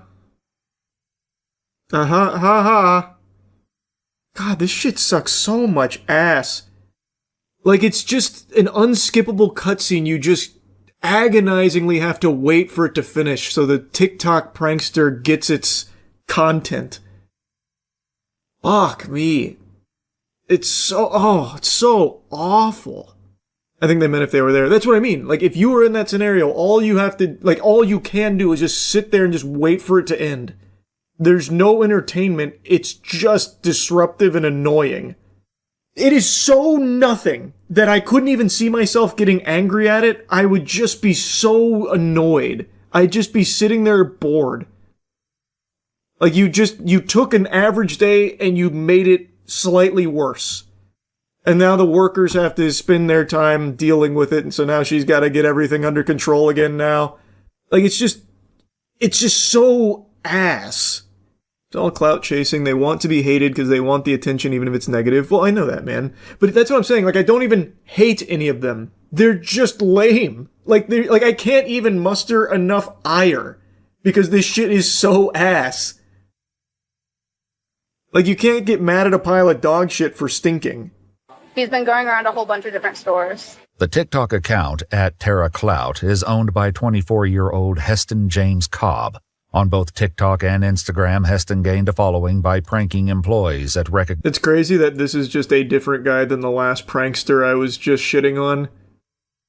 Actual fucking carbon copy NPCs of one another. This has to be a government experiment, right? To churn out this kind of person. Like, it's copy-paste. It's crazy. This time, the fake workers donned blue jumpsuits, carried tools, and pretended to work on cars, as captured on both an employee's phone and the company's security cameras. All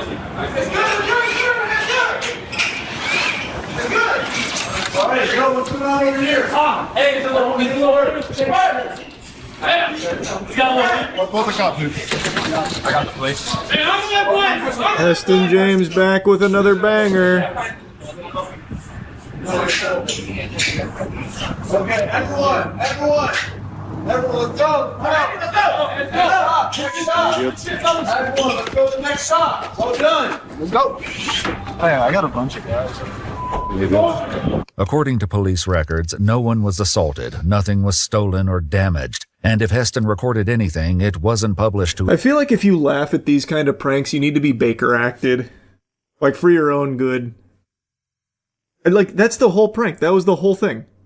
They go up, interrupt the business, pretend to work on the car, and then leave. That's the joke? Who shares his fears that their actions will quickly lead to dangerous consequences if they aren't stopped. These idiots are going to do this to the wrong guys, or a guy that's having a bad day, and they're going to get hurt. Officers learned that those concerns became True. a reality during the group's final prank of the day when they were dispatched to a Pep Boys after a 911 caller reported a strong-arm robbery. I'm just going to be bringing in all my guys because you guys have been doing a really slow job. I've been getting multiple complaints. I'm from corporate, I told you. So this corporate. Oh no. I didn't get to see his side profile till right now. Poor dude lost his whole fucking jawline. Someone stole his chin. That's what we need to work on. There's a fucking maniac on the loose. They stole this guy's entire fucking jaw. Goodness gracious. Yo, everyone, take that tire off. Take that tire off, quick. I got something for you guys. Everyone, check the oil. Check the oil. It's good, it's good, it's good. The incident ended in a clean getaway for the pranksters. The one at Pep Boys took a very different turn.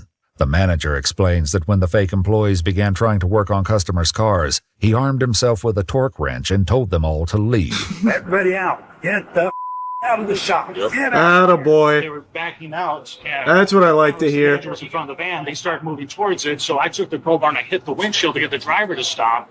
And that's where I saw that. Yeah. All right, here we go. That's some good news. As well as both the driver and passenger side windows were shattered before the group escaped. Posted, that's the Big Brand Tire there on Southern and Mill. Yep. You need to go and talk to that kid. He has people driving by his location and heckling him as he's trying to work. It happened last week. Oh. What's crazy to me is the people that are watching that prank are old enough to drive. That's fucking tragic, man. They're already down the path of just being an unlikable, insufferable loser. Oh, they're already too poisoned. They're too far gone. He was the one that actually in the video reached down and yanked the kid out from underneath the car. Because the engine was just sitting there balanced on a 2x4 because the transmission was out of the car and he didn't want that kid getting crushed. Oh, Jesus. They're crawling under cars and stuff. Their buddy leans against the rack. He pushes that thing down. You think that kid's gonna think it was funny at that point that he killed his friend? Probably. Yes! Yes, man, that's views on TikTok. You're trying to reason with the unreasonable. If that happened, the only thought that would be going through their mind is, are they getting in trouble? And if the answer is no, how can they monetize it and milk it for views? 1000%. There's no reason to even try and, appeal to human emotion because it's completely absent from these fucking worms. 1 week later, on July 23, 2025, police prepare to arrest 24-year-old Heston James at his home and execute a search warrant. They had food delivered about 10 minutes ago, so there are people home. Tempe Police Department, we have a search warrant. You need to come to the front door with nothing in your hands. Heard something. Quickly, call the clown car. Get your boys here. Hey guys, we know Heston. you're inside. We have a search warrant for the residents. You have to come to the front door. Heston, get your mechanics out here. Come on, where's the clown car dudes? Where's the bang bus, Heston? Moving inside. Come outside and I'll show it to you. Okay. Dude, looks like a cryptid. Oh man, the way he wandered out there. Put your hands on your back. Okay. So it's the pranks that you've been doing, all over at the auto shops and at the Chipotle and stuff. I'm not going to say anything until the lawyer present. That's fine, but I'll show you the search warrant. Good call, Heston. To grab Meta AI glasses likely used to record the pranks, as well as uniforms bearing the logos of multiple businesses, including Chick-fil-A, UPS, Target, Home Depot. Oh my god, he was about to go on a rampage. We just stopped a fucking serial prankster. Oh my god, we did it, Patrick. We saved the city. Holy shit. So many other businesses and just normal employees that they were going to annoy and harass. All spared. Fuck. They were in full swing. Jesus. We just prevented a national tragedy. And Raising Cane's. Along with these items, police uncover what appears to be Heston's journal. This is the most important year of my life, and I can't waste a single day. I will use this book to keep me accountable. Heston, don't think the most important year of your life got off to the best start, bro. There is no outcome where I don't succeed. Not a matter of if, it's a matter of when. Poor dude also just listens to the platitudes on the goddamn self-help affirmations. Goal for the end of the year is 1 million followers. That's your only goal? Like in life, that's it? A nice little peek inside the psyche. That is the only thing they care about. Well. Incident, he writes, I have no other choice but to make this work by any means possible. I will give my family the best life due to my hard work. I cannot afford to miss a single day. This is my year. With Heston facing multiple charges. Your hard work, bro. What hard work? You just go harass fast food employees and minimum wage workers in other locations as well. That's not hard work, brother. I'm sure his family's proud. They must be. He's a real winner. This is my year. With Heston facing multiple charges, Dave questioned whether or not there would also be consequences for those who helped him. All the 20 people that were a part of it, they all need to be charged with trespassing and criminal mischief. Which is a little bit more difficult because... But I agree. I agree with that guy. That's the hard part. He probably paid these guys. No! Are you out of your mind? He probably paid... He paid him an exposure, bro. He did not pay these guys. He's so green. It's cute. His naivety is cute. These fucking pathetic losers do this shit for free for these pranksters. The prankster tries to monetize it and make a career out of it. His goofball friends do it totally for free just because they're brain dead idiots. Just lobotomites that mindlessly follow. He didn't pay them, man. He did not pay them, I promise you. There's no doubt in my mind they didn't see a single penny. And he's not rev splitting it either, not with 20 dudes. That's not happening. Their hair, yeah. According to court documents, 24-year-old Heston James Cobb was indicted on 3 counts of felony burglary in the 3rd degree, 3 counts of felony criminal impersonation, 2 counts of criminal trespass in the 2nd degree, and 5 counts of disorderly conduct. He entered a plea of not guilty, and the case is still ongoing. Looks like he's looking at 9 years, apparently, if the TikTokers that are opining on it are correct. That's pretty steep. That is a lot of charges he racked up there. And they're fucking coming after him big time. 9 years seems a bit much, but he should definitely spend a pretty not insignificant amount of time in jail, I think. Not even because I think his pranks are some of the worst or anything, or most egregious, but there needs to be a precedent. Because right now, it's just the Wild West. This guy, the AI prankster, and they always keep elevating. We have the people that actually assault people for pranks, harass people. There needs to be a crackdown on it. So maybe it starts with him. Give him like 3 years in jail or something. I think that'd send a very strong message. 9 seems overkill. Didn't Johnny Somali get less years in charges? Yeah, it's true. But again, if they settle for something like a 3-year stay in the slammer, I think that's perfect. Then I think that would be an extremely strong deterrent from other fucking dumb assholes on TikTok that are doing these ridiculous pranks. What's up, everybody? It's Critical. I'm playing Ash's Cricket 2013 for the PC. Let's do this shit. I've been playing this for right around 3 hours now. I still don't understand the controls, nor do I understand this sport. But I've managed to get 2 outs, and I think I got like 3 points. I don't know what that means, but out of 3 hours of gameplay, I'm assuming that's quite a spectacle. I've lowered the entire rating of my starting lineup to the lowest it can possibly go, so let's see what happens here. Throw some heat! Oh yeah, look at that speed, it's blistering! Well struck there. Oh, nice fielding, catch, yes! Extraordinary fielding, gentlemen.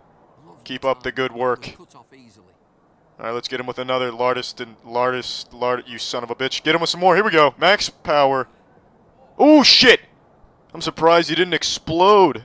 Lardison doesn't even give a shit, though. Look at his face. That's the face of a stone-cold killer. No ball. You damn right no ball. It's embedded in that man's stomach. Don't even try to find an exit wound. It was indeed a free hit. He didn't even see it coming. Let's keep the top spinner. It's working for us so far. Max power again. Take this, bitch. Lucky hit. Ooh. Extraordinary catch, number 33. Welcome to ESPN's top 10. Damn. Oh, fuck, what now? Of course, no ball. For 3 hours now, this golfer's just been standing here calling no ball left and right. Every time I throw the damn thing, he calls no ball. I don't know what it means. Am I pitching right? Am I pitching left? Right, left, right, left? I'm pitching right, you bastard. Oh, I caught him off guard now. Enjoy the noisy cricket. Oh, what the fuck? Is that a phantom on my team? It went right through 66. Either you two want to get that? Alright, no. Alright, he's got it. Good. At least someone has a sense of urgency on this team. Did he eat the ball? What happened? Oh, there it is. Nice catch. From the... Oh! Just surveying the field like any professional would do. You got to keep 360 degrees awareness, ladies and gentlemen. The meat grinder formation. This just isn't fair anymore. I'm going to win, no problem. I can't lose. This is just going to be too easy. But I need an easy victory. I just want to win a cricket match. My troops are in the taking a shit position. We can't fail. There we go. Worked like a charm. What happened to the ball, though? Where the fuck is the ball? No, no ball. It was never there to begin with. What was I thinking? It was just a magic trick, an illusion. What I've really been throwing is my patience. Because I've been sitting here for 3 hours playing Asses Cricket 2013. And I'm having a blast. Nice catch, number 24. Why exert any effort when you can just wheel the ball to your hand? It's fantastic. You've lost your mind. You have absolutely lost your marbles. You can lasso and throw your rope around all you want, whatever the fuck you're doing with your hands. I just don't believe you. These are legitimately good plays I'm making, and you seem to discredit them. It's ridiculous. Oh, there you go. Now you're fuck me, jeez. Interfering with the game. You caught the ball that time, ref. I watched you. Oh, that ball's there. That's not a no ball. You're holding it, therefore the ball exists. You're the gate between the real world and imagination. Of course, this dude cranks a fucking home run on me. Oh, shit! Where'd this guy come from? I put all my players in the infield. That must just be a spectator that hopped on the field to help me out. Just what the doctor ordered. Can you handle the fastest bowling in the East? Eat this, you shitter of wax. Damn it. And go get it, 66 and friend. We're having a little race between two teammates here. Who's gonna win? Who's gonna win? Oh, neither of them got the ball. Speaking of ball, Mr. No Ball's on his high horse again. Oh shit, 4. A little different than just no ball. Doing a little one-arm sprinkler thing with his hand. I welcome the little change up there. I don't know why he's calling 4. We're not playing golf and no one was in danger of getting hit by a ball. But at least it's something a little bit different, which is encouraged here. Oh shit! Damn it!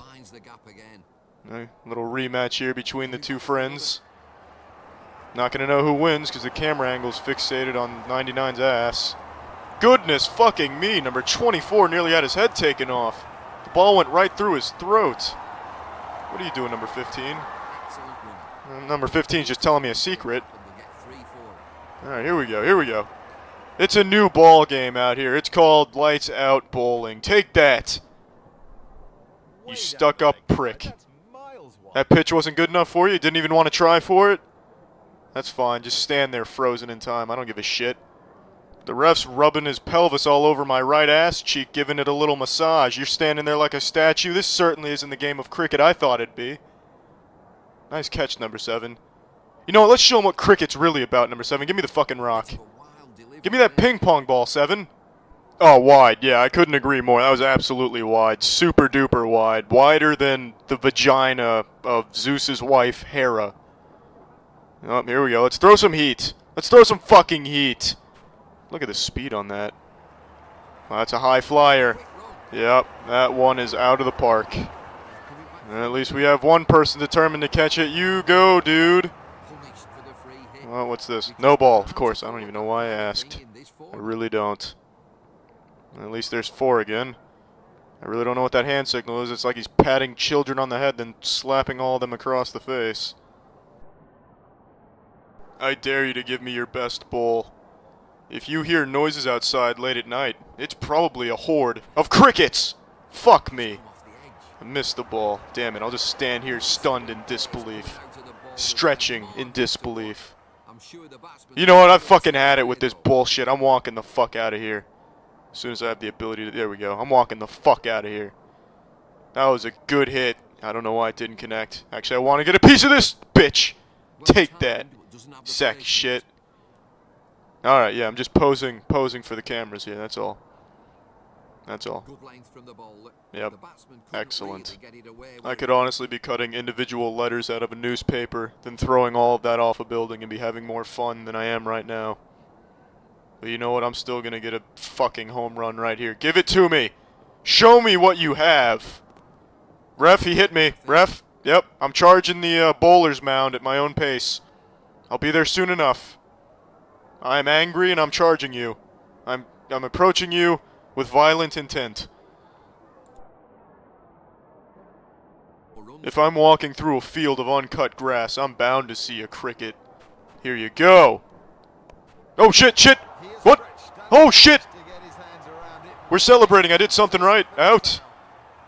Holy fucking goodness. One day is right. One day is today. I got the out today, and it is the only day I will ever get an out. Today is that one day. Holy shit. Alright. Oh, I'm done playing this. That was exciting. Well, that's the end of this video. Remember to rate the video, comment the video, and subscribe if you want to see videos similar to this one. See ya. I was going to turn on the desk light here to illuminate it a bit better so it doesn't look like I'm telling scary ghost stories, but I decided I kind of like this vibe for the topic. Because this is a scary topic. Too many people are sleeping on an incredible show. I'm not seeing enough glaze. I'm not seeing enough movement. I'm going to be honest. There is a show that I just finally finished, that only just recently ended, that I am just not seeing get proper nut care. Like, I'm not seeing enough people fondling those balls. It's To Be Hero X. So far, it is my favorite anime of 2025. I do still have a couple others to catch up on, but I can't really imagine any of them somehow surpassing this in my eyes. I think the show is extraordinary. The first, 3 or 4 episodes had me under a very different impression for what kind of show this was going to be. Immediately, it's pretty clear that the animation is beautiful, and it's a show that uses multiple styles. So, it'll flip-flop between, an arcane vibe and then a traditional 2D anime style. And it does it with the snap of a finger. The best hero, the strongest character, X, you will sometimes hear snap his finger, and that's when it flips from arcane to some of the most breathtaking 2D animation you'll find in a show. It's not to, Demon Slayer Infinity Castle level, but it's really not far behind either. It excels in its visuals. So, it is majority 2D, but for the first arc, the first character you follow, Nice, it's mainly arcane-ish. And I think it is so cool when it flips back and forth. It is so creative. It doesn't feel like a gimmick or anything, because it doesn't need to rely on it. Like I said, it's mostly 2D, but it does go between them occasionally. And it is so unbelievably pretty. Now, don't worry, Puppet Pals, I am going to gush and grannies further on its visuals, but before that, I want to tell you what the show's about. So, this is a world where there are heroes and powers, and those powers are directly tied to how much others believe in them. It's trust value. So if people have faith in somebody, that trust value goes up and it makes them stronger, or if they don't have any powers, gives them some based on people's perception of that person. For example, there is a character, a hero named Firm Man, whom always stands tall, standing up straight, firm, and basically nothing can crush him or move him or anything, because when he was a firefighter, he caught some debris that was about to fall and kill a child, saving her life. So when that story broke, people started to believe in him with that perception of being immovable, firm. So it gave him those powers. It's a creative spin in the genre. I actually really appreciated it. But there's also another force out there that's starting to take hold, and it's fear. Fear also grants people some extraordinary abilities, and of course these two forces clash. That's kind of the big point of To Be Hero X, but it also has a really interesting format where instead of following one character in a story across a season, It follows multiple heroes. And when I say multiple, I'm not talking one or two. I'm talking like 6 or 7. So they'll dedicate like 2 or 3 episodes to a hero giving you their backstory, as well as setting them up as a domino in an event that has happened. And now these dominoes are falling over, so everything starts to collide and everything plays together. And what sounds like it could be really messy and convoluted, or even like annoying, jumping from so many characters in so many different positions, it's not. It flows so well. In the last like 5 episodes of this season, I could not turn it off. Like, I literally like could not pull myself away from watching it. It was so gripping. I think it is just a really, really well done story. And the first handful of episodes had me believe this show was going to be something that it's not, because it felt very like slice of lifey, and it felt like it didn't take itself super seriously, and it was more like about, you know, maybe comedic aspects or something like that. It's not.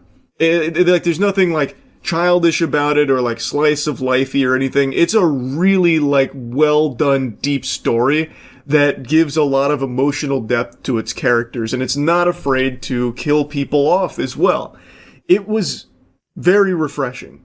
It does feel very different from pretty much all other superhero anime.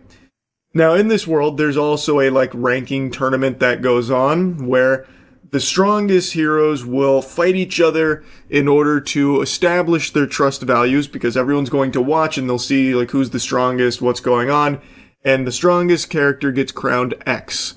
And typically when someone gets crowned X, the strongest, they only hold that title for like a very brief period of time because everyone else is able to catch up and surpass them in the next tournament. But the new X is someone we don't know a whole lot about, but he defeats people in an instant. With a snap of his fingers. He's just victorious at all times. And this guy aura farms like a motherfucker. He is super cool.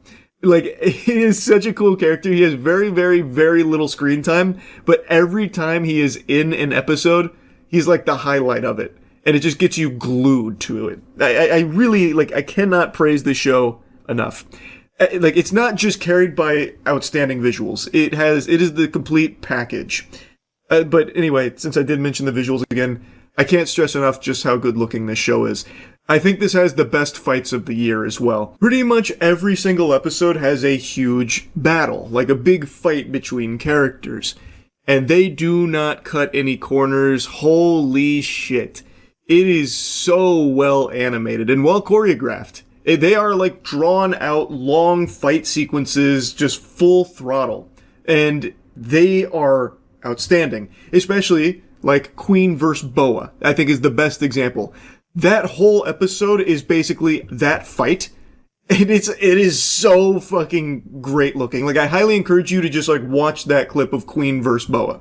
We are talking like Ufotable level animation to its action. It's so fucking good. Like, I really think that what they've done here is something special, and I am shocked more people aren't talking about it. Another thing about this show, it has really good music. It has boner jams. Like, I'm telling you, they use the music in some very hype moments, and it elevates it to a new level. There is one thing, though, about this show that I really wish they didn't do as much of. Since they are telling so many different character stories, it's more of like an anthology than anything. Which, again, I actually really like the way they do it here. But there is one thing they do a lot that kind of got annoying towards the end of the show, where they will reuse the exact same scene that you've seen before and then sprinkle in like the new spin on it from the character's perspective. So for example, when they're about to go investigate an alien ship, this is a pivotal moment, and you'll see it from one character's perspective, like when he was recruited to it, and then another. But instead of just showing you that character's perspective when they get introduced to it, they will reintroduce the entire scene to you. So they will repeat literally whole scenes sometimes because, again, they revisit it but from a different angle. But instead of just showing you that new angle, they show you the whole scene again and then add the new angle. So there was a lot of times where I was like, oh fuck, I've already seen this before, and I contemplated just like fast forwarding through it because, again, it's the exact same scene with no alterations until the character comes into the fold there for it. So I think they did that a little too much. Maybe that was for budget reasons. I would think that's probably why. Because obviously they've already animated that, it's already finished, so if they reuse it, well, they save some money there having to do something a little different. I think that might be the reason, but it did get kind of annoying. Overall, I highly recommend the show, obviously. I do think it is underrated right now. I think this is flying way too under the radar.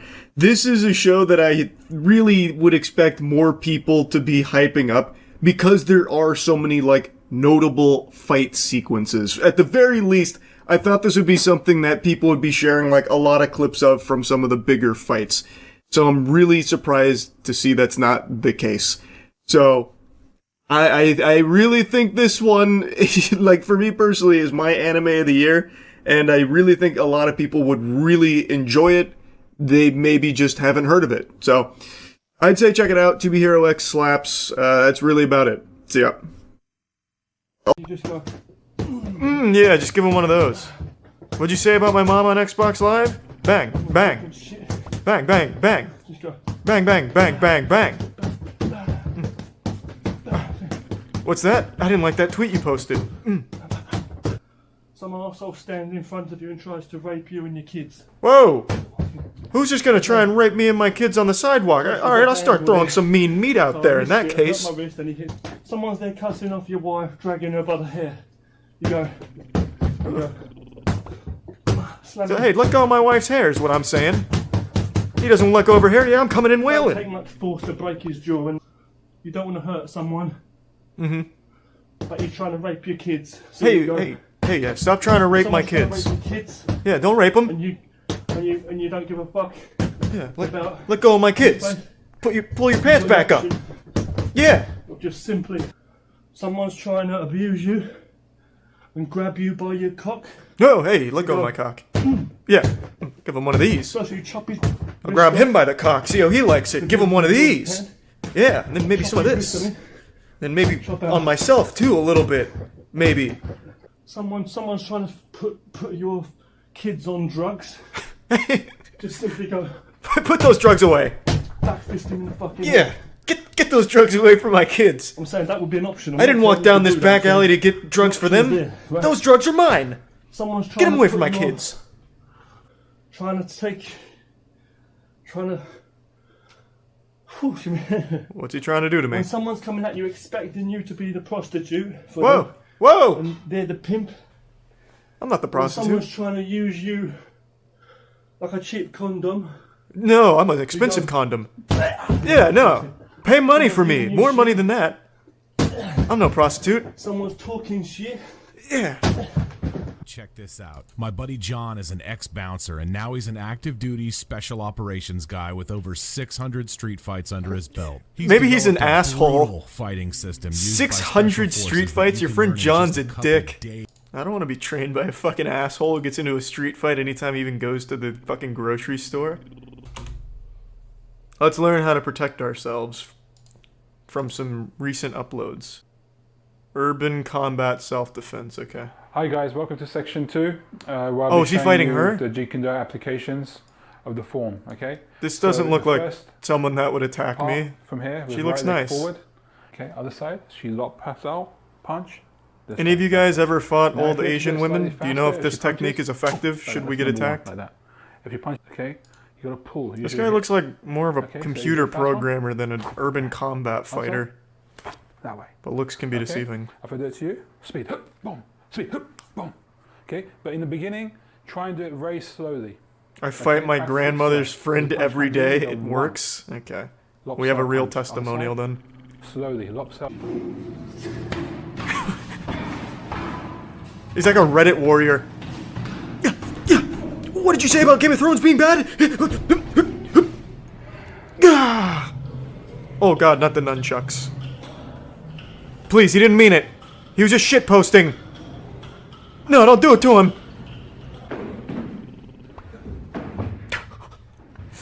I swear, this guy's just coming up with flashy moves. Nothing that works.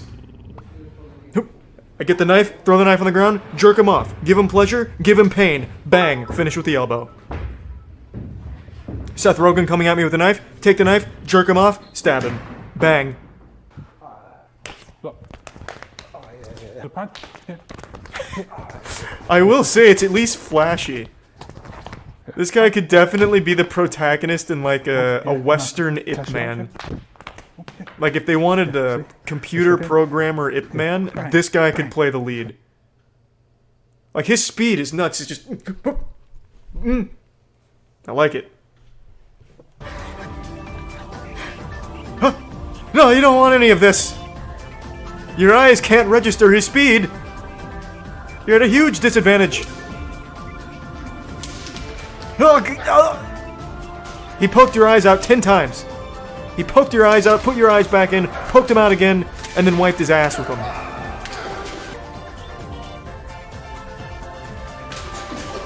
Oh, he's potato sacking him.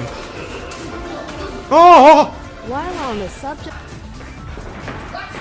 I really unironic. This guy should really choreograph YouTube combat skits, maybe. Because he's got like the goofy speed down.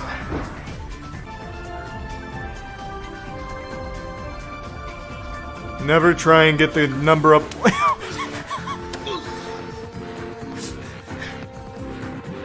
Oh, she didn't want to give me her number, huh? Time to Wing Chun! Teacher? I'm gonna feel like such a fucking idiot when it turns out that everything Emil's been teaching is like extremely effective and reinvents combat as we know it. Fine, I'll look at Brick Slayer 5000. That sounds super stupid though. It sounds just like a Roblox meme, but I'll take a chance. You'll see world-class masons battling all day for champion This looks title belts intense. and amazing prizes. What the fuck? The action takes Oh, I can't take anymore. Get me in there. All right, where are we at? Where's 2019 Masonry Madness sizzle?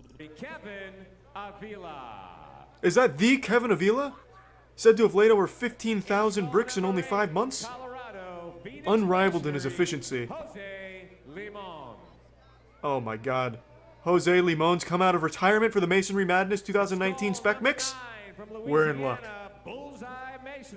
No. No. Is that the ice cold Perez? That's an impersonator. Jake Payne. Jake Payne's an amateur. He's rookie. Just fresh out of high school. Number 11, Washington R&D Masonry, Joshua Carney. Is that two hats on top of each other? The bad boy of masonry? He'll steal your girl and make a brick house around her? Providence Masonry, Andy Zepeda. Andy's just happy to be here today. Just barely made the qualifying for the Spec Mix. 13 from Pennsylvania, your returning 2018 Spec Mix Oh no. top craftsman, Michael Weisinger. Oh my god, it's the Michael. Oh, the mix-em-up madman Michael himself. Returning champ. Stall number 6 is a beautiful day here in Las Vegas. Bloodbath. WWE Raw bricklaying. Mean setup machine. Woo! Thank you, Ric Flair. And the contestants are off. Last year we already had 5 deaths just from the get-go. This year it seems everyone's still intact. There's the returning champion, Michael. Already beginning construction on the new Twin Towers over here. Oh, Michael is just a monstrously efficient madman. Masonry perfected. Oh my god, we're already beginning with the wood. We're laying the foundation now, baby. We're really fucking cooking. I am watching ESPN, the Ocho. Good shit. Alright, don't degrade the masonry. This would not be ESPN the Ocho. This would be prime time. This would replace esports. Especially with Michael leading the charge. Michael's a nice young man and the returning champion. I once saw Michael post 3 big Chungus memes right next to a stack of bricks. He's just like us. The competition is really fierce now. Thank God we removed the rule where you could bring a loaded firearm to these things. The chaos it caused was just too much. The masonry took the back seat to murder. Stalls, we'll see how his tender is doing right after this. Don't go yeah, we'll check in on his chicken tenders in a moment. But Las Vegas. Far be it from me to question the oldest masonry in the business there, fucking Tim the Toolman Mason Man. If you say that it's not timed, but it's all about how fast you do it, doesn't that inherently mean that it is timed? We're right in the throes of the toughest 10. Or maybe time doesn't apply to masonry. When you're laying bricks, time no longer applies. It's like a black hole. This morning with the skills competition. That was at 9 o'clock. Kids are going to be doing that all the way up until noon. Now, Oh, they're teaching kids to be... That's fucking smart.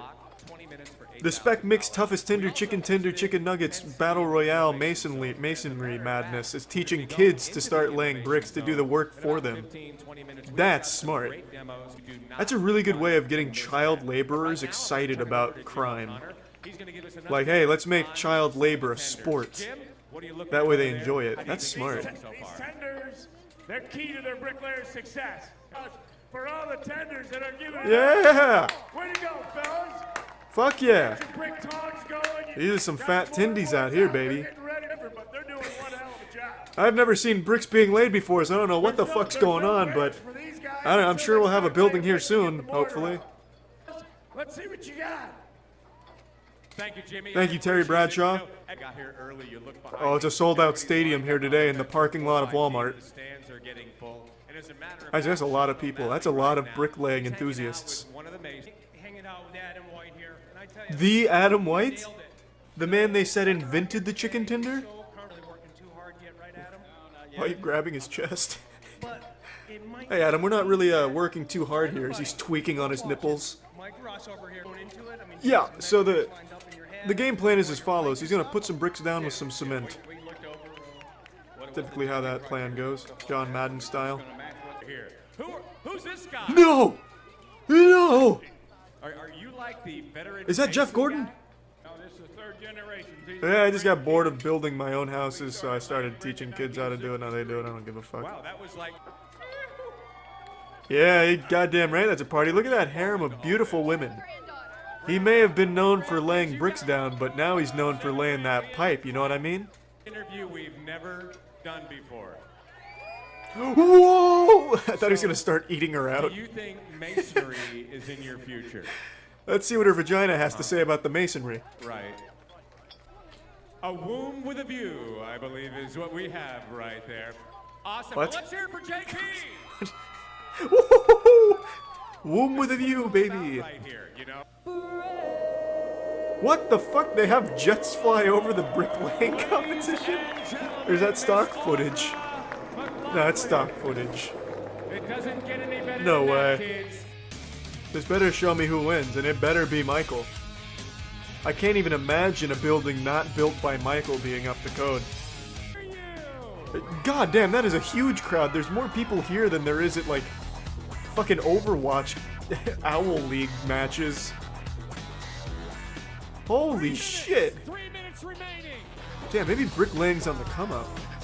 Top craftsman. Boo. This guy's first rodeo. Boo, boo, boo. Where's Michael? Boo. Not Michael. Don't care. Boo. Where's Michael?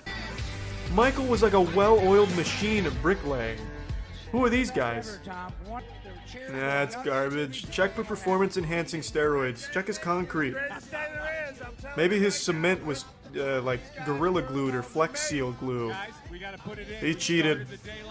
Michael was robbed.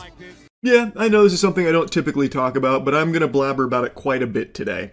I was recently talking about Saudi Arabia after their purchase of EA, going into detail about how they are gluttonously buying up basically everything thanks to their infinite money that they have at their disposal. They're basically playing life on admin mode. Like they've entered this era where they just have so much money and now they're using it to buy everything. And I've talked about my own personal experience seeing that firsthand in the esports space. They fundamentally own esports. They've got the entire industry on nipple clamps right now thanks to the money they pump into it because it's an industry that is deprived of it and they are starving, malnourished when it comes to finances. And then Saudi Arabia has swooped in with that supple teat that they're allowing all the orgs to suckle from. Thus, they now basically have esports in a stranglehold, a fucking full Nelson, really. And this is extending to basically everything in the entertainment and tech sector. And most recently, I'm sure a lot of you saw, there was a Saudi Arabian royal family-backed Riyadh comedy festival where basically every comedian with a pulse got paid a bag to go perform in Riyadh. And pretty much all of them did it with a big old smile on their face, and now that they've finished it, they're doing their best mental gymnastics to justify why it's actually not a big thing and they're not hypocrites for doing it. For those that don't know, Saudi Arabia has a multitude of human rights violations, One of the biggest ones that make the comedians in particular look like hypocrites is their complete disregard for freedom of speech. Like, that doesn't exist there. They execute people for some of the things they say. There are so many notable examples of it.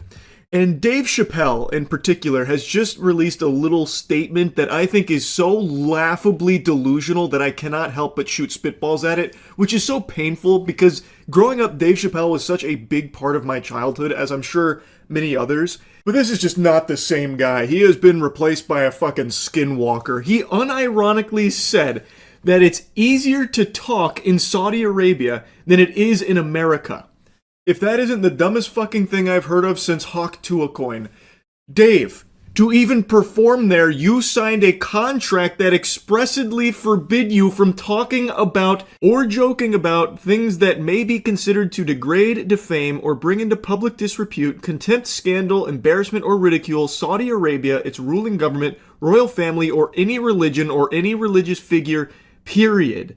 This comes from a comedian that was offered to perform, but said no, which is apparently very rare because not many comedians had the wherewithal to say no. They didn't have the strength. So this contract was leaked, revealed to everybody from a comedian named Atsuka Okatsuka. Hopefully I said that name correctly. She got the invitation, the contract to go, and declined. She refused, and then revealed all of the stipulations that were put in the contract in the first place to ensure people were gagged on the things they were allowed to joke and talk about there. So all the comedians preaching about like how free they felt to speak, they literally signed a piece of paper binding them to ensure they wouldn't talk about a lot of things. So these are things that you are literally not allowed to talk about, Dave. You muzzled yourself just to even attend, to even accept that bag of money. It came with the stipulation that you would not talk about these things. It was fucking forbidden, Dave. Yeah, it's so easy to talk there as long as you agree to not talk about this laundry list of shit that they don't want you to talk about. And Dave, maybe you didn't read the contract. In fact, I'm confident you didn't. So what if you did end up talking about things they didn't want you to talk about? What would have happened? Would you have ended up like one of the many people who were sentenced to death for criticizing the government or making like, you know, what they deem to be destabilizing remarks? Because that's something that Saudi Arabia still does pretty often. Like even in 2025, there's been a lot of executions, and one of them was a journalist who had made posts talking about corruption in the Saudi Arabian regime. His name was Turki Al-Jassar, and he recently was put to death on June 14th after being accused of terrorist crimes, including destabilizing the security of society and stability of the state, which, you're not going to believe this, Dave, there was no evidence for those alleged crimes. But don't worry, his family did at least get to visit him before they took his life, but his family wasn't informed that they were going to kill him. That was just a little surprise they sprung up. They also haven't got his body, by the way, either. Weirdly enough, Dave, it seems like his crime was talking. I don't know, man. There's just so many things there that are just giving me this inkling of a suspicion that it's not exactly as easy to talk there as you like to claim that it is, man. I don't know. There's just little birdies out there saying that it's not exactly super easy to talk in Saudi Arabia. You just happen to agree not to talk about the things that they didn't want you to. Brother, this is just so fucking see-through. Why don't you just be honest and say that the money they offered was too much to turn down? At least that's honest. At the very least, you're being honest. Like, Bill Burr's trying the same fucking mental gymnastics too, as opposed to just admitting, yep, I took the money, I know it makes me a hypocrite, don't care, it was a lot of money to perform for like a day or two or whatever. Like, you might as well just be honest. You've already fucking done it. There's really nothing you can say to be like, actually, this place fucking rocks. This is like all about, you know, we get to joke about what we want and have a good hoot and holler. Because that's just so blatantly wrong. It is so provably false. There are so many things you can pull from to show all of the ways in which that is just not the case. Like, come on. People have the internet at their fingertips. They can easily just Google Saudi Arabia, like, speech laws or something. And you will find instantly, by the way, Turki al-Jasser, who was just executed, he has been incarcerated for 7 years because of his crime of talking about things they didn't want discussed. And he was even allegedly tortured before they just recently executed him. Like, people can easily find this information, and yes, it does make you hypocrites. Because Dave Chappelle is someone that's, in this statement here, talking about how hard it is to make jokes in America because you might get canceled. And sure, fair enough, that is something that has been going on in America for a while now, and it super sucks. Unfortunately, it's only becoming more and more common now, too. It's fucking terrible. But, in Saudi Arabia, you don't just get canceled, you get canned. You get sent to meet your maker if you talk about things that they don't want discussed. Here, the worst thing that's gonna happen to Dave fucking Chappelle if he gets, like, canceled is he'll lose, like, a show. But then he'll make up for it with a $50 million Netflix special and 100,000 new fans because people usually will support someone that gets, like, a show taken away because they said a joke that was too raunchy or something. Whereas the worst thing that'll happen to Dave Chappelle in Saudi Arabia if he did decide to go rogue off book and start criticizing like the royal family and talking about corruption and shit, they might have fucking imprisoned him and maybe down the line killed him. Because they have a track record of doing that. Maybe not someone to Dave Chappelle's size, they probably wouldn't do that because they know that would be such an international incident, but to just paint the picture, that is something they do there and actively continue to do, showing no signs of stopping. And yet Dave has the chutzpah to try and claim that it's easier to talk there than here. Fucking crazy, man. I almost feel like part of the contract had to be like brainwashing of these comedians too, like literally just forcing them to spit shit out for them, just vomit like tourism brochures. Because Bill Burr, after coming back, is like, oh my god, this was life-changing, calling it a top 3 experience he's had. It was a great experience, that part of the world, and to be part of the first comedy festival over there in Saudi Arabia. The Royals loved the show. You don't say. They loved it? Damn, Bill, that's crazy that they happened to love it. Everyone was happy. The people that were doing the festival were thrilled. Great news, man. I'm super happy to hear that it went really well for the Saudi Arabian Royals there. I was worried. I was a little nervous that the sets might kind of not go over really well there, but I'm happy to hear it was a home run with the Royals. God, Bill Burr's defense of it is almost as fucking stupid as Dave Chappelle's. You think everyone's going to be screaming death to America and they're going to have like fucking machetes and want to chop my head off, because this is what I've been fed about that part of the world. Who are you even talking to, like addressing with this? A ghost? Like what? Who is actually expecting you to go over there and be met with machetes and people screaming death to America? They paid you unfathomable money to be there for a day, Bill. They're probably not going to be trying to chop your head off screaming death to America. You are there as a helpful, useful puppet on their strings that they are feeding money to dance because it is supposed to help them with tourism. This is put on by their fucking, like, tourism arm here. And also to help obfuscate a lot of the bad stuff going on over there. Of course they're not going to make you have a horrible time, Bill, by waving machetes around. What are you talking about? What a crazy, unhinged statement. So Bill, before getting there, thought he was going to be met with machetes and people screaming death to America? Really? That was the impression you were under? Also, the way he talks about Saudi Arabia, like what he describes, I think is just like extremely fucking weird. Is that a Starbucks next to a Pizza Hut, next to a Burger King, next to a McDonald's? They got a fucking Chili's over here. I had to stop a couple times during the show and say, I'll be honest with you guys, I cannot fucking believe any of you have any idea who I am. It was just this great exchange of energy. They know their reputation, so they were extra friendly. How is that anything beyond, like, a full-blown insult? Is Bill just a big fucking idiot or something? Like, how oblivious is he to the world around him? He's talking about Saudi Arabia like he's talking to children, like, I cannot believe you guys even know who I am over here. He expected them to not have, like, electricity or internet or something? Like, why wouldn't they know who you are, Bill? You're one of the biggest names in the world. Why would you think they wouldn't know who you were? He talks about this, like, it's just, I'm not taking crazy pills, right? Like, this is a super odd thing to say. He took this money, and as he's going over there, he thought he was going to be met with machetes and people coming for his skull saying, death to America. He gets there, and now he's, like, raising an eyebrow, shocked, saying things like, you guys have a fucking Chili's over here? What are the odds? over here in this part of the world, you have a Chili's? It's just so weird. Like, again, if Bill would just say, like, look, I'm a hypocrite. I took the money. I couldn't resist. I put my hand in the cookie jar. I was too tempted. It is what it is. At the very least, he'd be being honest. Like, there's more dignity in that than what he's trying here with these statements. It's fucking crazy.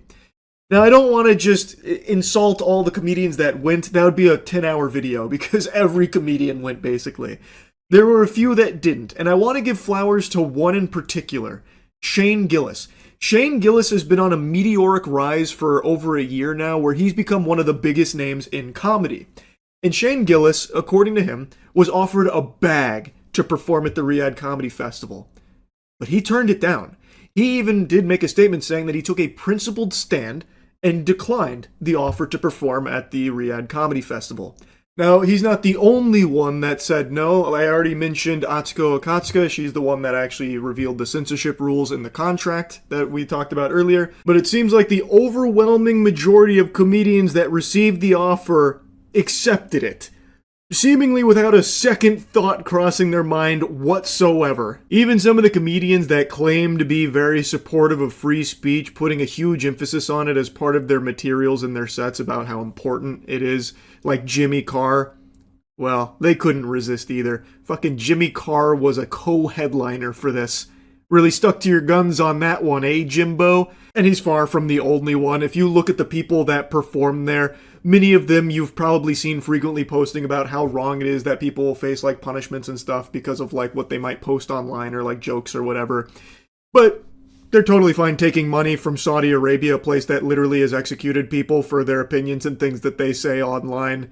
Doesn't make a whole lot of sense, does it? Until you realize that those comedians, they don't actually believe any of this shit, it seems. They're more than willing to fold on all of this as long as they get paid enough money. It was pretty uncommon to see people say no. And Shane Gillis is right now at like the height of popularity for comedians. And he, I have to imagine, got a crazy offer to go, but still said no. And I just find that to be amazing. I'm really happy to have learned that Shane Gillis wasn't there. But I was very disappointed to see many of those that were. All of the comedians that turned down the offer, I think, deserve like a very strong round of applause because they actually do practice what they preach when it comes to free speech and the importance of it. Meanwhile, all the comedians that love to yap about principles and all that for their sets and then still went to Riyadh Comedy Festival, seems pretty clear that it's all a bunch of fucking horseradish from them. To me, at least, it seems pretty clear that they're just fucking sellouts that don't actually believe in the things they pump their fist about and joke about on stage or anything. It's all just phony baloney performative, and as long as you give them enough money, it's not like a principle they're gonna stand by. They'll just go take the money instead. Oh, something else I really want to mention, and I know I've already been blabbering about this for a while. Tim Dillon is another comedian who initially accepted the offer, and then on his own show was poking fun at it in saying like they use slavery over there and that he's willing to turn the other cheek because the money was so much, that kind of thing. And they fired him for it. So the implication is when you accept the deal from Saudi Arabia, you then also have to censor yourself in America too and just constantly promote Saudi Arabia and the regime. So even on your own show in America, you were still needing to be a full-blown Saudi Arabian shill. So everyone that went is just so fake, such hypocrites, and they are now just fully shills for Saudi Arabia. They're just so fucking fake, man. It's crazy. I'll stop blabbering about it. I know it's been a little bit already, but it's so sad. It's pathetic. It really is. Anyway, that's really about it. So yeah. What note was that? These pipes can hit the most rare of musical notes. And speaking of music, I got some music for your ears right now. I got a wonderful melody. You ever heard of AI? Because man, do we have some great news on that front. AMC's getting experimental. They're putting their grubby little paws into the AI short films cookie jar, and they are going to be screening AI short films at select theaters before trailers, with potential plans to expand nationwide. Which is exactly what everyone's been begging for. Anyone who's been to the cinema over the last 2 years has probably heard this time and time again, man, I wish I could watch some AI-generated shorts before watching my movie. And finally they're delivering. Better late than never, I always say.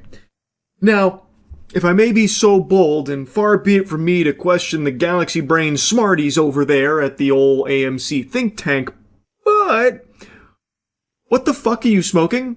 Like, this has got to be an actual, mythical crack pipe that they're passing around over there to think that this is a good idea. If you really wanted to ham fist shorts into the cinema experience before a movie plays, why would you take the plunge with AI shorts to begin with?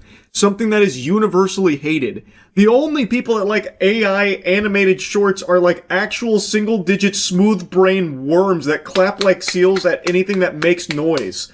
Like, this is so fucking stupid. If you're really hell-bent on bringing shorts into the theater before the movie plays, why not just play actual shorts created by real people and real talent? Like, it's not like shorts are a new thing. These have existed for as long as cameras have. So this isn't some brand new, unheard of thing only made possible thanks to the power of AI. They could have done this whenever they wanted to in the past. And they did dip their toes in occasionally with shorts that play before movies. But I just don't understand why now they want to make this big push for it. My speculation is they're probably getting paid oodles of clams for it, and every single industry is trying desperately to suckle from the titty of AI and anything even AI adjacent. That's my speculation. But I'd like to take this a step further and say that I think the idea of putting even more bloat before your movie plays is terrible. I feel like the people at AMC don't actually watch movies. They don't actually go to the theater and watch movies. I have timed every single experience I have had at the cinema for the last 2 years. So when I sit down, I time from the moment the trailers start to the moment the movie I paid for starts. And the average wait, the average duration of trailers is 21 minutes, but it sometimes gets as high as 30 minutes. So you can wait up to 30 minutes after the posted time for your movie to finally see the movie. It turns what should be only like, 2.5 hour experience into an all-day fucking affair because you're just held hostage watching shit that you don't really care about seeing. And now they want to add even more to that. That blows my mind. That is so tone deaf and so out of touch. Now to give you a little more information here, it looks like the AI short that's going to be playing at select theaters is called Thanksgiving Day, an intergalactic tale about a bear and a platypus. And it just won Frame Forward AI Animated Film Festival. Very prestigious. That is coveted. People go their whole lives striving to achieve that accomplishment, being the best AI animated short at Frame Forward. And one of the prizes for winning here is a 2-week national theatrical run for it. And looking at what the experts have to say, this one is a must-watch. This short might be better than the movie that I'm paying tickets for. Thanksgiving Day is a masterclass in original storytelling, a wildly inventive journey that balances sharp satire with unexpected emotional payoff, proving that bold imagination with the tools of AI complement the future of animated filmmaking. That's according to Joel Rudman, president and head of studio for Moose. And then, of course, jurist Neil Paris from Google's 100 Zeros, whatever the fuck that is, what the hell? I feel like I just read an Xbox Live gamer tag. Said, Thanksgiving Day is an imaginative... Jesus, it made me dyslexic. Thanksgiving Day is an imaginative and funny short showcasing AI's ability to unlock imagination for animated storytelling. Thank God, it's fully unlocked now. Before, it was forbidden. You couldn't tell stories without AI. But, thankfully, those are prehistoric times now. That's ancient. Obsolete. Now, I decided to take a peek at Frame Forward's little trailer here, and I got to be blessed with a little bit of footage of Thanksgiving Day, and wow, I gotta tell you, they're underselling how good it looks. The future of filmmaking is unfolding now. Welcome to the Frame Forward AI Film Contest.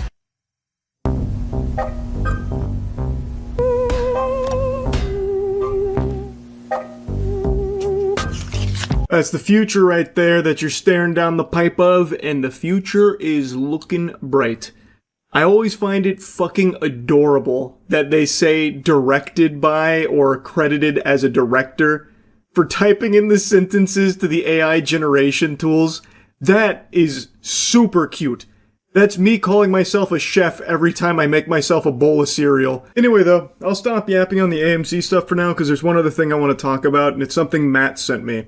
Apparently there is a big video going around about AI camera tools that are being used at like a coffee shop to track the efficiency of their workers as well as monitor behavior of the customers, which is finally some good news here and a positive implementation of AI because people are always demanding more Big Brother breathing down our necks. So this is great, so that way customers know that they are secure being constantly monitored by the eye in the sky, and employees can be happy knowing that the corporation is watching them every second of every day to ensure their productivity is high enough so that way they can train AI to replace them in the future. Now here's the clip that's apparently been going around. You can see Anna's got 20 cups over there, Elena 10 cups, and you also have the time that the customers have been there, I suppose, on their computers, fiddling around, sitting around. And the idea here is, from a corporation perspective, they can look at what employees are working real hard and no doubt reward them. You know, companies do love to do that. But on the flip side of that, unfortunately, you know, Olga over there's only got 3 cups. So maybe they're thinking about letting her go. Maybe they'll fire her because her cup efficiency isn't what it should be compared to someone like Anna, who's really putting her best foot forward here. Now, buckle your seatbelt because things get a little weird and wacky here. So it's referred to as NeuroSpot Barista Staff Control and Customer Monitoring Module, something like that. And when you look up NeuroSpot to try and get information on this technology, you find this, a speech therapy platform called NeuroSpot. And if you dig a little bit deeper, you find this exact same video posted onto Reddit 2 years ago with people speculating that it's not real and it's actually just a bunch of baloney and it's more of like a conceptual piece, not like an actual tool that's being implemented or anything like that. But then, when you go a step further, it was like the 3rd page of Google for me, I found this website. It's sparksnet.com/blog, NeuroSpot CCTV AI video analytics, turning surveillance into smart strategy. And this site it's peculiar. Something fishy is afoot here. So, when you read it, it's very clear that a lot of this feels ChatGPT generated, not legitimate. But then when you go down here for like how NeuroSpot works, brains behind the lens. At the center of NeuroSpot is video intelligence powered by AI. Here's what it can do. Facial recognition, not who came into the building, but real-time monitoring of attendance, VIP customer identification, or access control. Object and behavior detection, spot a weapon, detect suspicious loitering, alert on a fall, or identify someone entering a restricted area. Audio analytics, hearing a breaking glass or raised voice, NeuroSpot listens and alerts you. Predictive analysis, it doesn't just show you what's happening, it tells you what might happen next based on historical trends, actually doing like a fucking Minority Report thing there. Natural language interaction, want to ask, show me all incidents from last Tuesday between 2 to 4 p.m., NeuroSpot understands and responds. This is not a watch and wait tool, it's a proactive partner in your day-to-day operations. So basically, you get a fucking Tony Stark Jarvis. And then down here is where things, I think, go real cattywampus real quick. NeuroSpot is not just for big tech firms or high-security buildings, its smart analytics cater to a wide range of industries. Hospitals. Track table occupancy in real time. Track table occupancy in real time? Like, what, in the cafeteria of a hospital? Okay, maybe. Monitor plate presentation and cleanliness. Again, that feels like it's not the most pressing concern when it comes to hospitals. I don't think you'd care that much to be checking the cameras looking for plate cleanliness in the hospital cafeteria. Analyze customer mood and football. Is that important in hospitals? The customer's mood and football? Also, let's assume that this is a big misunderstanding, a big typo. They meant to put this in the sports bar section for why people would want the NeuroSpot CCTV AI tool. How is it analyzing football? What is it analyzing? Is it going to give you, like, probability in order for you to help make educated polymarket gambling? Like, what do you mean it's analyzing football? I'm very confused on that.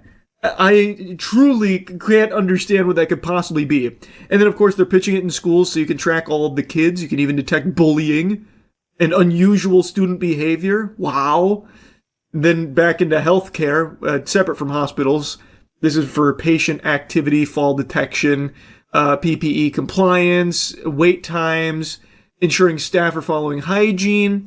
You can use it in warehousing, banking, and retailing. So why are businesses devoted to NeuroSpot? Are they devoted to NeuroSpot? Because again, I was struggling to find any evidence of it even existing. I couldn't find anything to confirm that it was real. And this website is odd to begin with, from SparkNets. This whole thing just already doesn't even feel legit. This feels so shady. I don't understand. And I haven't fully navigated it, but products, when you click products, it doesn't work. When you go to blogs, it just takes you to these generic garbage things about, helping people understand health better without replacing doctors, like how AI is, working in tandem with doctors. The whole thing just is so weird. About Us also doesn't work, which bodes really well. And then Home, which takes you to an innovative AI agency spiel that they dump on you here. I'm really skeptical if the NeuroSpot is actually a real thing, because I just don't really trust this, so I don't even think that what is in that video, what's presented in that video, is a real tool. Feels like it's just a fake piece, especially when you really stop to look at it. Why? Here, let me go full cam. Why would the tool have the squiggly lines to track customer and employee movement? That's fucking worthless, because if you're running this 24/7, at the end of the day, every day, the screen is going to be nothing but squiggly lines from all the people that have been moving around. You're not going to get any valuable data out of that in the first place. I just don't think it's real. But what I do know is real, and what I can find evidence on is, and this dates back a decade from some of the stuff I was reading, some bigger corporations at their warehouse spaces and such do have tools that they use to monitor employee productivity, I guess for the sake of trying to find who's, being productive enough and who needs to be fired for slacking, that kind of thing. We measure their productivity so that way we can always be firing the ones that don't live up to our standards. Doesn't everyone want to help corporation by being productive? This is for your own good, so now we have to track every single thing you do. Couldn't help but notice through our tools that your heart rate never exceeded 120 BPM. That demonstrates a lack of enthusiasm and excitement. It seems like this job's not stimulating enough for you. Take a hike. You fucking scram. Get out of here. So, I do find evidence that some companies have tools to monitor employee behavior. I haven't found evidence that it's these tools, the NeuroSpot and what we see there. But I also am 100% certain that companies will be looking to integrate AI into their monitoring to collect data on customers and to track their employees and to train AI off of their employees so that way they can replace them with AI to save them money on their bottom line long term. That I know is coming if it's not here already. I just am not convinced that it's the NeuroSpot. Anyway, though, just wanted to yap about that a little bit as well since Matt put it on my radar. Anyway, that's about it. See ya.